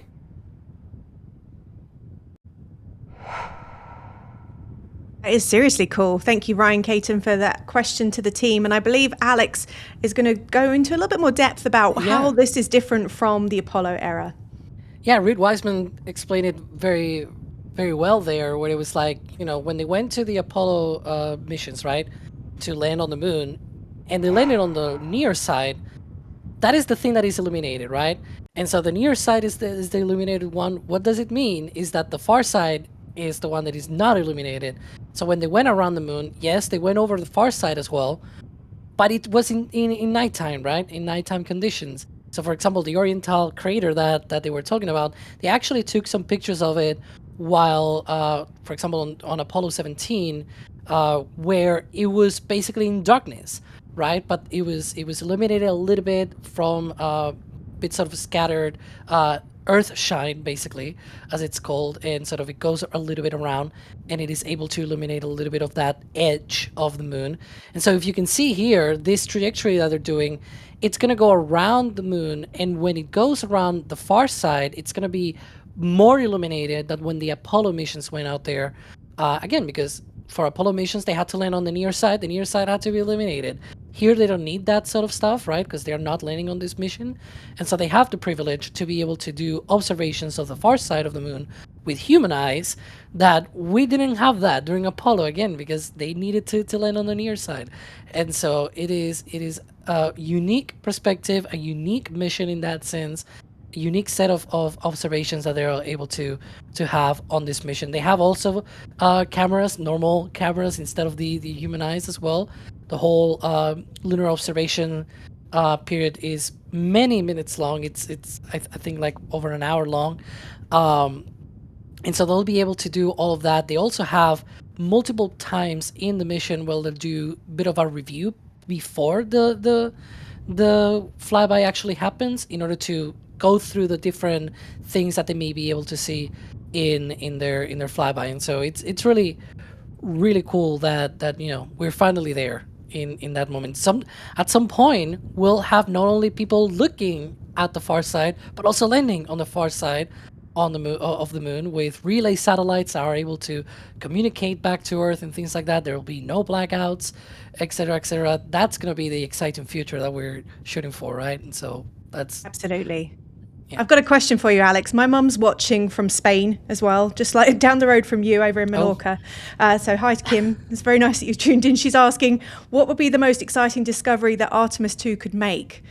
I think she's wondering, what kind of observations are we thinking we might be able to see on this further? Is there anything we're expecting that could be a discovery, or we're just thinking more imaging of what we could see with this mission? Well, it's more down the line of like what humans can observe, because going with cameras and going with satellites, the satellites can get even closer, right? Because you can have, for example, a lunar reconnaissance orbiter. It orbits very close to the lunar surface, whereas these people are going to be a little bit further away and whatnot. But the important thing is about what they're going to be able to see, because those learnings are going to be introduced in later flights. And why is it important for human eyes to look at the lunar surface? Because at some point they're going to be down there, right? They're going to be down there, and especially on the lunar surface at the lunar South Pole, it's totally different. The light conditions, the shadows are super weird because the sun is very low in the sky, and so they get very, very wide and things like that. So it's very important, especially if you are part of the team that are designing, say, ways of training the crew on what they're going to see while on the surface. It's important to have the people that are going to be flying out there to say, okay, so from out there, from above of the moon, you can see it this way, this other way, and the ways and the colors and the different conditions as Victor Glover was saying, different colors can be seen at different distances, right? And so that is very important information for training the future crews. Yeah, he was actually referring back to Harrison Schmitt and what he'd given the crew as a heads up. He was obviously the only geologist that was part of the Apollo crew missions that was on Apollo 17. And from a local lad from me in New Mexico, which is always exciting to see. Before we get to a couple more questions, I do want to say a big thank you to all the support that's coming in on the chat. The Spife, I'm going to go and ruin that one, has become a new member, a new PadRat member. A big thank you to Mikhail, who's also become a PadRat member, and to Matty, who's also become a PadRat member. It's always exciting to see. And a big thank you to Fire Alarm Man, who has gifted 5 Red Team memberships in the chat. So I hope you guys have taken advantage of that. Let's get a bit of an update of where we're up to. EJ, what are we looking at on the screen right now? So we're looking at the fuel and oxidizer levels on the 2 liquid-fueled stages on SLS. On the left side of the screen, you got the core stage. Core stage is pretty much full. They got 8% more on the liquid oxygen tank there. And the interim cryogenic propulsion stage, which is the upper stage here, is 100% on liquid hydrogen, but we haven't gotten any liquid oxygen in there just yet. It's looking good. Yeah, this is actually, yeah, Alice, this is looking really good. A big milestone, everyone, was getting that liquid hydrogen tank on the core stage filled, and it is filled. They're in topping off there on the hydrogen tank. And just in case anybody's watching where they don't use Freedom units or Fahrenheit, the liquid hydrogen is minus 217 C, and liquid oxygen is minus 193 C. Just for anybody else? You did that quick calculations, didn't you, in your head? I had Just them on going off paper. now. It was a cheat sheet. I had it on paper. I want to say I'm that. I want to believe that I'm that cool. I'm not that cool, Alice. Sorry. And Alex is just saying that the ICPS LH2 replenishment has also been confirmed, which is very exciting to see. It's looking very, very positive for launch as early as 6:24 p.m. this evening from Kennedy Space Center. This is all very, very positive. And everybody who's been speaking to us so far from the NASA team have also said they are looking very much like they're ready for launch. And we're just about 7 hours away from that window opening right now. I'm going to go to a couple of the questions that are coming in on the chat. There's some really great ones that have come in here. We've had a question come in about the biggest bottlenecks from getting from Artemis 2 to Artemis 4 landing. I kind of figure that sort of goes into what we were talking about with observations before. Now, obviously, they've changed what they're going to be doing with the Artemis program. Originally, it was going to be Artemis 3 that was going to land us on the moon. Now we're looking at Artemis 4. Ryan, it's been a little while since you popped in and gave us your thoughts on all of this. What do you think? Is there any bottlenecks that we foresee going on between Artemis 2 and Artemis 4 landing? Oh, there's a lot of bottlenecks. there's a decent amount. I mean, start with SLS. Bottlenecks for SLS is getting. They need at least 2 more core stages plus and all that stuff. And I know during that interview they were talking about how the next core stage isn't that far behind, but you still got to make 2 more after that because they wanted to try to do at least 2 landings in 2028. So that's Artemis 4 and 5, but you got to get to at least Artemis 4 first to get to the landing. So, SLS needs to get to that point. They have to work out their standardized SLS as well before they do Artemis 4, as well as modifications in the mobile launcher and all that stuff. The other side of that is Starship and HLS. Now, as we know for Artemis 3, the mission has changed. It's no longer landing. It is a rendezvous in low Earth orbit to test out the lander in Orion, which, honestly, I love the change because it basically, it's Apollo 9 now, basically. Let's test everything out in low Earth orbit where it's a lot safer to test it all out, and if you got a problem, you can just re-enter with Orion. You got a problem, you just do that. So I like that change. Question is, will HLS be ready to go for that? That's a massive question mark. Then again, will HLS be ready to go for Artemis 4? Now, they can make HLS ready, but the other part to HLS for Starship is they need depots and tankers. And they need pads, they need their gigabays, they need their star factories. There's a lot of infrastructure that still has to get built in order to get to that point. and Blue Origin still has to work out Blue Moon. I know Blue Moon Mark 1 is supposed to launch at some point this year, and then they're in the process of trying to make Blue Moon Mark 2, which then they'll have to try to test. Maybe they'll launch and do a test during Artemis 3. I don't know if they're going to do both landers. They may try to if they're ready. If not, they'll have to push that till sometime later. But there's a lot of bottlenecks to getting to the lunar landing, because while Orion and SLS are they're not exactly ready, but they're more or less ready. This is kind of a flight to really test a lot of the other systems out in order to get it much closer to that point. The Starship program, as we know, or as anyone who's followed it or anything, or maybe we got a lot of new people here. Right now, they are still gearing up for Flight 12, another test flight of Starship, which is a whole new block number, a whole new pad, and that all has to get tested before they push ahead and get to flying at a high cadence in order to actually get HLS operational, get tankers, get depots operational. So there's a lot of bottlenecks to getting to that point. Will we get a landing in 2028? I hope so, but I mean, we'll see. There's a lot of stuff that has to happen in order to get to that point. But as I think it was stated by it was even stated by the OIG at one point, if there was a company to think that could possibly do it, it would be SpaceX. And they've shown time and time again that they can, figure things out. Yeah. I'm really positive. I feel like most people in the industry, having heard the pivot, were surprised by the pivot at the timing.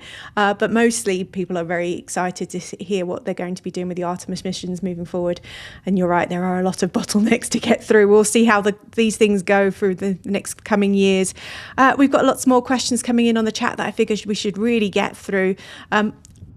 We've got some new people watching today, so I figure we should really go back to the basics. We are watching, obviously, the SLS with Orion capsule on top that are going to be doing the Artemis 2 mission. And Dennis is asking, what's the full reason for this launch? And they've just joined the stream. Alex, do you want to cover that one? What's the reasoning behind the Artemis 2 mission? Well, just like Artemis 1 was the uncrewed demonstration of both SLS and Orion, you have now the crewed demonstration, I guess, flight for both systems. And so if you remember Commercial Crew, we had Demo 1 for Crew Dragon, right, and Demo 2. And there was also like in-flight abort tests and pad abort tests. Orion has already done all of those abort tests and whatnot.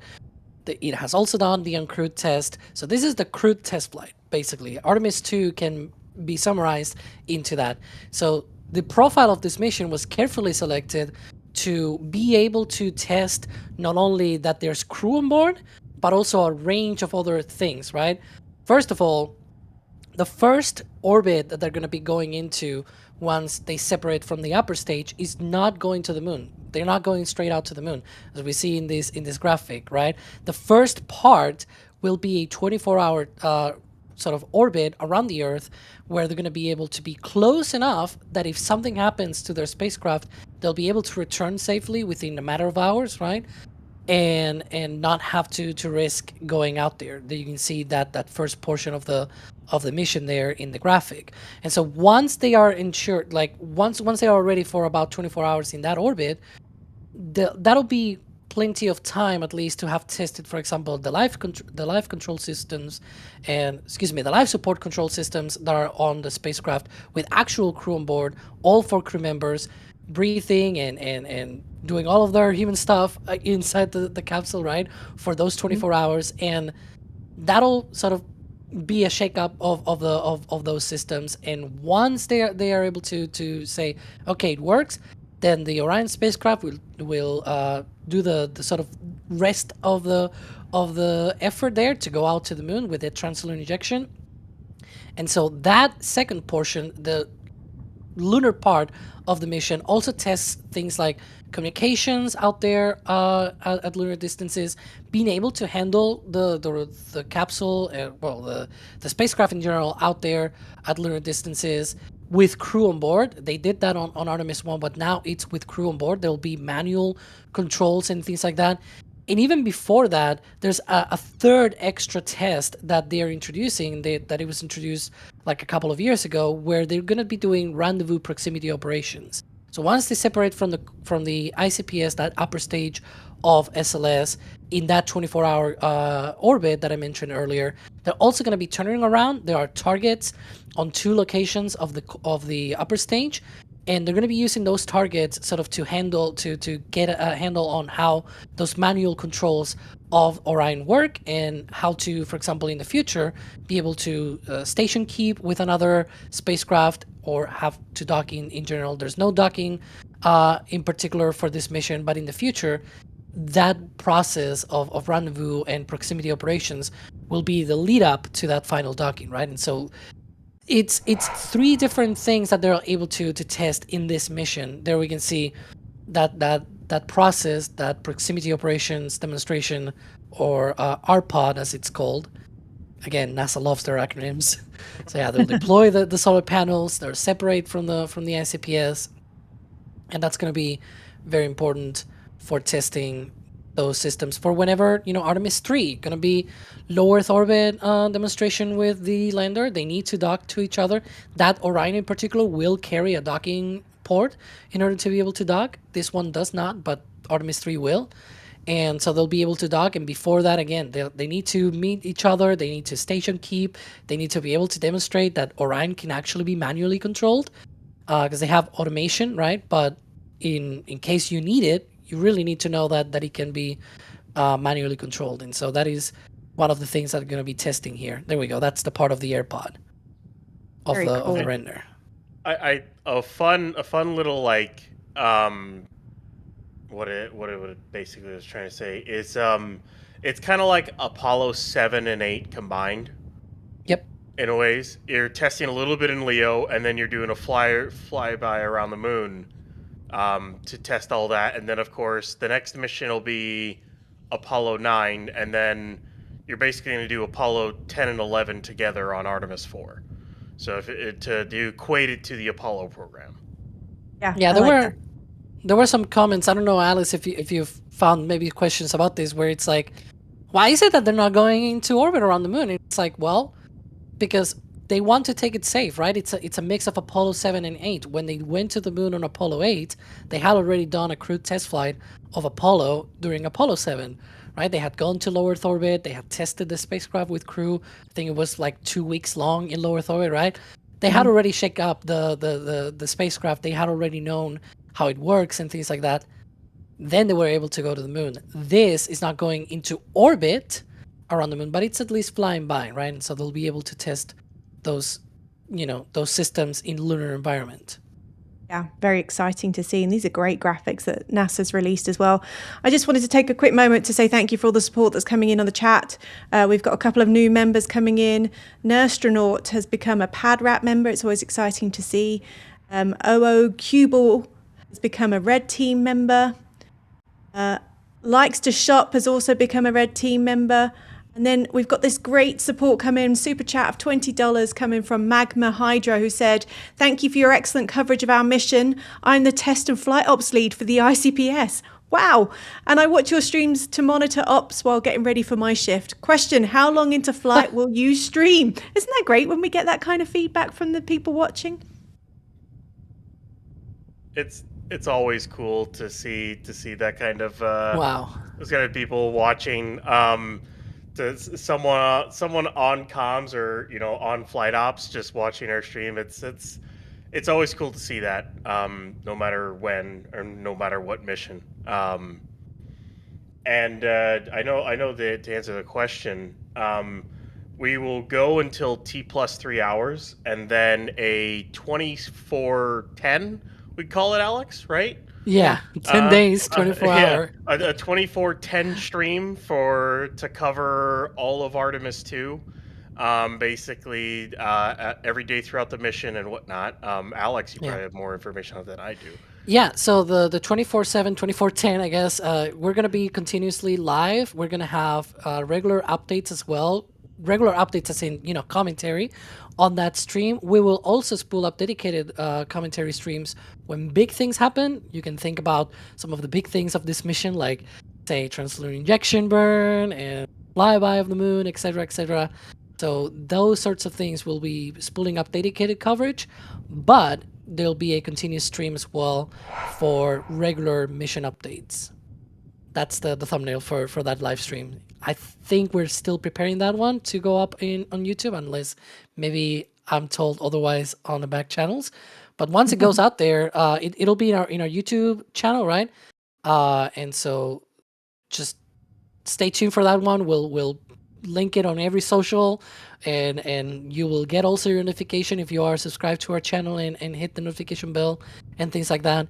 And so you'll get notified when we go live for that one again. Right after the launch stream wraps up, we'll be already live for that one. And the launch stream, as we were saying, it goes all the way to T plus 3 hours or so. It'll depend on events of the mission, of course. Not full cutoff at 3 hours, but roughly around that time, yeah. We've got plenty of people on the stream leading up to the launch. We are just under 7 hours at the moment from that opening of the launch window at 6:24 p.m. Eastern. I know a couple of our crew are setting up on the ground, getting ready to give us some updates on what's happening. And we're going to give a few of the great commentators here a bit of a chance to take a breather and take a chance to go and have a drink or something to keep themselves calm. Although, let's be honest, we're all very excited. How are you guys feeling? Are you feeling the excitement building just from watching the stream right now? Yeah, it's definitely building. It's, you know, I don't know, is it surreal or something? It's like, yeah, hey, by the way, in like under 7 hours, we have a window opening for the first crewed launch back to the moon since 1972. I don't know if it really is sunk in yet. I don't know if it will truly sink in until they actually do that TLI burn. I think that's gonna be like, hey, we just did a TLI burn with people on board. Like, for most people that are probably watching this stream, that has never happened in their lifetime. Yeah, I mean, there's definitely people here that have seen it, but for most, yeah. Yeah. It's a pretty big deal. Well, I want to say a big thank you to Alex and Ryan, who've been joining us for the last couple of hours. I believe Julia and we've got Sawyer setting themselves up on the ground. Thank you, guys. I'm sure you'll be back on the stream in the next few hours. Go and take some time to rest right now. I'll be back for the launch stream as well. I was gonna say it'll get even more real. I think when the crew goes out to the pad and boards the Orion capsule, we're gonna be live for that one as well. So stay tuned. It's just a couple of hours away. Yeah, awesome. And I'll say bye. I won't be on the launch stream. I'll still be watching it though. Of course. Why wouldn't I watch this as a crewed launch towards the moon? But I guess I just want to say the parting words of good luck to Artemis 2. Good luck to everyone at NSF, the crew itself on board. Once they get on board Artemis 2, we're hoping for a perfect mission. I cannot wait to see the live views from the moon again with crew on board, to hear their reactions of staring down at the moon. I remember I think it was Michael Collins. After they finished the burn to circularize around the moon on Apollo 11, he's like, "Oh, I gotta agree with the 10 crew. That thing looks brown." Can't wait to hear their reactions when it happens. So, but yeah, I'll be watching alongside everyone else. So good luck, Artemis 2. Thank you, team. And I believe we've got Julia on the line as well. Julia is actually there at Kennedy Space Center. I know she's got a really good setup to be able to chat to folks who want to go by and go by her and say hi. Julia, what is the latest on the ground? I know that they're expecting about 400,000 visitors at Kennedy Space Center today for this launch. Is it busy? Is it crazy there right now? Well, honestly, at the moment that you said my name, I had an emergency vehicle pass by me. But when we say I'm in the field at KSC, I'm in the field. I'm Titusville side for this one. And I do indeed have a table set up where you can say hello.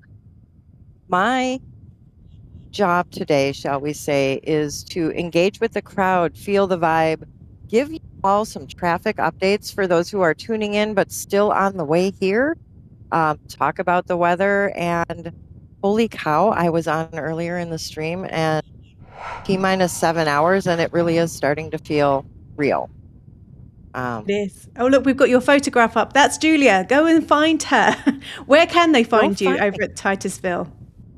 I am currently across from, and this is where I will be staying because trust me, y'all, I'm not getting in traffic no more. Rotary Riverfront Park is right across the street from me, and it's got a wonderful pier view. I'm on the sidewalk in front of dogs are.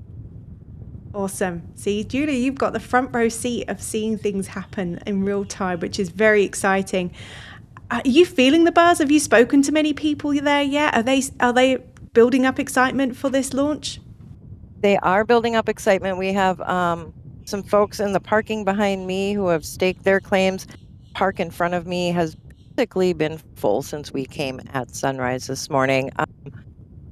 I'll get more of a vibe check as the parking right along the coast is going to fill up. And then guess what happens? Everybody's going to start parking on street parking and they will have to walk. And then guess what? I may not have a voice because there will be a lot of people for me to touch base with and see what their excitement level is as they're relieved to have made it here. So yeah, we'll see. Not a lot of foot traffic yet, but it'll happen. There's a lot of foot traffic going on at KSC. I believe the crew are now up, is my understanding. Do you know what they're going to be going through this morning before they start to go out to the launch pad? What the crew is getting to go through, well, I imagine at this point, let's see, it's about 11:30. So they will have to be going to check out relatively soon to work on getting suited up. But they've had breakfast already. I know they're going to be going through mission plans. Check once, check twice, make sure we're all on the same page.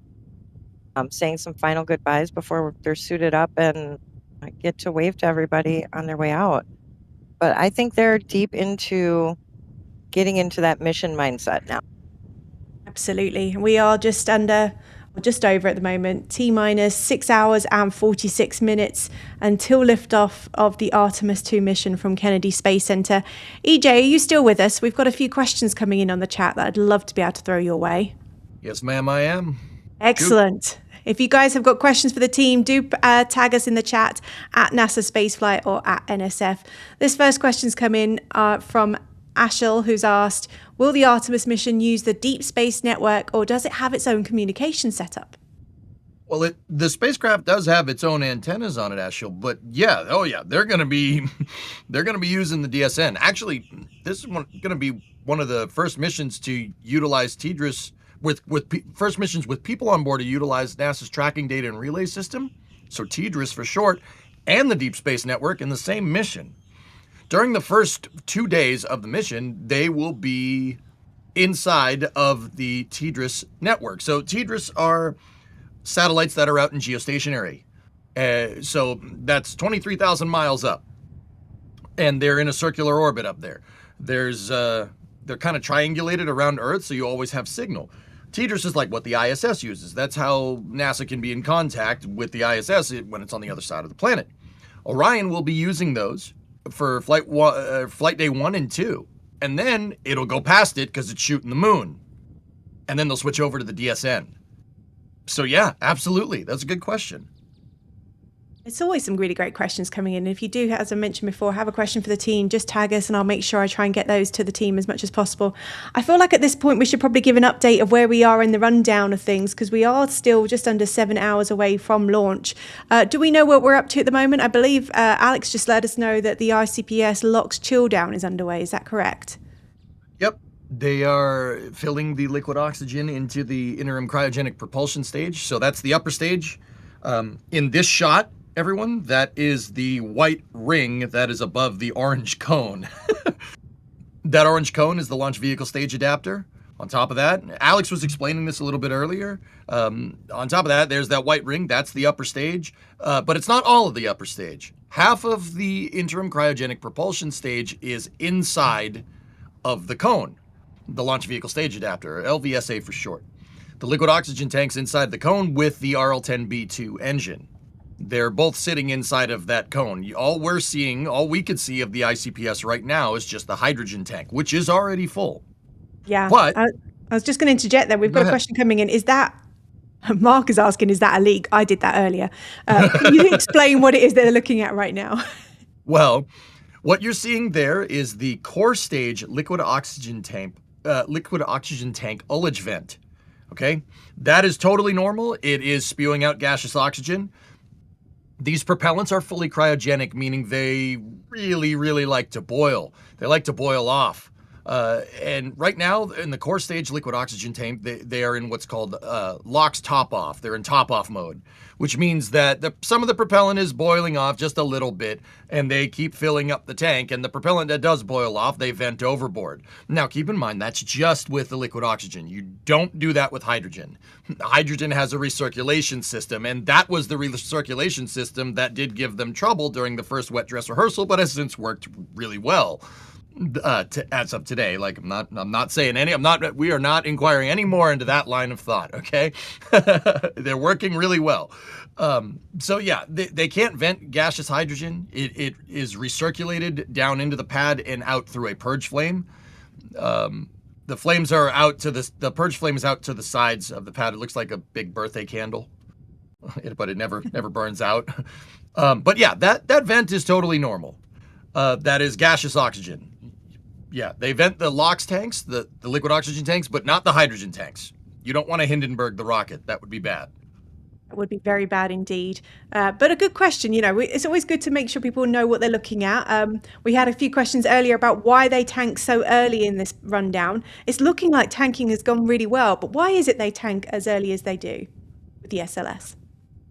Ryan actually explained this really, really well, but I'll kind of summarize what he was saying. I mean, guys, it really comes down to hydrogen. Hydrogen is a very, very pesky molecule to use. Now, the benefits of it is that it's superbly efficient, so it's great for upper stages, and in this case, it's great for the core stage, which kind of is basically SLS's second stage. Also, the ICPS is using liquid hydrogen. The thing about liquid hydrogen is that because of its density, because it's a tiny molecule, and because it's a tiny molecule, it likes to leak. On top of hydrogen having a very narrow window of being liquid, you really don't want to go fast. You're not going to try to densify hydrogen like what SpaceX does, for instance, with liquid oxygen, right? You're not on Falcon 9. You can't do that. If you try to densify it and then try to flow it, it will leak everywhere. Yeah, it's like the front of think about it like actually, no, that's not a good analogy. I was going to say it's like the front of a microwave. Light goes through, but microwaves don't. Like if you tried to push hydrogen through too fast, it would be like your microwave leaking, but that's not really a good analogy. So, No. I said it because it's funny, but And relatable, at least to some point. yeah. Julia. Go slow. Mm-hmm. Yeah. Julia, we're getting some questions coming up about what's going on with the crew. And I know you've been really good at keeping up with what the crew are up to. When are we expecting to see them come out? Are they going to be walking out fully suited, or are we going to get to see them suiting behind the scenes? How do we see that happening? I think Julia might be a little on the road. So let's... Little on the road. I'm so sorry. We're good. monitoring the parking in front of us situation. Well, I bet that's fun. Well, yeah. Yeah, across from us is a park, and there's a very tiny strip of grass in between the park and the road. And that's what people are starting to resort to. So I was doing a camper slightly out of the way. Trying to obscure your view. I know. Well, people I'm sure are desperate at this point. I was just asking about the crew. I know we've mentioned before that they're in preparation. They're doing some last minute training and readiness things. But we are expecting to see them come out. Am I correct? And they will be fully suited at that point. Yes, they will. So we will see them fully suited step out of the door. The crew has already put their mission patch on the doorway. So that part of tradition has already been completed. But they will exit out that door and get in, I do believe it is 2 vans, and proceed on to the pad. I expect from the press site what we'll see is a lot of NASA employees that work out at KSC lining the road near OSB and OSB2 and the press site to wave to them as they go to the pads. I love it That's when going they to be a do special that. moment. And one, right. And that's one I'm going to miss. So, Sawyer, you need to do an extra wave for me this time. I think Sawyer's just getting himself set up, and I'm sure will be giving us an update of what's going on over at that media site. I noticed a couple of days ago when the team flew from Houston out to KSC, they're lining up to go out to the launch area for them to be able to get on their planes to go to KSC. There were tons of teammates that lined that, and it was really great to see. I had a friend who was driving out there and thought that they were welcoming her to work one day. She said, well, honestly, quite frankly, I think we should all do that every single day. And I agree. A big thank you to... Exactly. Yeah, it makes you feel good, doesn't it?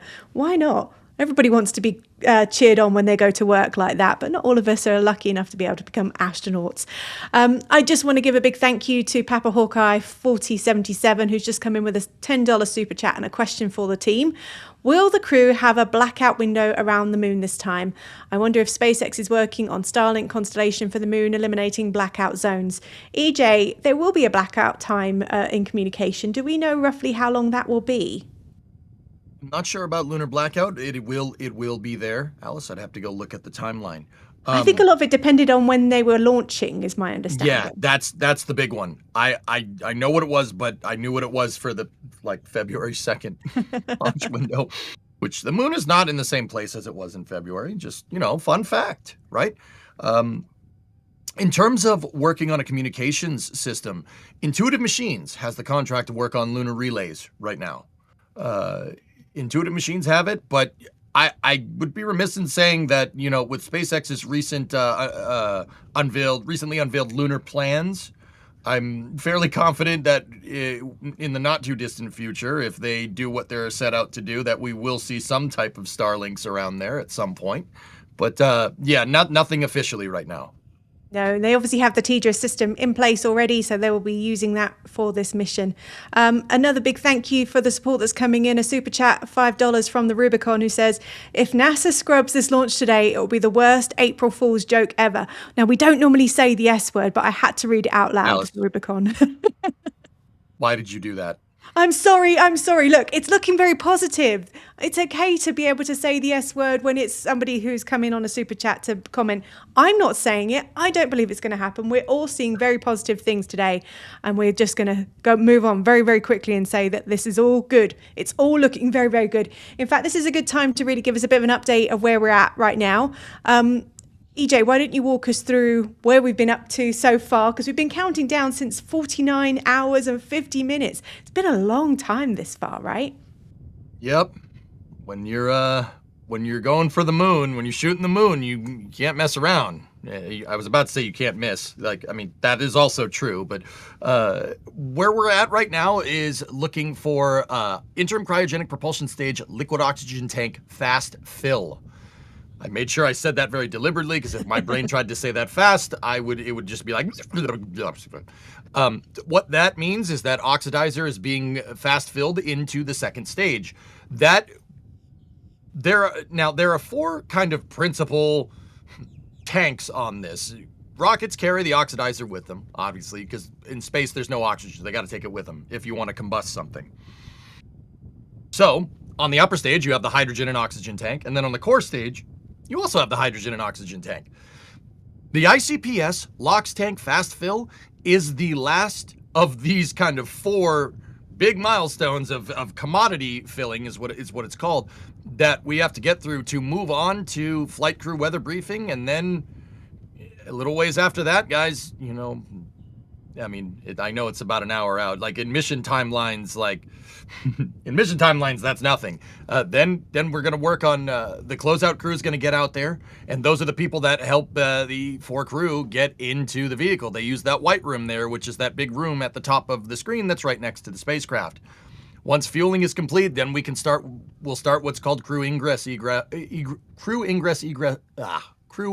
operations. See, I told you, if I try to say it too fast, it's not going to come out good. You've also been talking for a very long time this morning, EJ. It's totally acceptable. Yeah, it's nothing. It's no big deal. But anyway, this is a big milestone, considering that SLS has been in the past, not today, we got to say good things about the rocket, so it does good things for us. And today it's been really great. We love it. But in the past, it's been a little temperamental. But hey, she's a new rocket. You gotta be careful. You gotta say nice things about it, or else it won't do what you want. I promise I won't use the S word again on the stream. I promise. We've just had, I can't think of a name, 987 say, hi, totally new to the channel. Welcome. Who are we listening to here? So I guess we should really introduce ourselves. My name's Alice Carruth. I'm your host for the next, hour and a bit, I think maybe. We'll be on and off all day today, so it's going to be a long, long day for a lot of the team. We're going to be taking it in shifts. Joining me for commentary is EJ. EJ, why don't you introduce yourself? Hello, everybody. I'm EJ. I regularly comment here about rockets on NSF, but I'm a Twitch streamer. I stream on Twitch and I play Kerbal Space Program way too much. There you go. Yeah, thank you for having me here. This is fun. I'm enjoying this. We're going. We are. We're definitely having a lot of fun. Julia is out in the field. Julia, would you like to introduce yourself to everybody watching? Hello there. I am Julia Bergeron. I am part of our Cape Side Space Coast local launch crew. And we are located, me and Gage are located here on US 1 by Dogs R Us. So we are giving you an in the field view of what's happening on the ground today. There you go. That's Gage's image right now. And I believe Sawyer is back on comms. Hey, Sawyer, how are you? I'm doing fantastic. It is, the hype is very real here at the press site. It's nice to see this place hopping and super active again. And the energy changes with all of these people here. So excited to be here and excited to share all of that energy and excitement with you. Absolutely, and it's great to have you back on the stream, Sawyer. Hopefully you can give us an update of what's going on, and I'm sure all the fun people that you're spotting over there as well. Before we get to that, though, I just want to say a big thank you to all the support that's coming in on the chat. Belay Advisory has come in with 5 Red Team memberships. Go grab those as quickly as possible, folks. It's always great to get an opportunity to have the memberships that gives you multi-views on the day, early access to merchandise, and all sorts of fun things that you can get with that. The Rubicon has come in with a $2 super chat that says, the orange rocket, good, I need it to launch. Sorry, all. The Rubicon said the S word a minute ago, so thank you very much to the Rubicon for apologising and bringing us that great super chat as well. We really appreciate the support. D. Pelto has come in with as a new member, or as a PadRat member. Really excited to have you on board. Thank you so much for that.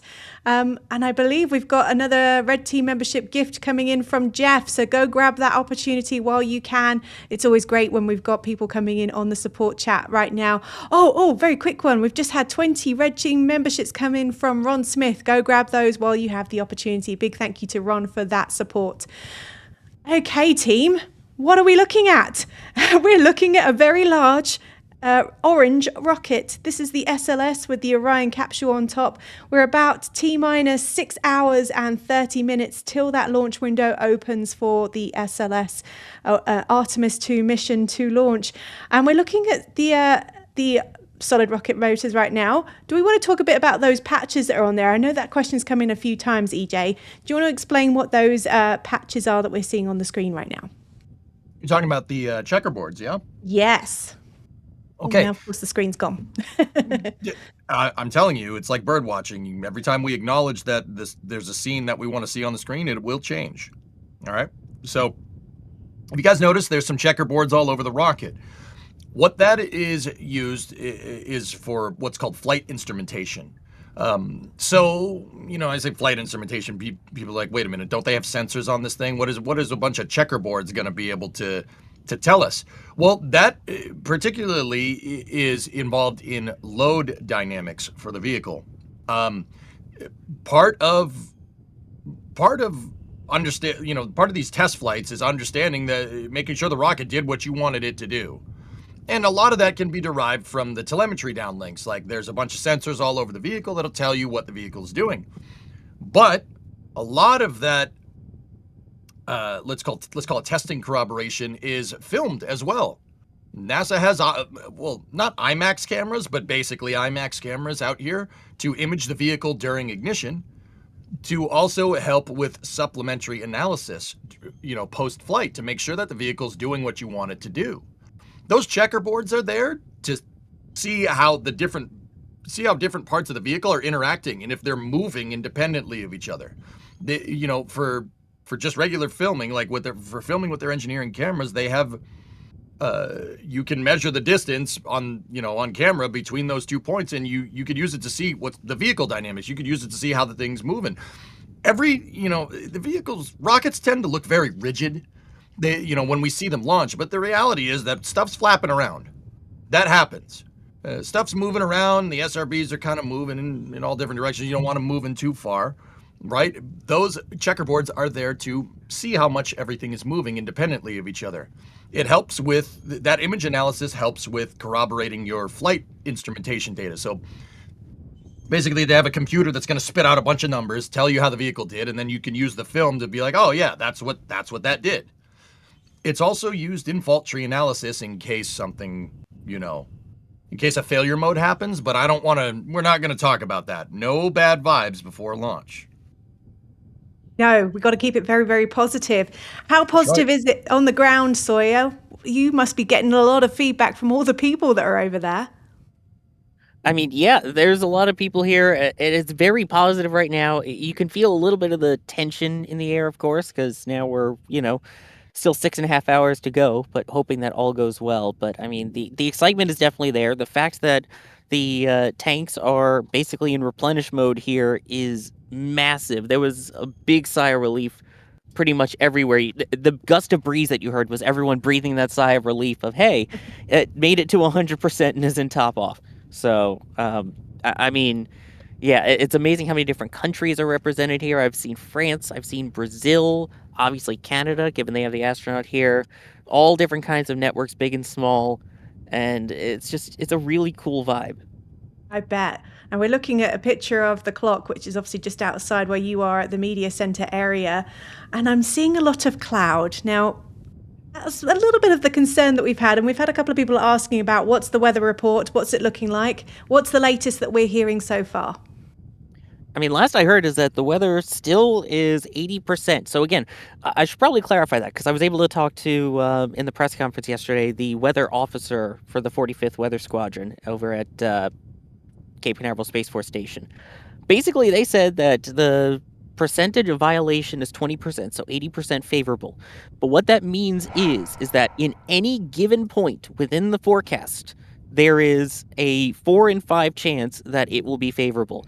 So in theory, if you picked a random spot in the count, there was a 4 in 5 chance it would be good. If you pick 5 spots, if the odds are as they say, 4 out of 5 of them would be perfect for launch. Of course, it's Florida though.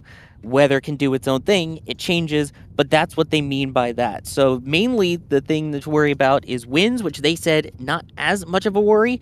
The big thing is the cumulus cloud rule, which you pointed out that cloud that you saw there. There are these larger, puffier cumulus clouds, and the issue that they have is that with their height and the density and the moisture and everything, they can create lightning, basically. And yeah, if you know Apollo 12, rockets plus lightning is not a good thing. So that's why they don't want to launch into or very close to those cumulus clouds. But the breeze has been blowing them out of the way, and it is going away from where the rocket needs to go, blowing from east to west, so away from the easterly trajectory of the rocket. So that is a good thing. And as of Abort ascent corridor weather, yesterday they said that there's less than 10% chance of that having any violation, but they do the final weather balloon release for that a little over 3 hours before launch. Well, that was one of the questions that came in about the weather balloon. When are we expecting to see that go up? Well, I mean, they're doing plenty of weather balloons throughout the day at the 45th Weather Squadron here and over at Cape Canaveral Space Force Station and nearby. So there are plenty of weather balloons that get released. You also have plenty of ground systems and stations here as well, all across the different pads. Each have their own kind of weather station that they monitor. So you can see, oh, well, how windy is it at 39B? Cool. But if it's coming from the south, how windy is it over at Launch Complex 36, where Blue Origin is, which is, miles away, so it kind of gives you a broad spectrum of things. They, of course, obviously have Doppler and other ground cloud sensing systems that they use too, but they have a lot of data to work with throughout the entire count. And they've got Al Roker on the ground, I believe. So, you guys were spotting all the celebrities out there today, which was keeping me entertained this morning. If you've got the nation's weatherman on the ground, surely they must have the best data available to them. As long as my face isn't on a Smucker's jar saying that I'm 100 years old, we're good. Love that. A big thank you to all the support that's coming in on the chat. I feel like we've just had a massive flurry coming in. We've got a new member with Scott Chris, who's come in as a red team member. Thank you for joining us. Tagger Mayfield has just gifted 5 red team memberships. Go and grab those while you can, folks. It's always really good to see people supporting others on the chat. A big thank you to Chris W. from NSF, who says, to the moon and beyond, and a bit of coffee fund for the crew. He's just gifted us $4.99 in the super chat. We really appreciate that. Your money obviously goes to us being able to do these live streams of these launches and to support the teams on the ground. We always appreciate that kind of level of support. And again, for the $2 that have come in from Sir, I'm going to ruin this one, Sert Dat Nessie. I don't know if that was even remotely close to what you came up with as that name. Big thank you to you for your $2 super chat that's come in as well. Keep your questions coming in for those that are there. I'm sure there's been a lot of questions coming in earlier about what's going on the ground, where to park, what's the traffic looking like. Julia is right there, literally in a field with Gage. What is it looking like on the ground right now, Julia? It's looking like I wouldn't want to cross this road by foot.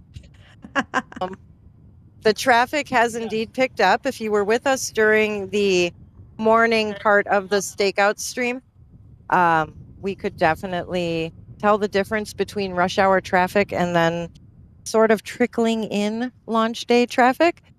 I can officially say that all of the grassy spots at the park in front of us, going all the way down to the next park. So I'm at Rotary Riverfront. Riverview Park is plumb full. Going all the way down toward the McDonald's is kind of my point of view. I can see Gage's footage here right now. He's showing us all the cars that are starting to park up on the greenery out front as well. Yeah. So those are kind of like the extent of free parking. The first come, first serve. And we have been fortunate. Our view is protected. So yay. Don't have to stress about that. With that being said, those of you who are still on the road, I do want to remind you that there is no bad place for a launch. I know clouds may make that comment difficult, but however far you make it, I need you to make it safely so you have a good core memory, right? There is paid parking as you start going west in our communities. There are churches, there are restaurants who are happy to have you, and they have restrooms, so plan accordingly. You may be walking, so if you have a wagon, that is extra bonus. And I do, just one safety tip, if you do need to cross the road, please, please, please use one of the traffic light crosswalks. Absolutely. Always great advice there. Thank you so much for that, Julia, and that update. And I'm sure you're going to keep us on through the straight and narrow with everything that's going on. We did notice that there was somebody who parked up their van in front of your view, and thankfully they moved on. So thank you for that and making sure that they were compliant. I'm going to go back through some of the support that's coming in on the chat. Tagger Mayfield has gifted 5 team memberships. Thank you so much for that. We've got a super chat that's come in for $2 from N7MYW, who's asking, why are there no Pacific Coast launch sites? There are Pacific Coast launch sites. EJ, do you want to talk us through the Pacific Coast side of things? Okay, so the U.S.'s major West Coast launch site is at Vandenberg Space Force Base. That's about 100 miles or about 160 kilometers northwest of Los Angeles. The reason why you don't see crew launches out of there, I mean, they were going to until they decided the shuttle shouldn't launch from there, but that's another story. Not a pet peeve, not bitter. I swear. Okay, maybe a little. Now, I'm sure Sawyer's got an opinion on that one as well. Yeah, yep. So Vandenberg is primarily used for launching stuff into polar orbits. It's called the technical way of saying that would be for high inclination orbits. Does that mean that you can't get to high inclination orbits from the Cape? No, of course you can. But that is much better suited for the type of orbits that the Department of Defense wore wants to launch stuff into. The Space Force wants to put stuff there. The National Reconnaissance Office wants to put stuff in polar and slightly retrograde orbits called sun synchronous orbits. Vandenberg is much better for doing that. It's much better for doing that. What it's really not good is launching crew. Can you launch crew from Vandenberg? Yeah, well, of course they were going to. They had, like I said, they had planned a shuttle site out there to launch payloads into space. However, Florida, having the ocean to the east is a big plus, especially if you're trying to get to what's called lower inclination orbits. So anything from like the ISS down to equatorial, the Cape is better because it's you have the biggest one is that you have an ocean out where the rocket is going to fly. To get to stuff like the ISS, to get to stuff like where Space Station Freedom was supposed to be, or like the Hubble Space Telescope, if we still did servicing missions for that, you'd be much better off launching from Kennedy Space Center from Florida. Now, does that mean you couldn't go to those places out of Vandenberg? No, you could, but yeah, there's a United States in the way. Just a bit of coastal areas when we start dropping things down. Nobody really wants a jettisoned motor going to land in their backyard. At least we hope it'd only be in their backyard. I will also add that there is also a launch site in Alaska that is up in the north. They do a lot of, I say a lot. They used to do a lot more suborbital, but they have done several orbital launches from there as well. So something else to look out for. I was going to add to that. They are coming back to the Pacific area. Am I correct? Yes, that is correct. So the planned return, if all goes well with this mission, just under 10 days from now, they will splash down off the coast of San Diego, where the Navy has a special ship that will be able to take Orion back to shore. They will come out with a helicopter. They will grab the crew. And then the ship, basically, it has like a flood deck in it. So it will come up towards Orion. It will flood this inner portion of it. And then it goes all the way down, lets Orion float inside of it, and then it drains it. And that's kind of how they get the capsule back inside the boat. They take that back to the port, and we'll see if they let us see it again. After Artemis 1, they did let us see what the spacecraft looked like. And we have that video on the YouTube channel of the heat shield after Artemis 1. And obviously, heat shield from Artemis 1 is a whole nother topic that I don't think we want to get into. But no, we don't. We want to keep this positive. Come on, exactly why. Yep. Still a cool video to look at, though. Very cool video. There's some great video on the YouTube channel. Go and check them all out, particularly the conversation that Max Evans held with Jared Isaacman that was released last night. Really great information about what's going to be after Artemis 2 and the future and beyond. Before we get to a few more questions that have come in on the chat, I do want to say a big thank you to all the support that's coming in. Vincent has joined as a new PadRap member. Michael has also joined as a new PadRap member. Very exciting to see. And then we have OMG... I'm going to go with KELWTF, who's become a new Red Team member as well. Hopefully you've taken advantage of some of the ones that have been gifted. Now we have a super chat question that's come in from Jock Cop, who's given us a $2.66 super chat from the UK. Will there be a 4K moon footage?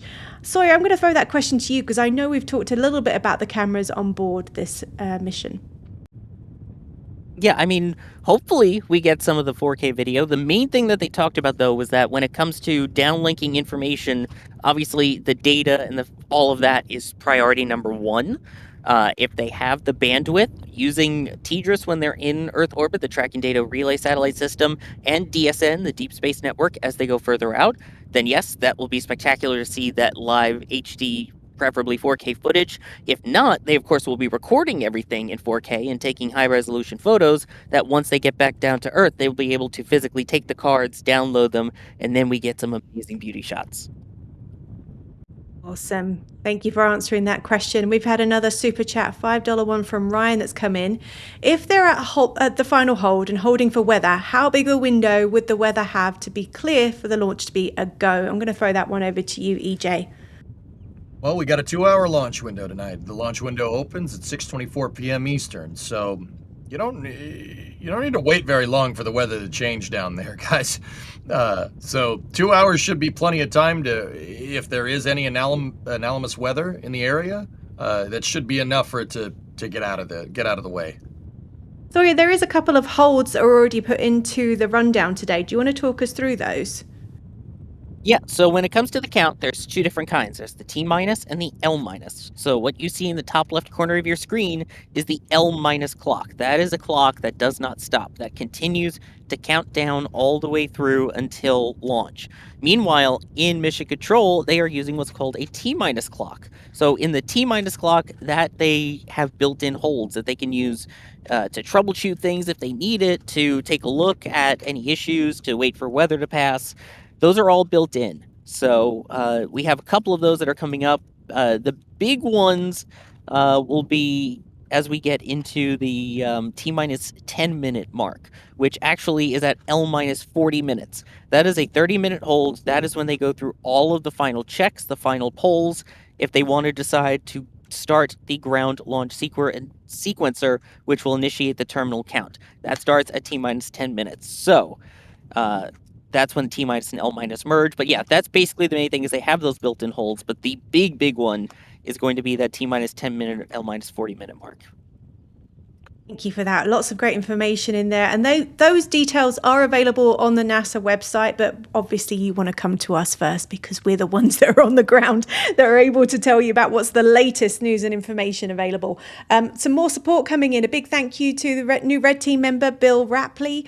It's always great to see new Red Team members coming in. Thank you to N7MYW, who's become a new PadRat member. And I believe Wilbo Baggins, I love that name, has welcomed Vincent as a new PadRat member with a £2 or $2.66 super chat. Thank you so much for all of that support. And I mentioned before that we had a great interview yesterday with Max Evans and Jared Isaacman.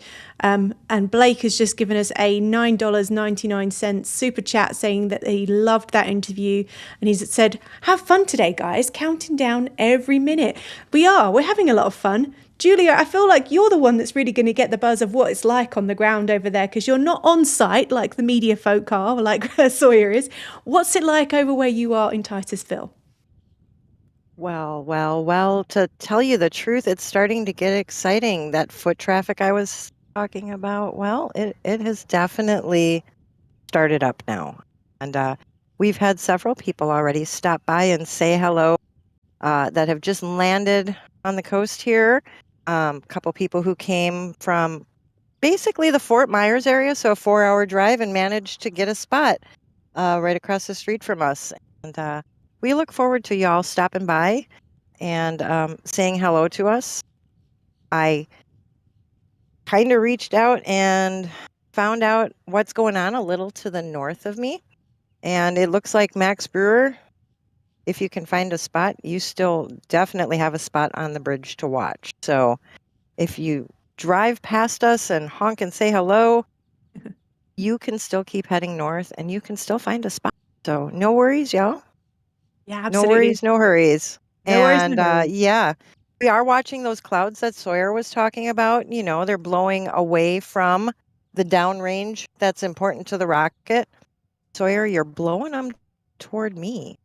But sorry, Julia. So far, it looks like the visitor center might have the rain, and we're still good. I'm happy to say, though, that this slight cloud cover is keeping the heat down a little bit, and that is making for a better viewing experience out here. Very exciting. I'm glad you're getting a really good spot for being able to view. And do go and find Julia along that road there and say hi to her and Gage, who are giving us some great footage today. I've just had an update come in from Max Evans, who said he's boarded the buses for crew walkout. That's coming up very soon. Am I right, Sawyer? That is exactly right. So we've got a bunch of things coming up with the crew. Of course, they woke up a short time ago. They will be having their breakfast. And then while they eat their breakfast, the closeout crew will head out shortly and get everything ready for them out at the pad. Meanwhile, what they will end up doing is getting suited up inside the operations checkout facility, which is where they've basically been living for a while as they quarantined here. And they will get into their orange pumpkin suits, as they're known, the OCSS, the Ox, as they call them. And once they're suited up, they have the traditional card game that they play, and then they will board their Astro van that totally isn't a repainted Starliner Astro van and head on out to LC-39B. Very exciting. We've got some more super chats coming in. Big thank you to Big Steve 2482 for the $10 super chat. We always appreciate the support that's come in for that. I'd rather be flying. An X-Wing has come in with a $2 super chat and a question. Status update on Charlie Blackwell Thompson. Sawyer, you're on the ground over there in the media area. Have we had any updates from Charlie Blackwell Thompson recently? Maybe for those who don't know, who is she? Might be a good idea. She's a to little give some busy right context. now. So, yeah, she's the main person in charge of this launch. So she's the launch director, and she's located over in the Launch Control Center, which I'm looking at right now over my shoulder. It's the building kind of near the vehicle assembly building. There's a small little bit jutting off of it with big glass windows on it. That's the Launch Control Center. So they have a perfect view of the pad from there. She's running everything from there. They have multiple floors in there, working everything, teams checking out all the systems and everything before launch. So nothing specifically from her, because again, a little busy, but everything we are getting seems to be going well. And then She's hiding there, but she's on screen right now. I can see her. There's a little top of her head. She's the one at the top there, hiding behind all those screens. Yep, and then once it hits T0 and it clears the tower, that is when control switches over from here in Florida at the Launch Control Center to Mission Control Houston. Yeah, very important part of it. We've got some more support coming in from Dragon Trapper, who's given us a $5 super chat. He says, greetings from Spain. How big are the crowds compared to some of the Apollo missions? Go Artemis 2. Julia, they were predicting about 400,000 visitors. How does that compare, do you remember, from the Apollo missions? Oh, you know what? That is a good question. I didn't look up the Apollo missions. I did remind myself what it looked like here after demo mission 2 on the Max Brewer Bridge. And that was about, I think we anticipated the same as here. It was about 100,000 they said were in town. Now you're with that quiz, I'm going to have to see what were crowds like. We will look it up for you, Dragon Trapper. know.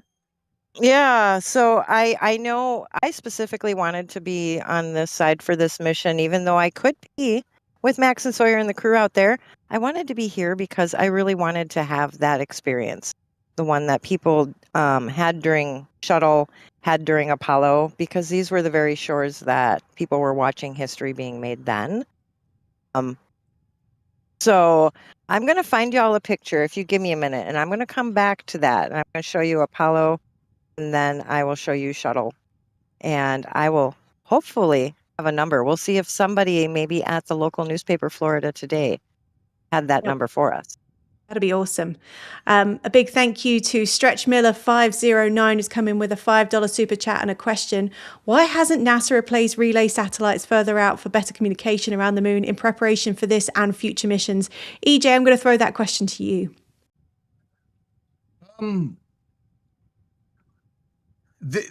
They have relay satellites that are being made right now. Stretch, they're just not ready. They're not ready yet. Like that's the best way I can describe it. And I know what people are going to say. What do you mean? They're not ready. Like what does that mean? Well, guys, stuff like this happened during the Apollo program as well. You know, not a lot of people know. I mean, some of you might, but not a lot of people know that. The reason why Apollo 8, for instance, was just a flyby of the moon like Artemis 2 is because the lander wasn't ready. Grumman was taking their time with the LEM. I mean, yeah, that's fair. You probably don't want that to break, ever.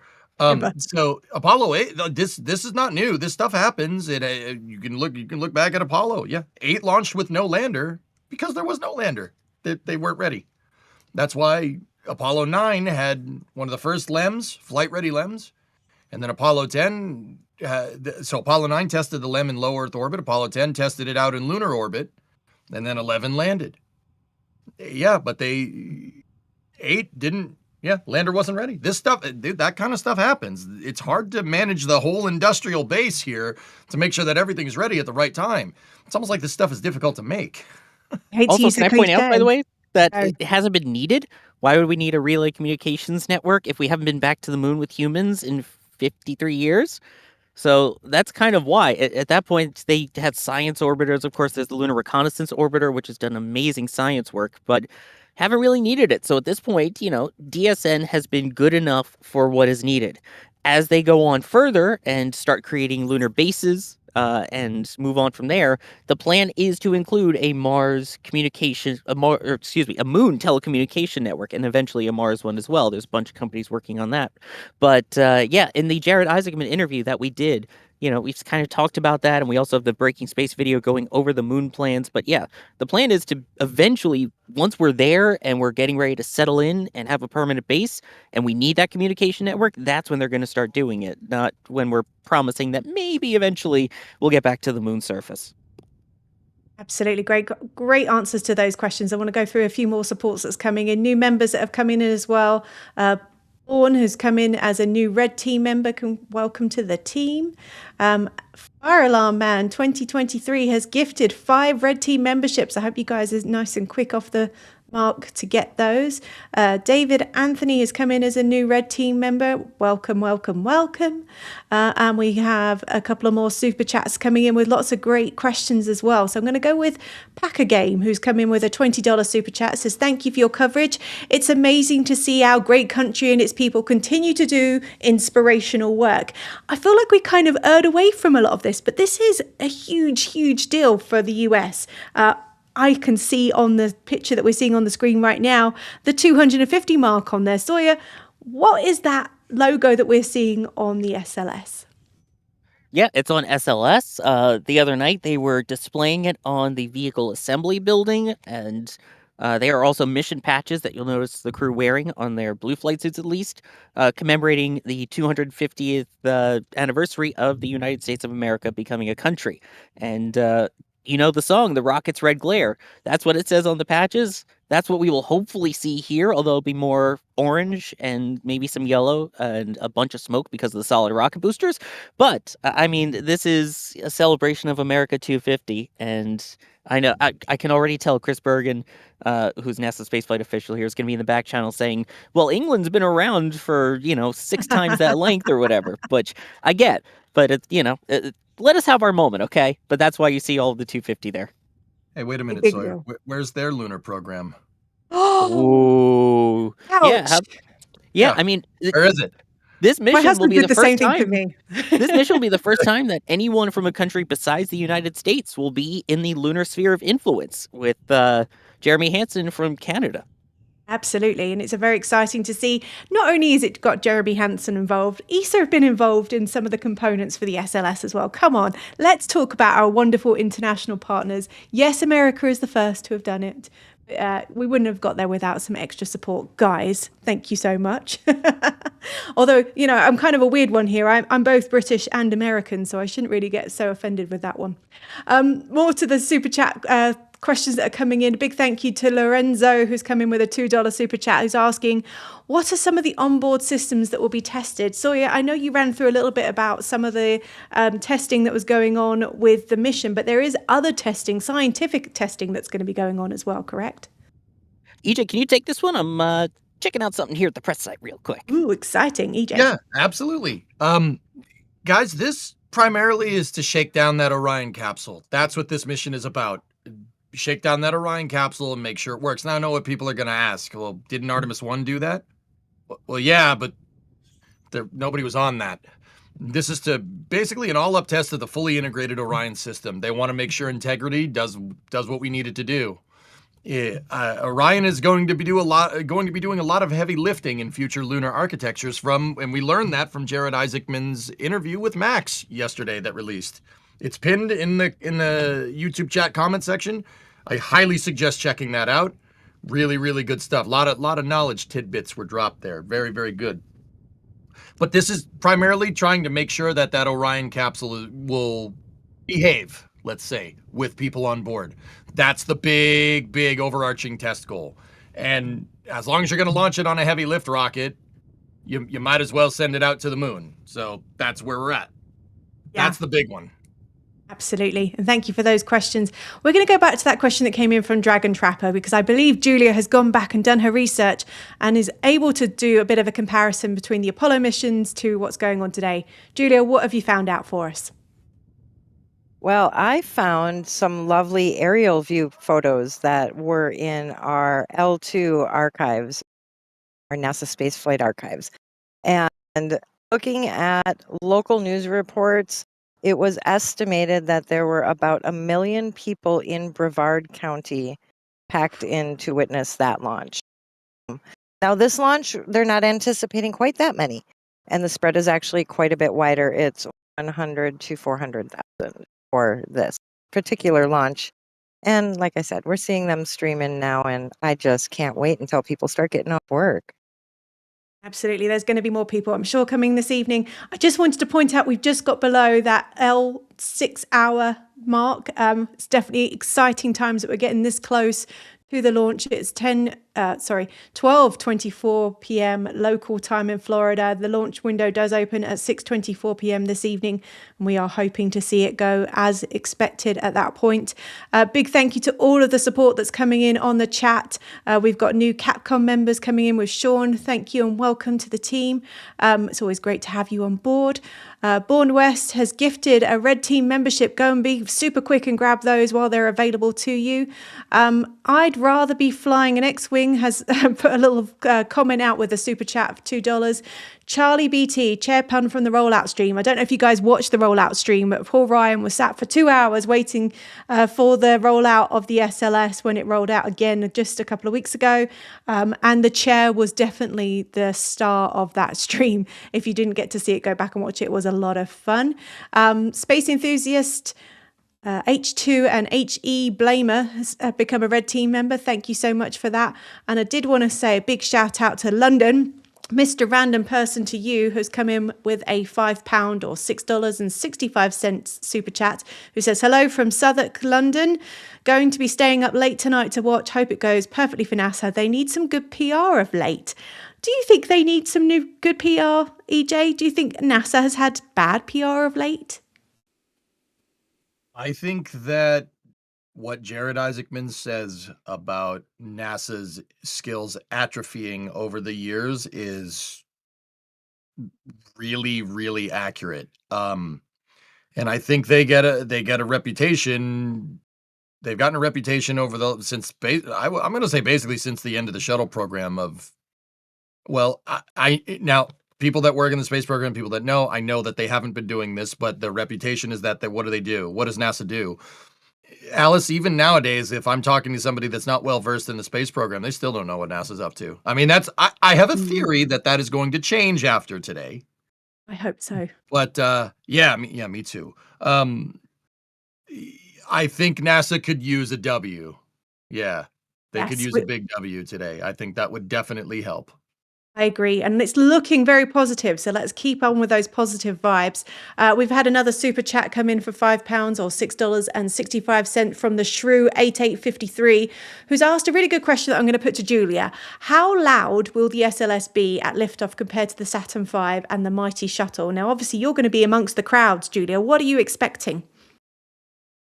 Well, I can tell you that I was not here for shuttle or Apollo, so my own ears actually cannot answer that question.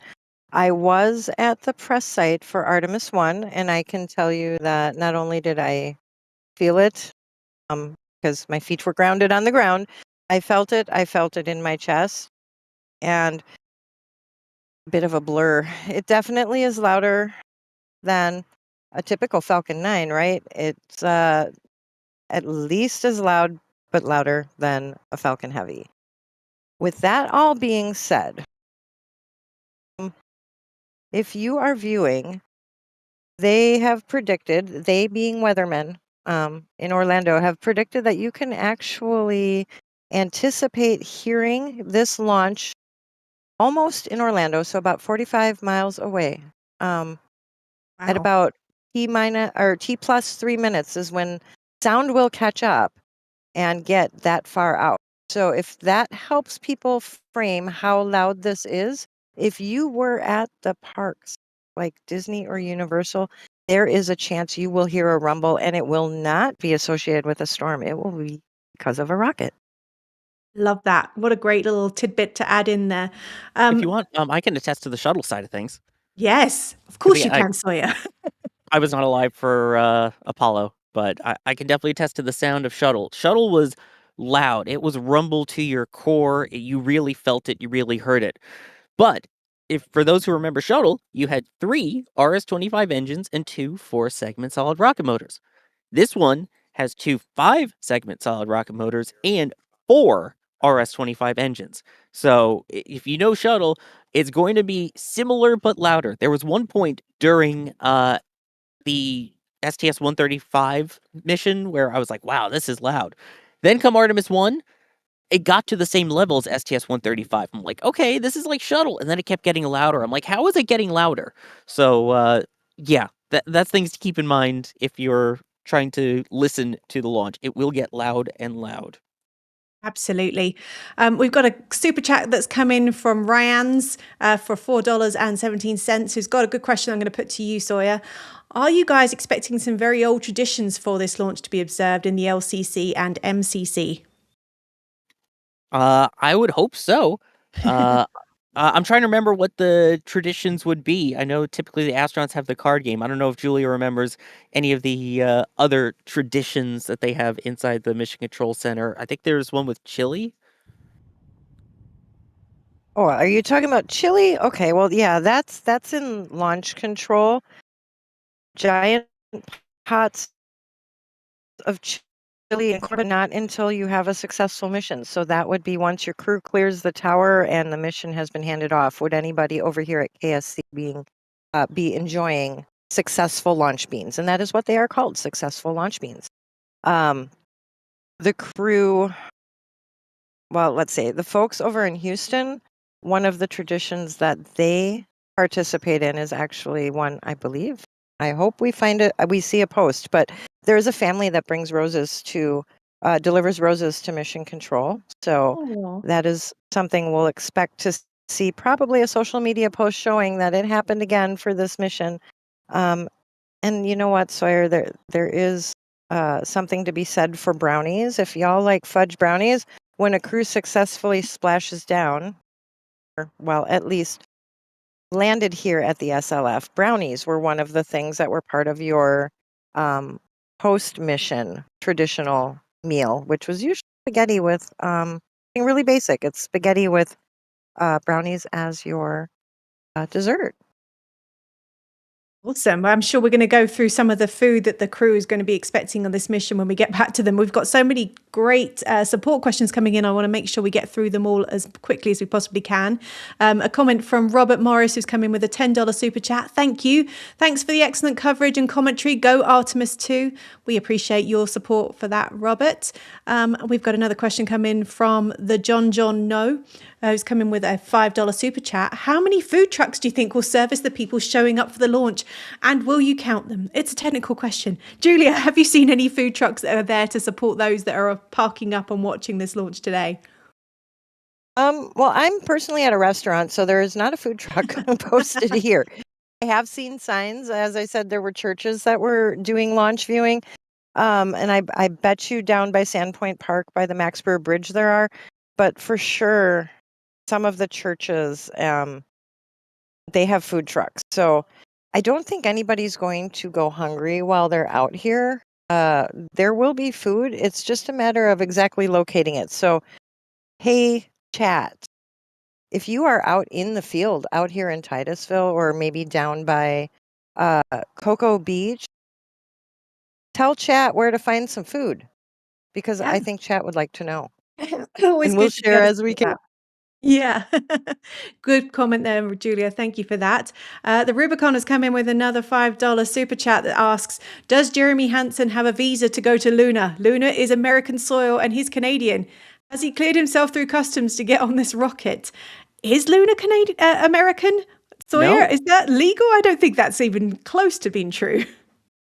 No. Sorry, it's getting a little windy here. There might be some rain coming. But there was a UN charter, I believe it was back in the 60s or 70s, that said no one country can own any part of the moon. So the moon is for everyone. There is no ownership of the moon. You may remember the old joke from the Apollo days is that, oh yeah, the Soviets are going to go up and they're going to paint the moon red if they land first. Well, then the Americans would fly next and they would paint the Coca-Cola logo on it. But no one can own it. But they did, for the Apollo missions, have to have a visa basically signed that when they came back from the moon. It was more of a joke, but it was still they had to log their distance traveled and apply back to make it back on U.S. soil, because once they splash down and end up on the naval carrier, then that's technically U.S. soil.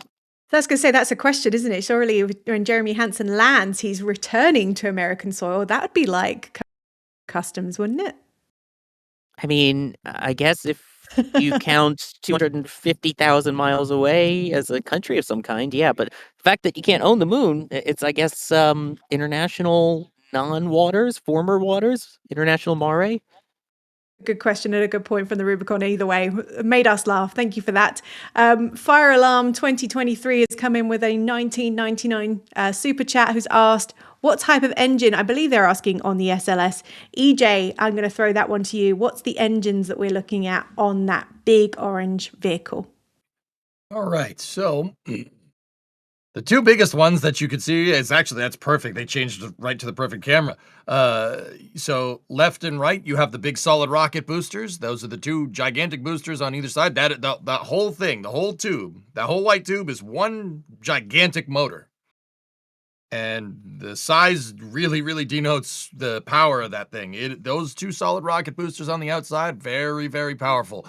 At liftoff, they're doing probably 80 to 90% of the upgoerness. Yes, that's a technical term. This is the orange upgoer. There's also upgoer 5, also known as the Saturn V. Now, on the center core, that's inside of the two solid rocket boosters, you have 4 RS-25D engines. Those are all ex-space shuttle main engines. 3 of them having flown on an actual space shuttle. That's what's attached to the white part of the orange core stage at the bottom, called the main propulsion system. Now, that's kind of what makes up your lifting stages here.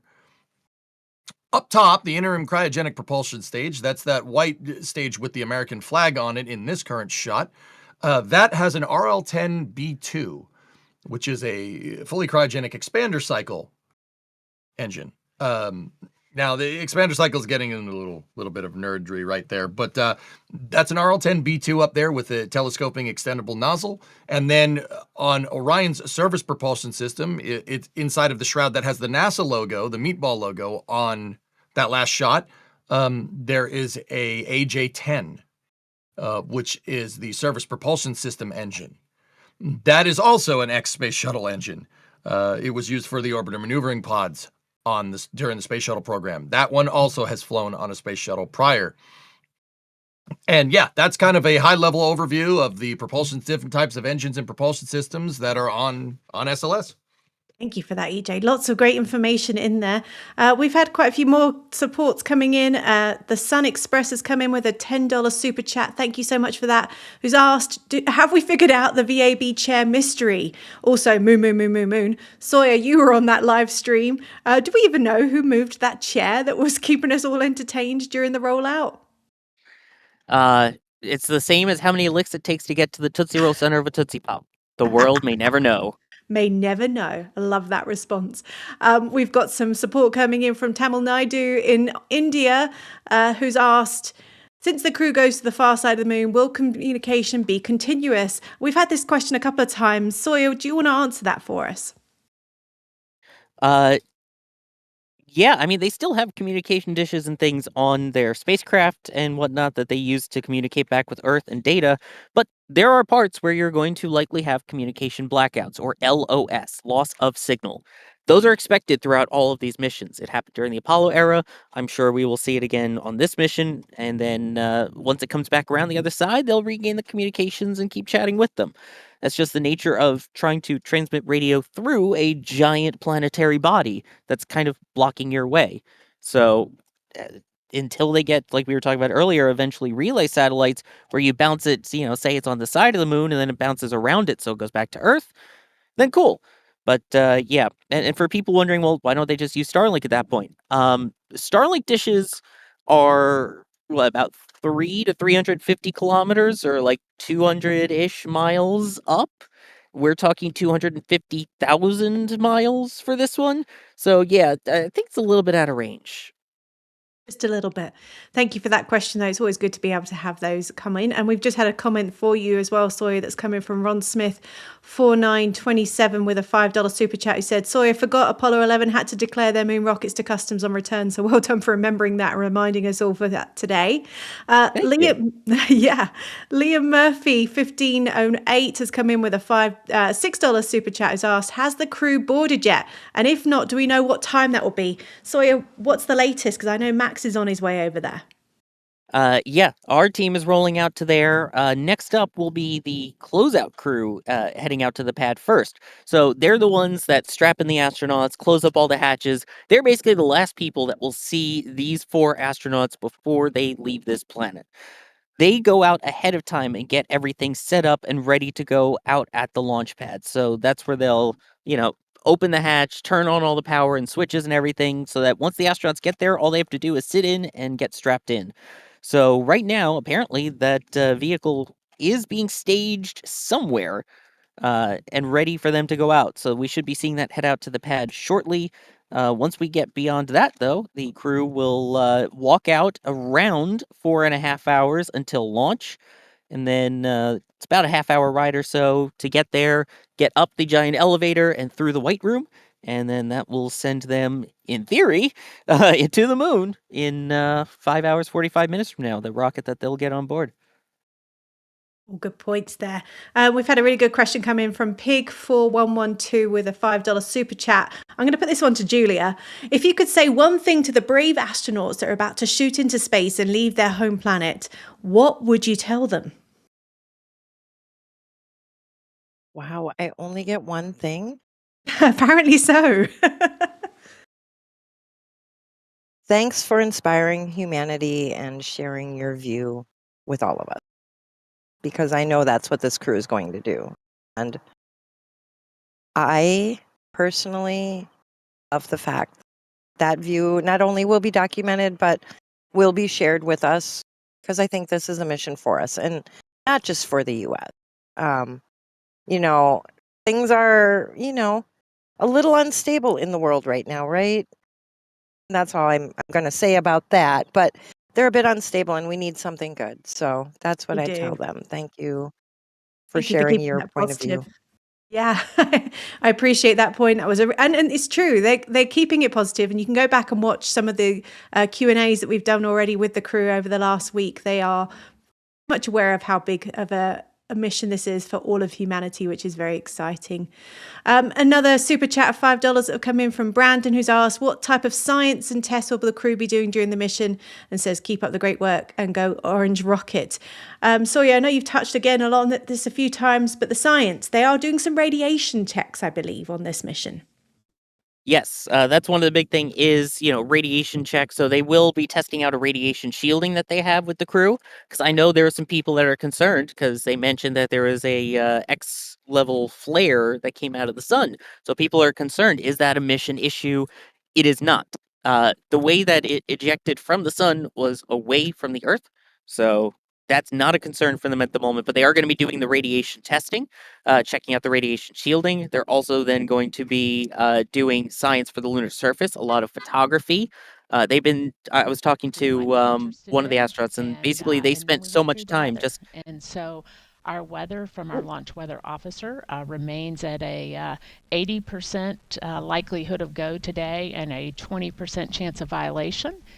We are watching some precip that is making its way toward the pad, but we expect that is going to dissipate as we get closer to the opening of our window. So really good to hear the crew's voices and to talk through a day of launch ops. It's something that we simulate, but there's nothing like the real day.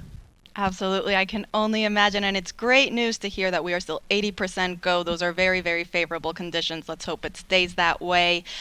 You mentioned we're getting closer to reaching what is called all stages in stable replenish. That means that we will have all 4 tanks at 100% flight level. Charlie, can you walk us through then what are some of those upcoming milestones once we reach all stages replenish? Absolutely. So one of the big milestones when you reach stable replenish on all the all stages, is you begin to send the closeout crew into the pad. And so we're just a few minutes away from getting into that, and we'll deploy them to the pad, and they'll start getting ready for the flight crew.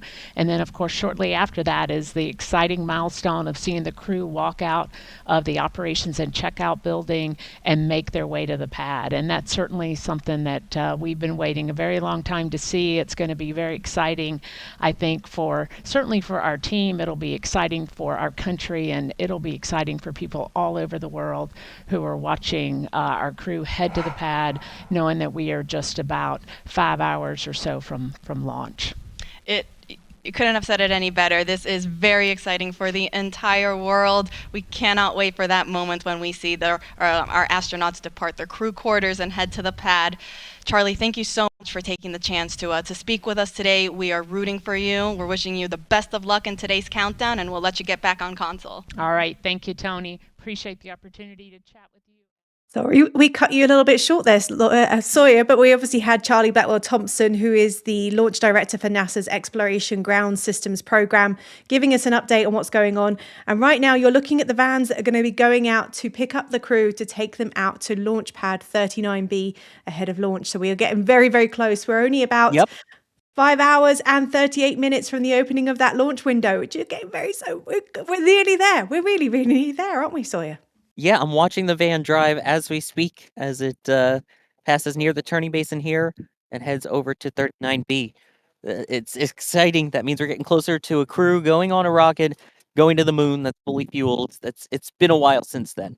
But yeah, that was pretty much the main thing, is a lot of radiation experiments, especially since they're going through the Van Allen belts, or as EJ called them earlier, the Van Halen belts. This is the first time that a woman will also pass through the Van Allen belts as well. So that was one of the big studies they did on Artemis 1, was how will that affect the female body versus the male body. So that's one of the things they'll also be studying. And then, of course, yes, the lunar geography, geology type stuff that they can do from orbit. A lot of pictures, things that have never been seen by the human eye, and definitely things that a human has never snapped with their own digital camera of. So it'll be exciting. I'm going to go back through these super chats that are coming in. A big, big thank you to Tracy Gabriel, who's come in with a $50 super chat, who says, thank you for answering all the questions and keeping us informed and up to date with the countdown clock. Her question is, will the astronauts on the ISS be able to see Artemis 2 when it passes by? I'm going to throw that one to you, EJ, because I know they're going to be connecting with comms. Will they see each other? Question is, let me just reread the question just to be sure. Will the astronauts on the ISS be able to see Artemis 2 when it passes by? No, not visually. No. They call it space for a reason. There's a lot of it. The scale is frankly incomprehensible. Yeah, exactly, right? Now they won't be able to visually see each other. During the mission, when the Artemis 2 crew is out near the moon, they will communicate with the ISS. It'll be the first time a ship and a crew in beyond low Earth orbit have communicated with another crew in low Earth orbit ever. No one's ever done that before, which is pretty cool. During the Apollo program, it was just the Apollo. They didn't have a space station that they've been continually operating for 25 years. We have that, though, and that's pretty neat. Absolutely, very neat. Thank you so much for that super chat that's come in. We've got more super chats coming in, some comments. Yama Nana has said, Pig 4112, never give up, never surrender. I'm not sure what that's about, but I'd love to be able to sing it. Never surrender. Just going to sing that one for us, are you, EJ? And another super chat that's come in from Chris Flip Mode, who's asked, is there room on the service module where the crew can hang out during the flight, or are they confined to the Orion capsule for the whole duration? That's a really good question. I'm going to throw that one at Sawyer, because I know you know a lot about the Orion capsule. Yeah, can you take that one a sec? Sorry about that. Absolutely. Yeah, guys, Sawyer's actually out in the field. Yeah, so he's trying to get ready for the launch stream. So that's why he's like, oh, EJ, that's what I'm here for. This is what I do. So the service module, no, there's no way to get to it. The reason why there's no way to get to it is because the heat shield's in the way. You don't want a hole in that. That's not historically, that's not been a good idea. Now, with that being said, the crew is confined to the Orion capsule, but the Orion capsule's pretty big. It's a lot bigger than you think it is. It's bigger than the Apollo capsule. This is not This is not like, oh, you're in a tin can. Oh, I'm in a tin can. We don't want to get the VOD muted. So they do have room to move around. They can fold up the seats in Orion. You could stow them. So you have a little bit more breathing room. Orion, like I always mention this because I know it gets asked. Orion has a toilet. It has a head on board. First time it's going to leave Leo. How exciting. Yep, this is going to be the first time a toilet is going to leave low Earth orbit. That's right, Alice. Yeah. And I know what the next question is. The next question is, what about the Apollo missions? And then my question would be a question back. Yeah, what about them? They gave them bags. There wasn't enough mass for a toilet. Yeah. Yeah, that kind of changed your perception of the mission, didn't it? Sorry. My bad. One of my favorite things my friend Christina Cork tells me, she used to work with Buzz Aldrin closely. He was very proud of the fact, he said, Neil Armstrong might have been the first man on the moon, but he said, if you watch me come down the lander, there's a point where I pause. At that point, I'm peeing. So therefore, I am the first human to pee on the moon. And for that, I am most grateful. Also, look up the Apollo 10 flight logs for a certain incident that occurred in orbit. It's a great read. Oh, you had to go there, Sawyer, didn't you? You had to go there. Read the logs. Oh, gosh, Sawyer. I see what you did there.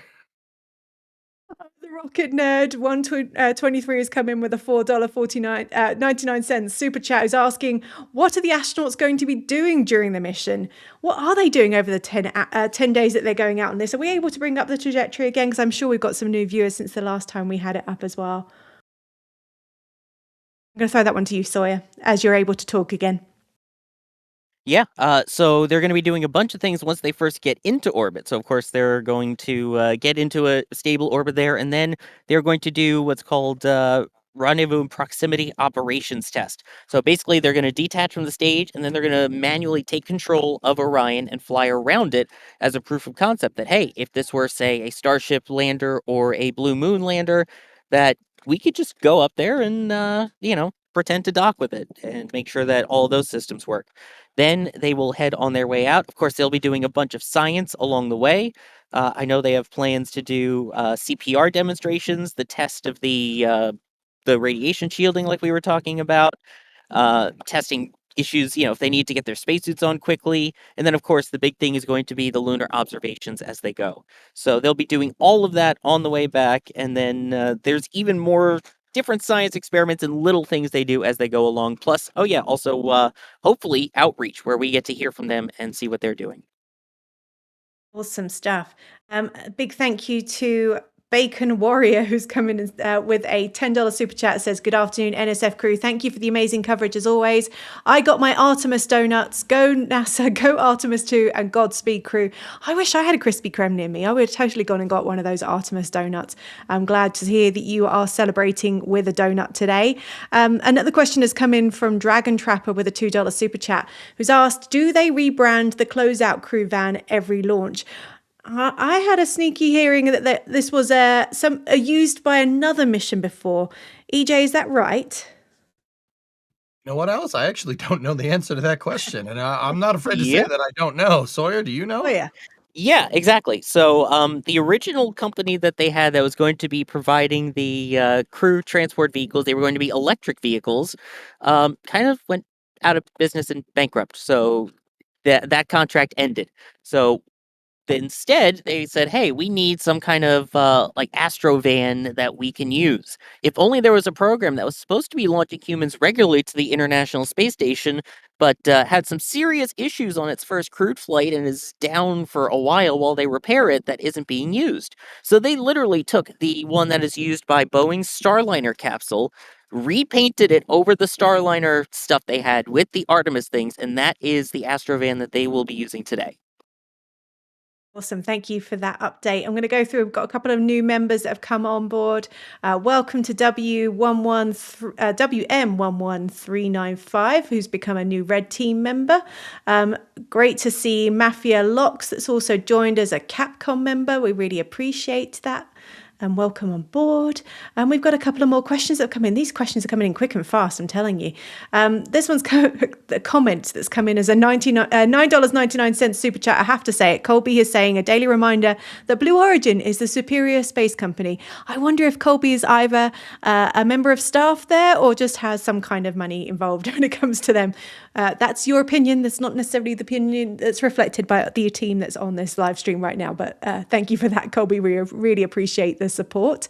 Fire Alarm Man 2023 has come in again with another super chat. Thank you for that, for $19.99, who's asking, what is the astronauts doing? What are they going to eat before liftoff and during the mission? Now, I don't know that we know exactly what they're eating this morning or during their lunches, but I believe Julia had a great graphic that was shared the other day about what the crew's going to eat during this mission. Are we able to bring that up at all?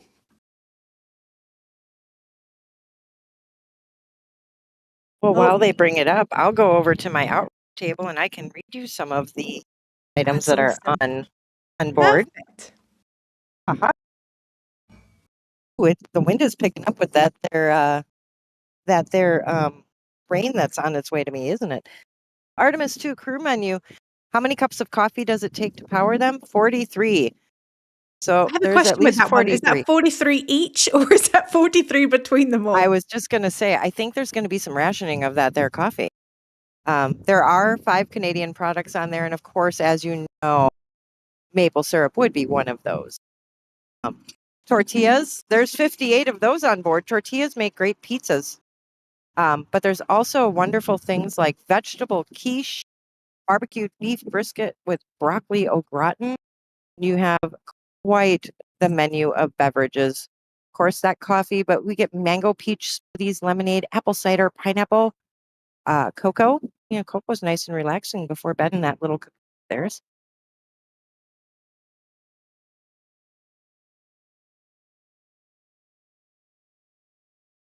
Well, I think we've lost Julia. She is in the field and there's a lot going on around her at the moment. So I think we've just lost her. We'll wait for her to reconnect and we'll get some more information about what's going on with the crew and what they're going to be eating when we can get to her. Until then, we do have a couple of more questions that are coming in.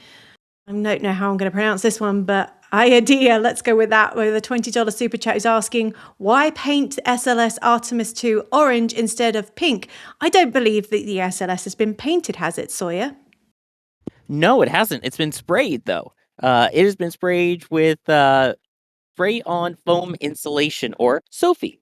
This is the same stuff that they used during the shuttle program, which, if you remember, for Artemis, STS 1 and 2, sorry, it's getting a little windy here. For STS 1 and 2, they painted the tank white, but they realized that they could save about 600 pounds of mass if they just didn't paint it. So they didn't, and they left it orange. The orange coloring on it does get darker and darker the longer it is exposed to UV, so sitting out in the sun. So there is that to keep in mind. But so if you look at the vehicle now from when it first rolled out in January, it is going to look darker. But at that point, they just left the color and it became so iconic that that's where we're at. We're looking at images right now. I believe, what van are we looking at on screen, Sawyer? Can you see what we're showing? Is that is the closeout crew van, it looks like, getting ready to make the turn over towards Launch Complex 39B, staging by those other vehicles there, which, if I recall, EJ, I believe those are the ones that they would use if they needed to use the crew escape baskets that they have on the pad. They would go down the slide wire baskets. There's a little net at the bottom to catch them. And then they have these specialized armored personnel type vehicles that they would get into and get out of Dodge. I believe that's those right next to the crew closeout van, which, by the way, if we were talking earlier, I just want to clarify that was about the crew van. I don't know if there's any difference for what they use for this particular closeout crew van. Very exciting. We are getting close. Obviously, we are currently around 5 hours and 25 minutes away from that launch window opening at 6:24 p.m. local time in Florida. And we are about to have the crew loading up very soon. We will get to that. We will bring you images as soon as they start to come out of their area to be able to load up and go out to the vehicle. Have we got an update of where we are in that rundown that NASA has shared with us? Because it's been a long time coming. It started the clock at 49 hours and 50 minutes, and we have been going at top speed to get to where we are right now. As you can see, it says close out crew to the White Room right now is about where we should be coming up to very shortly. So we will keep you updated, and when we know that they are moving and on the go out to the launch pad to close things up. We still have a lot of support coming in on the chat. We'd love to thank you very much for all of the support that's been going on all morning. We have been broadcasting since 7:24 a.m. local time, and the team is doing our best to answer all your questions that are coming in. Big thank you to John W715G, who's come in with a $5.80 super chat, who's asking, how long are we from the Artemis to the Martian? I believe they're asking, how long will it be until we start to see human launches to Mars? Now, that's the question. Anybody want to tackle that question? I can take that one. Thank you, EJ. Sure. So, how long until we strand Matt Damon on Mars? Well, with NASA's current plans, they seem to be focusing more on the moon, at least for the next, for let's say the next 5 years, tentatively. Now, the whole point of the Artemis mission is to learn how to live and work on the moon, so you can learn how to live and work on Mars. Now, why the moon? Why choose that as our goal? Well, no, the moon is right there. It's right there, and if you can live on the moon, you can absolutely live on Mars. It's a great training ground for going to Mars. So once the moon base is kind of up and running, right, then we will focus our efforts towards getting over to Mars. Now, when that happens, that's kind of hard to say. If I had to put my money on it, late 2030s, something like that, maybe into the 2040s. I know it's, I just had the thought, right? Like, oh yeah, 2030, that's so long away. It's not. Yeah, it's not. That's not that far away. Okay, before I have an existential crisis, I'm going to hand it back over to you, Alice. Bless you. I was wondering if they were going to go with the Project Hail Mary kind of comment on that one, but I'm glad they went with the Martian instead. Who knows? How long's a piece of string, I think, is the answer to that one, really, for all of us. A massive, massive thank you to Jerwa, who's come in with a $100 super chat comment, just saying hi. Thank you. We appreciate you. We appreciate that you guys have joined us today to watch this amazing, amazing historic event unfolding. We are counting down until the launch of the Artemis 2 mission from Kennedy Space Center in Florida. A thank you to everybody who's watching from all around the globe and those at Kennedy Space Center. I'm getting messages through from friends who are waiting to get on a bus. Hi, Rani. She's heading out to the Visitor Center to watch the launch in person. Lucky girl. We're really pleased to see that you got to get there. And I know that Julia is surrounded by tons and tons of people. Julia, what are they saying to you on the ground? Are you getting a really good positive vibe from everybody around you? Oh, yeah, I am definitely getting a positive vibe. There's still people stopping by to say hello, but as people are going by, they're definitely excited, even with the wind picking up here because of the rain that Sawyer's sending our way. But they are still positive. I'm hearing that local stores no longer have camp chairs in stock or coolers. So vibe check is not everybody was prepared, but this is also a tourist destination. And a lot of people who visit here, believe it or not, are not always aware of everything that happens here. They just think of the beaches, and then they come here and learn, holy cow, we launch a lot of rockets, and this one happens to be a very big mission. So I have a feeling there were some tourists that were taken by surprise. And I bet. More than happy to help them enjoy that, right? So Hey, look at that's those what guys. I'm hearing from local I don't stores. mean Yeah. to interrupt, but we got footage of Reed and Victor suiting up. We're all waiting for that little moment. Yes, they're currently getting their wonderful orange suits on right now. We can see Victor Glover, and I believe we can see the commander there, Reed Wiseman, getting themselves ready to go before they walk out. Anybody got any idea of why they went with orange for these suits? I'm going to throw that one to Sawyer because I bet you've got some information on why they went with orange. It's not just any orange. It's orange, but it's I believe it's international orange. Basically, it's the it's a universal orange color that's meant to be super obvious and super obnoxious and super bright that you absolutely can't miss it. Like traffic cones, if you've ever seen that same kind of orange color. It's the same orange that we use for all of our graphics for Starbase. But the main thing is that it's obvious to see. So in the event that the crew has to get out of the capsule and float in the ocean for whatever reason, they're extremely visible. If they abort somehow and they need to find the crew, you can't miss them. So that's the main reason why they're that super bright orange color. And these are, I believe now they call them the OCSS, the Orion Crew Survival Suits. So, I mean, that's the main thing is this is essentially a second spacecraft that they're putting on. So once they close the lid and everything, the visors and everything is pressurized and ready to go, it can act as essentially a safety boat that they can stay in, I believe, for 24 hours with Orion. In the event that they lose pressurization or something happens that they need to activate the suits.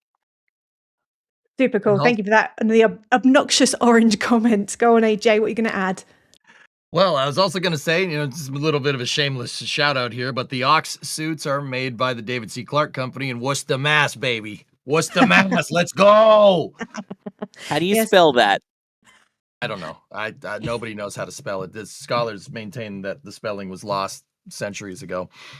I don't know. There's somebody out there that has Wash Your Sister as their Worcestershire sauce naming, which I thought was quite amusing that everybody can't say Worcester over here.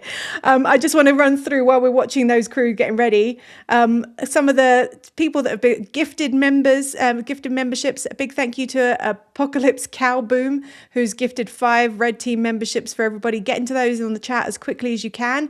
A2 0TA, I love the way you guys come up with your names, has upgraded to a Red Team member. Welcome. And also a big welcome to Javar UKT, who's become a Launch Director member. It's always great to see you, welcome you on board. Chromatic CC has gifted a Red Team membership. I hope someone jumps on that super quickly. And YRR87-08 has become a Launch Director member as well. Welcome. We'd love to see that. We have got another super chat question that's come in, a $5 super chat from Quasar Shift CC, who's asked, do we know what the astronauts will use for their zero gravity indicator? We do. Sawyer, you and I have been very excited about this cute little fluffy zero G indicator. Would you like to share some more information about RISE? Oh, I think we might have lost Sawyer. Sorry about that. Yeah, I'm here. So Rise, yes, I love that name. So it is basically a small mini moon, and it has a little hat on it, and the hat is the Earth, and then it's got some rockets on where the brim would be. The reason behind it, it was designed by, I believe, a second grader. It was as part of a contest to create the zero-G indicator, and it's modeled after the original moonrise photo from Apollo 8, the one where or Earthrise, excuse me, where you see the Earth rising as they're circling around the moon. So it's that kind of inspired image, but in plush form. And it has a secret little pouch inside it, too. And inside that pouch, on the one that will be flying into space, is an SD card. And on that SD card is the names of people who basically put in to be on this mission. So if you remember getting one of those virtual boarding passes and things for Orion, where it would send your name to the moon, your name is inside that little Rise stuffy and will be launching, if all goes well, in about 5 hours and 17 minutes from now. Awesome. EJ, I believe you had something to add to the astronaut suit question that we were just covering a minute ago, and I apologize I didn't get to you earlier. What would you like to add to what Sawyer was talking about? Oh, no, just shout out for Worcester, Mass. That's my. Oh, that was it? That was all you wanted to do? Massachusetts is my home state, so. Got to give him a shout out. Oh, yeah. A big thank you to Jessica, who's come in with a $2.65 super chat, who's asking, do you think they're nervous? Now, that's the question. Julia, what do you think? Do you think the crew's nervous right now? I would be lying if I said they probably didn't have some nerves, but think of it this way, like fighter pilots, they are trained professionals. They have practiced for this. They have practiced every conceivable scenario that could come of, this mission. And there are a lot of people in mission controls there to back them. So nervous but confident is probably what I would say the crew is probably feeling. I would definitely be nervous. I'm sure they are. There's definitely got to have some nerves coming in there. A big thank you to Ethereal Wordsman, who's come in with a $10 super chat, who's put some funny comments. That's a funny looking space shuttle. Where's the plane? Are those sticks on the side modified Falcon 9s? I guess it's even funnier looking Falcon Heavier then. If you Wow. ask AI, it's all of the above, or if you All try of and the have above. Gork make it for you. I Love don't that. believe you. Gork, is this true? No comment. Another big thank you to the super chat coming in from Java RUKT. I'm going to go with $20 super chat has come in with a question. What's the official job title of the team members that help the astronauts suit up? We've kind of talked a little bit about them. Sawyer, do you want to take that one?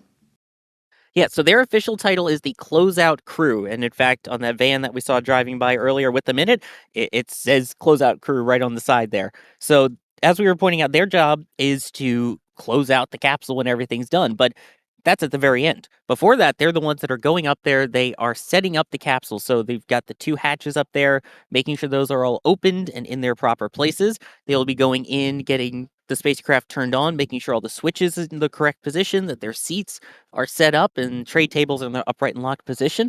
And then get everything ready so that once the crew arrives, all they have to do is help them suit up, the last bits of suit up and get into the capsule. Once they're in, they'll help them basically strap into place, get them ready to go, and then they will work on closing the 2 hatches, of which there are 2. There is the main one on the capsule, and then there is this outside sort of shroud on the launch abort system that has its own capsule as well. So their job will be to close both of those up one by one, making sure the seals are super tight. Even a tiny human hair in the seal could cause an issue, as we saw with a previous Crew Dragon mission on a SpaceX flight, that they were able to remove the hair, close it up again, seal it, and launch that mission. So that's their main job. And then, of course, they'll get out of Dodge and stay a relatively safe distance away, but ready to jump back into the pad if they need to come back on, if something happens, or if they choose not to launch today. I won't say the S word. And I saw someone saying, wait, they don't have numbers like the pad ninjas that SpaceX does. They do. On the back of their suits, they do have numbers. And Taylor Hose, by the way, is number 1, who has been in our chat here for many of these SLS milestones. So shout out to Taylor. Awesome. Thank you for that, Sawyer. A big thank you to TY John MKE 414 with a $20 super chat. Thank you for the support. We really appreciate it. EJ, we've got one for you that's come in. Biohazard 4524 has come in with a €100 super chat who says, EJ made me do this, mostly because I know he'll angrily deny it. Do we need to know what's going on with that? No, I don't know this person. I've never seen that person ever in my life, ever. Well, thank you, Biohazard 4524. We appreciate you and your support. We've got a couple of more questions coming in.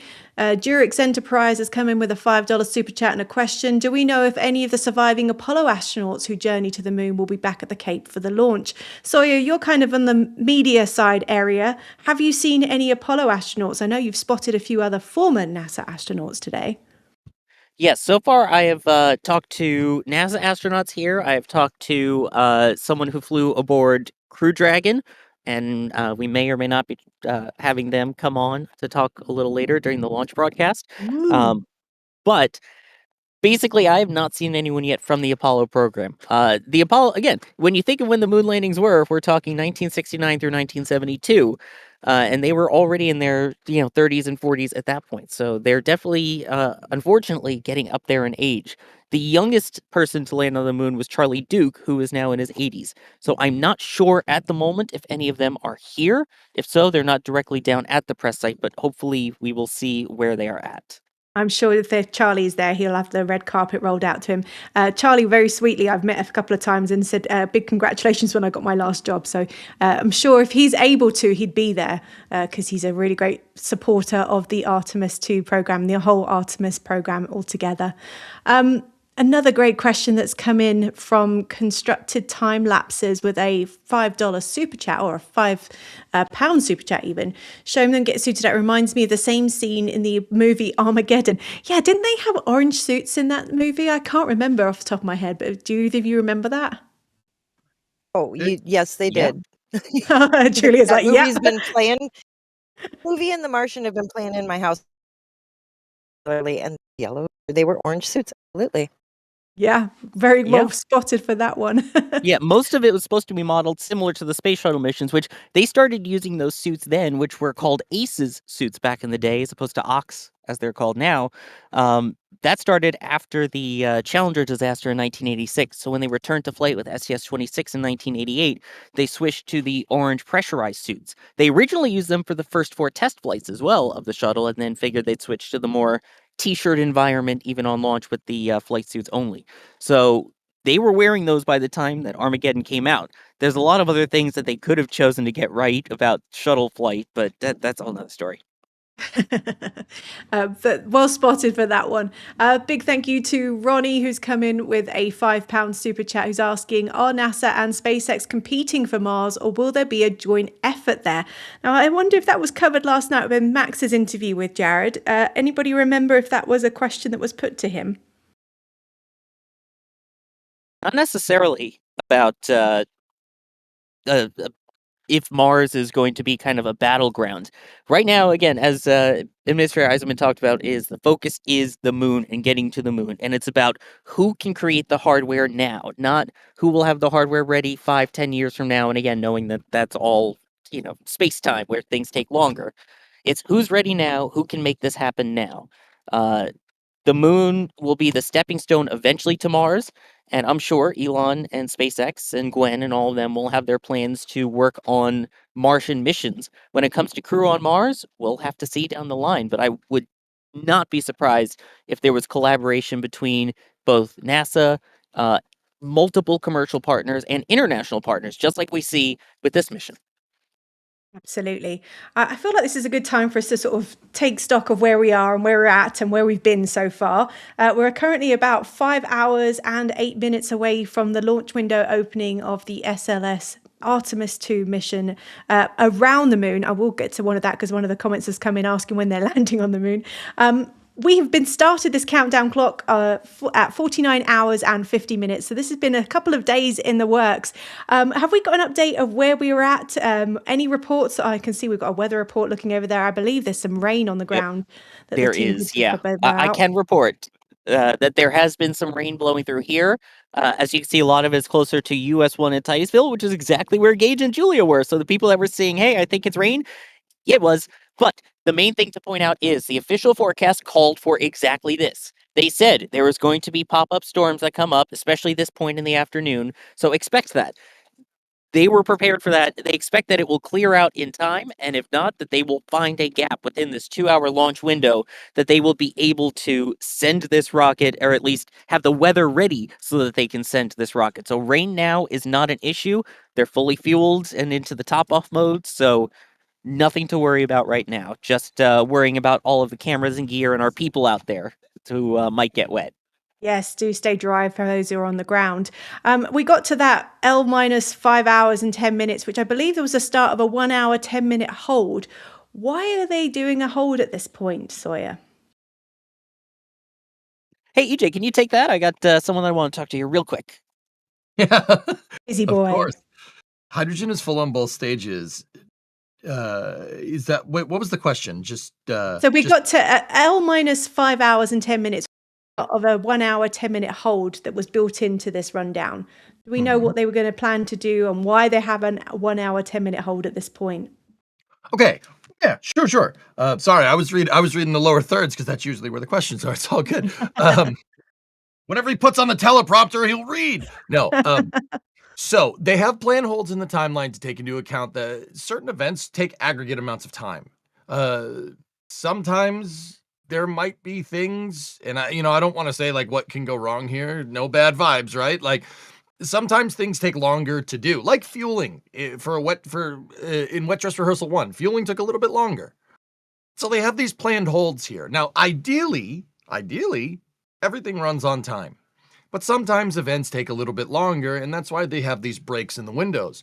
So right now, what we're doing in the time between the entire vehicle being in what's called replenish mode, basically where it's got a full tank of gas, half a pack of cigarettes, it's light out, and we're wearing spacesuits. Yes, yeah, I did that. In that time, between full vehicle replenish and now, they're going through flight weather briefings, and they are making sure the crew is suited up and ready to go.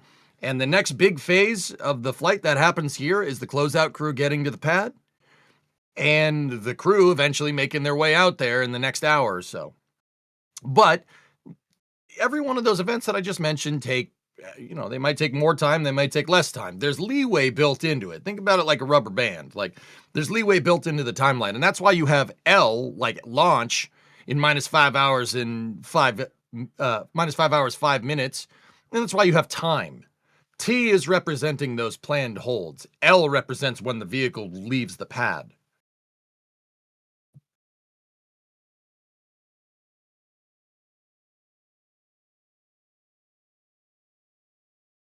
So yeah, we're just kind of waiting here until the closeout crew gets to the pad. The flight weather briefing from launch control has already happened.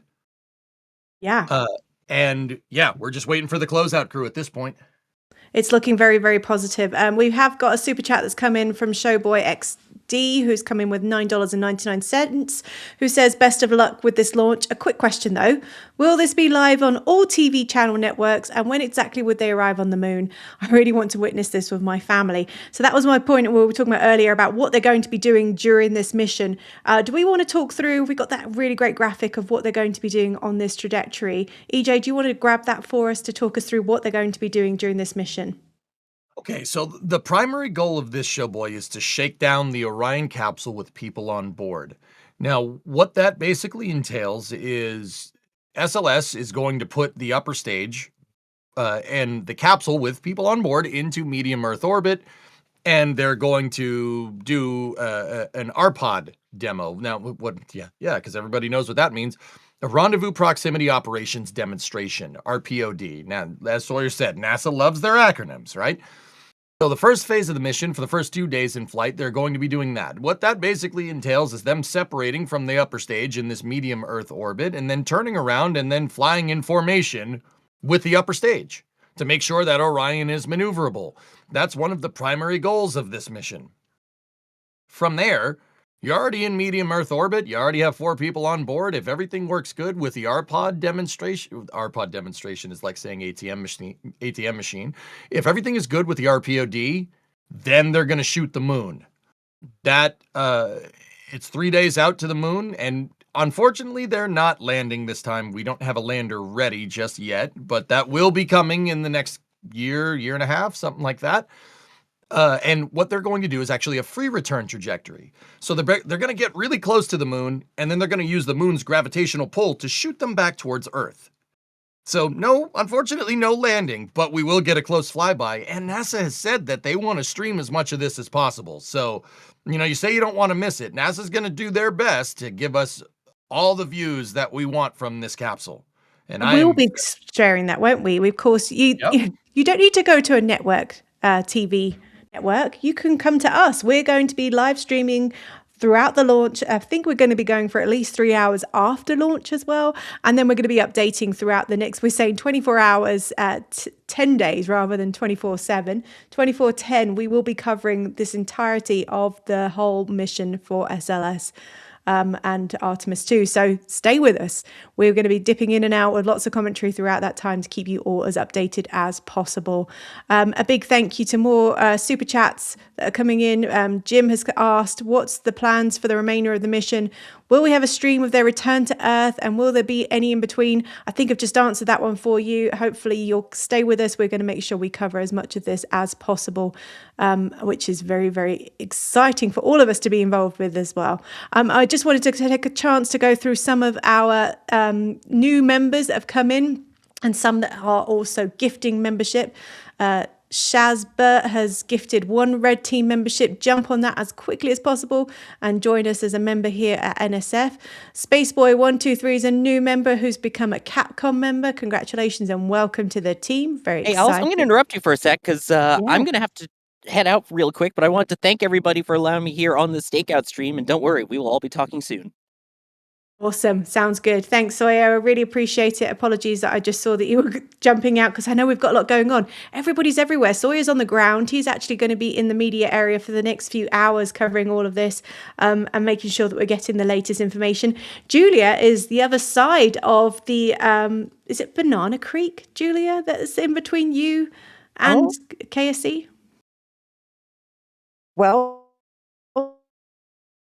Oh, it's the Indian River. I think we're getting a little bit of a static between you and your microphone and the connection right now. Immediately in front of me is the Indian River Lagoon, but Banana Creek. Oh, well, that would surprise me between the weather and the crowds coming in. Can you hear me better now? I can indeed, yes. Okay. So I am at the Indian River, which is a lagoon that Titusville faces. Now, if people are viewing near Port Canaveral, Highway 528, that area, they actually are most likely on that Banana River. So you were really close. You were really close. It's been a while since I've been over there myself, so it's good to hear that you're there. And go and find Julia and Gage. Go say hi to them. They've got a table set up. They'd love to be able to speak to you. Maybe we'll even get you on air. You never know if you've got something fun to share with everybody watching. A big thank you to Email 104, who's come in as a Capcom member. Very excited to have you on board. Alicia Jones has become a PadRap member. Welcome, welcome.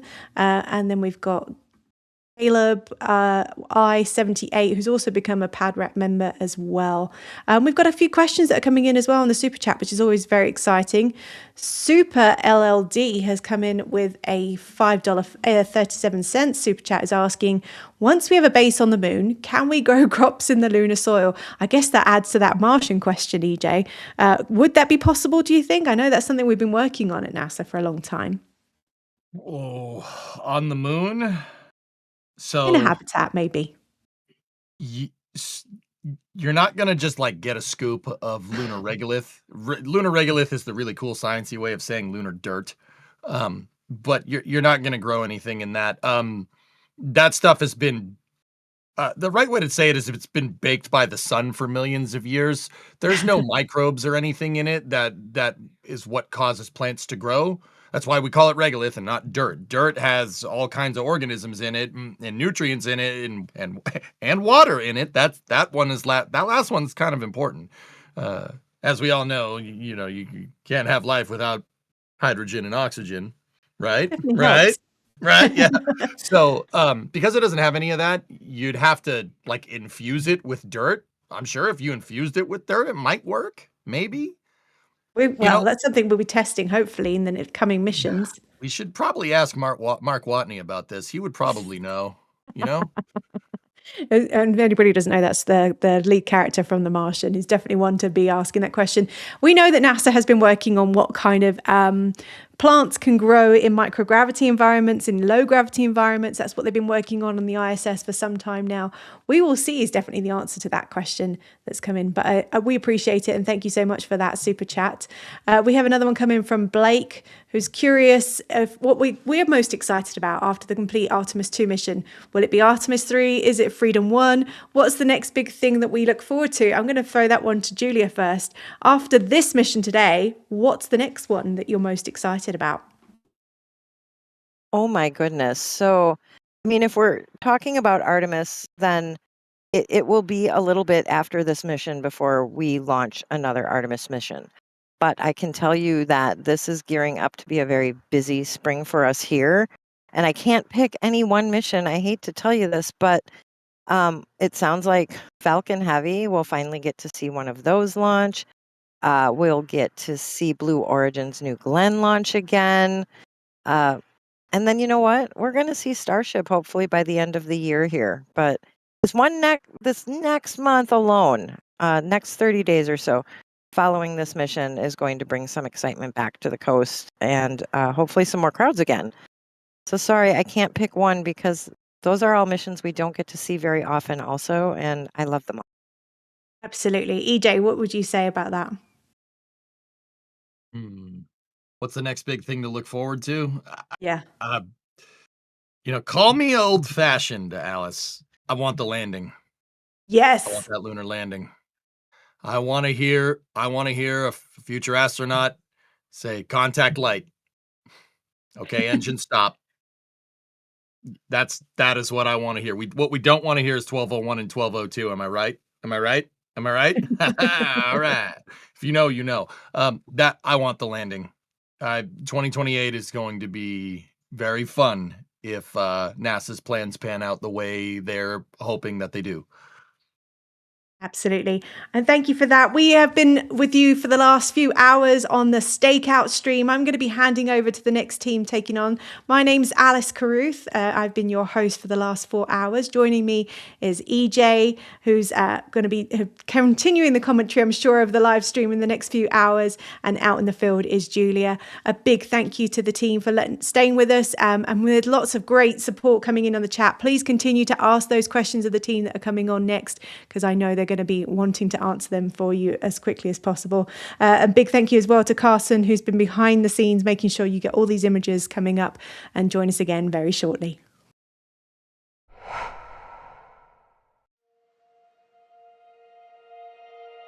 And here we go.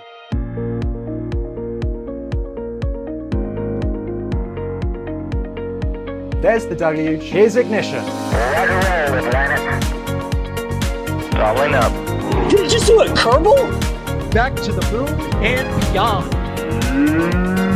Put that in the big bag, you know. Back at home, we all have a lot of work to do, but from here, it sure looks like a perfect flow. Propulsion continues to be normal. We did have an observation. Equalize. 343 unfolds to go. It's orange. Water towers can fly!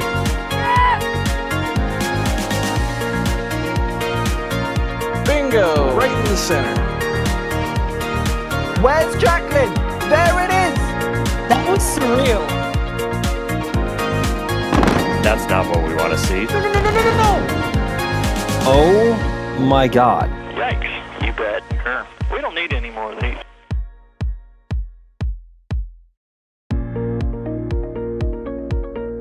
One of the questions we get all the time is, are you excited?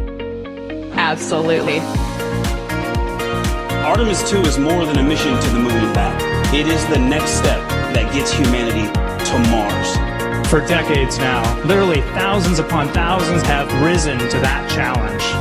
May I introduce them to you all? Jeremy Hansen, Christina Hammett-Koch, Victor Glover, Reed Wiseman. We are going to launch on top of the most powerful rocket NASA's ever made. We're going to fly around the moon in the spacecraft Integrity. We are going to the moon together. Let's go.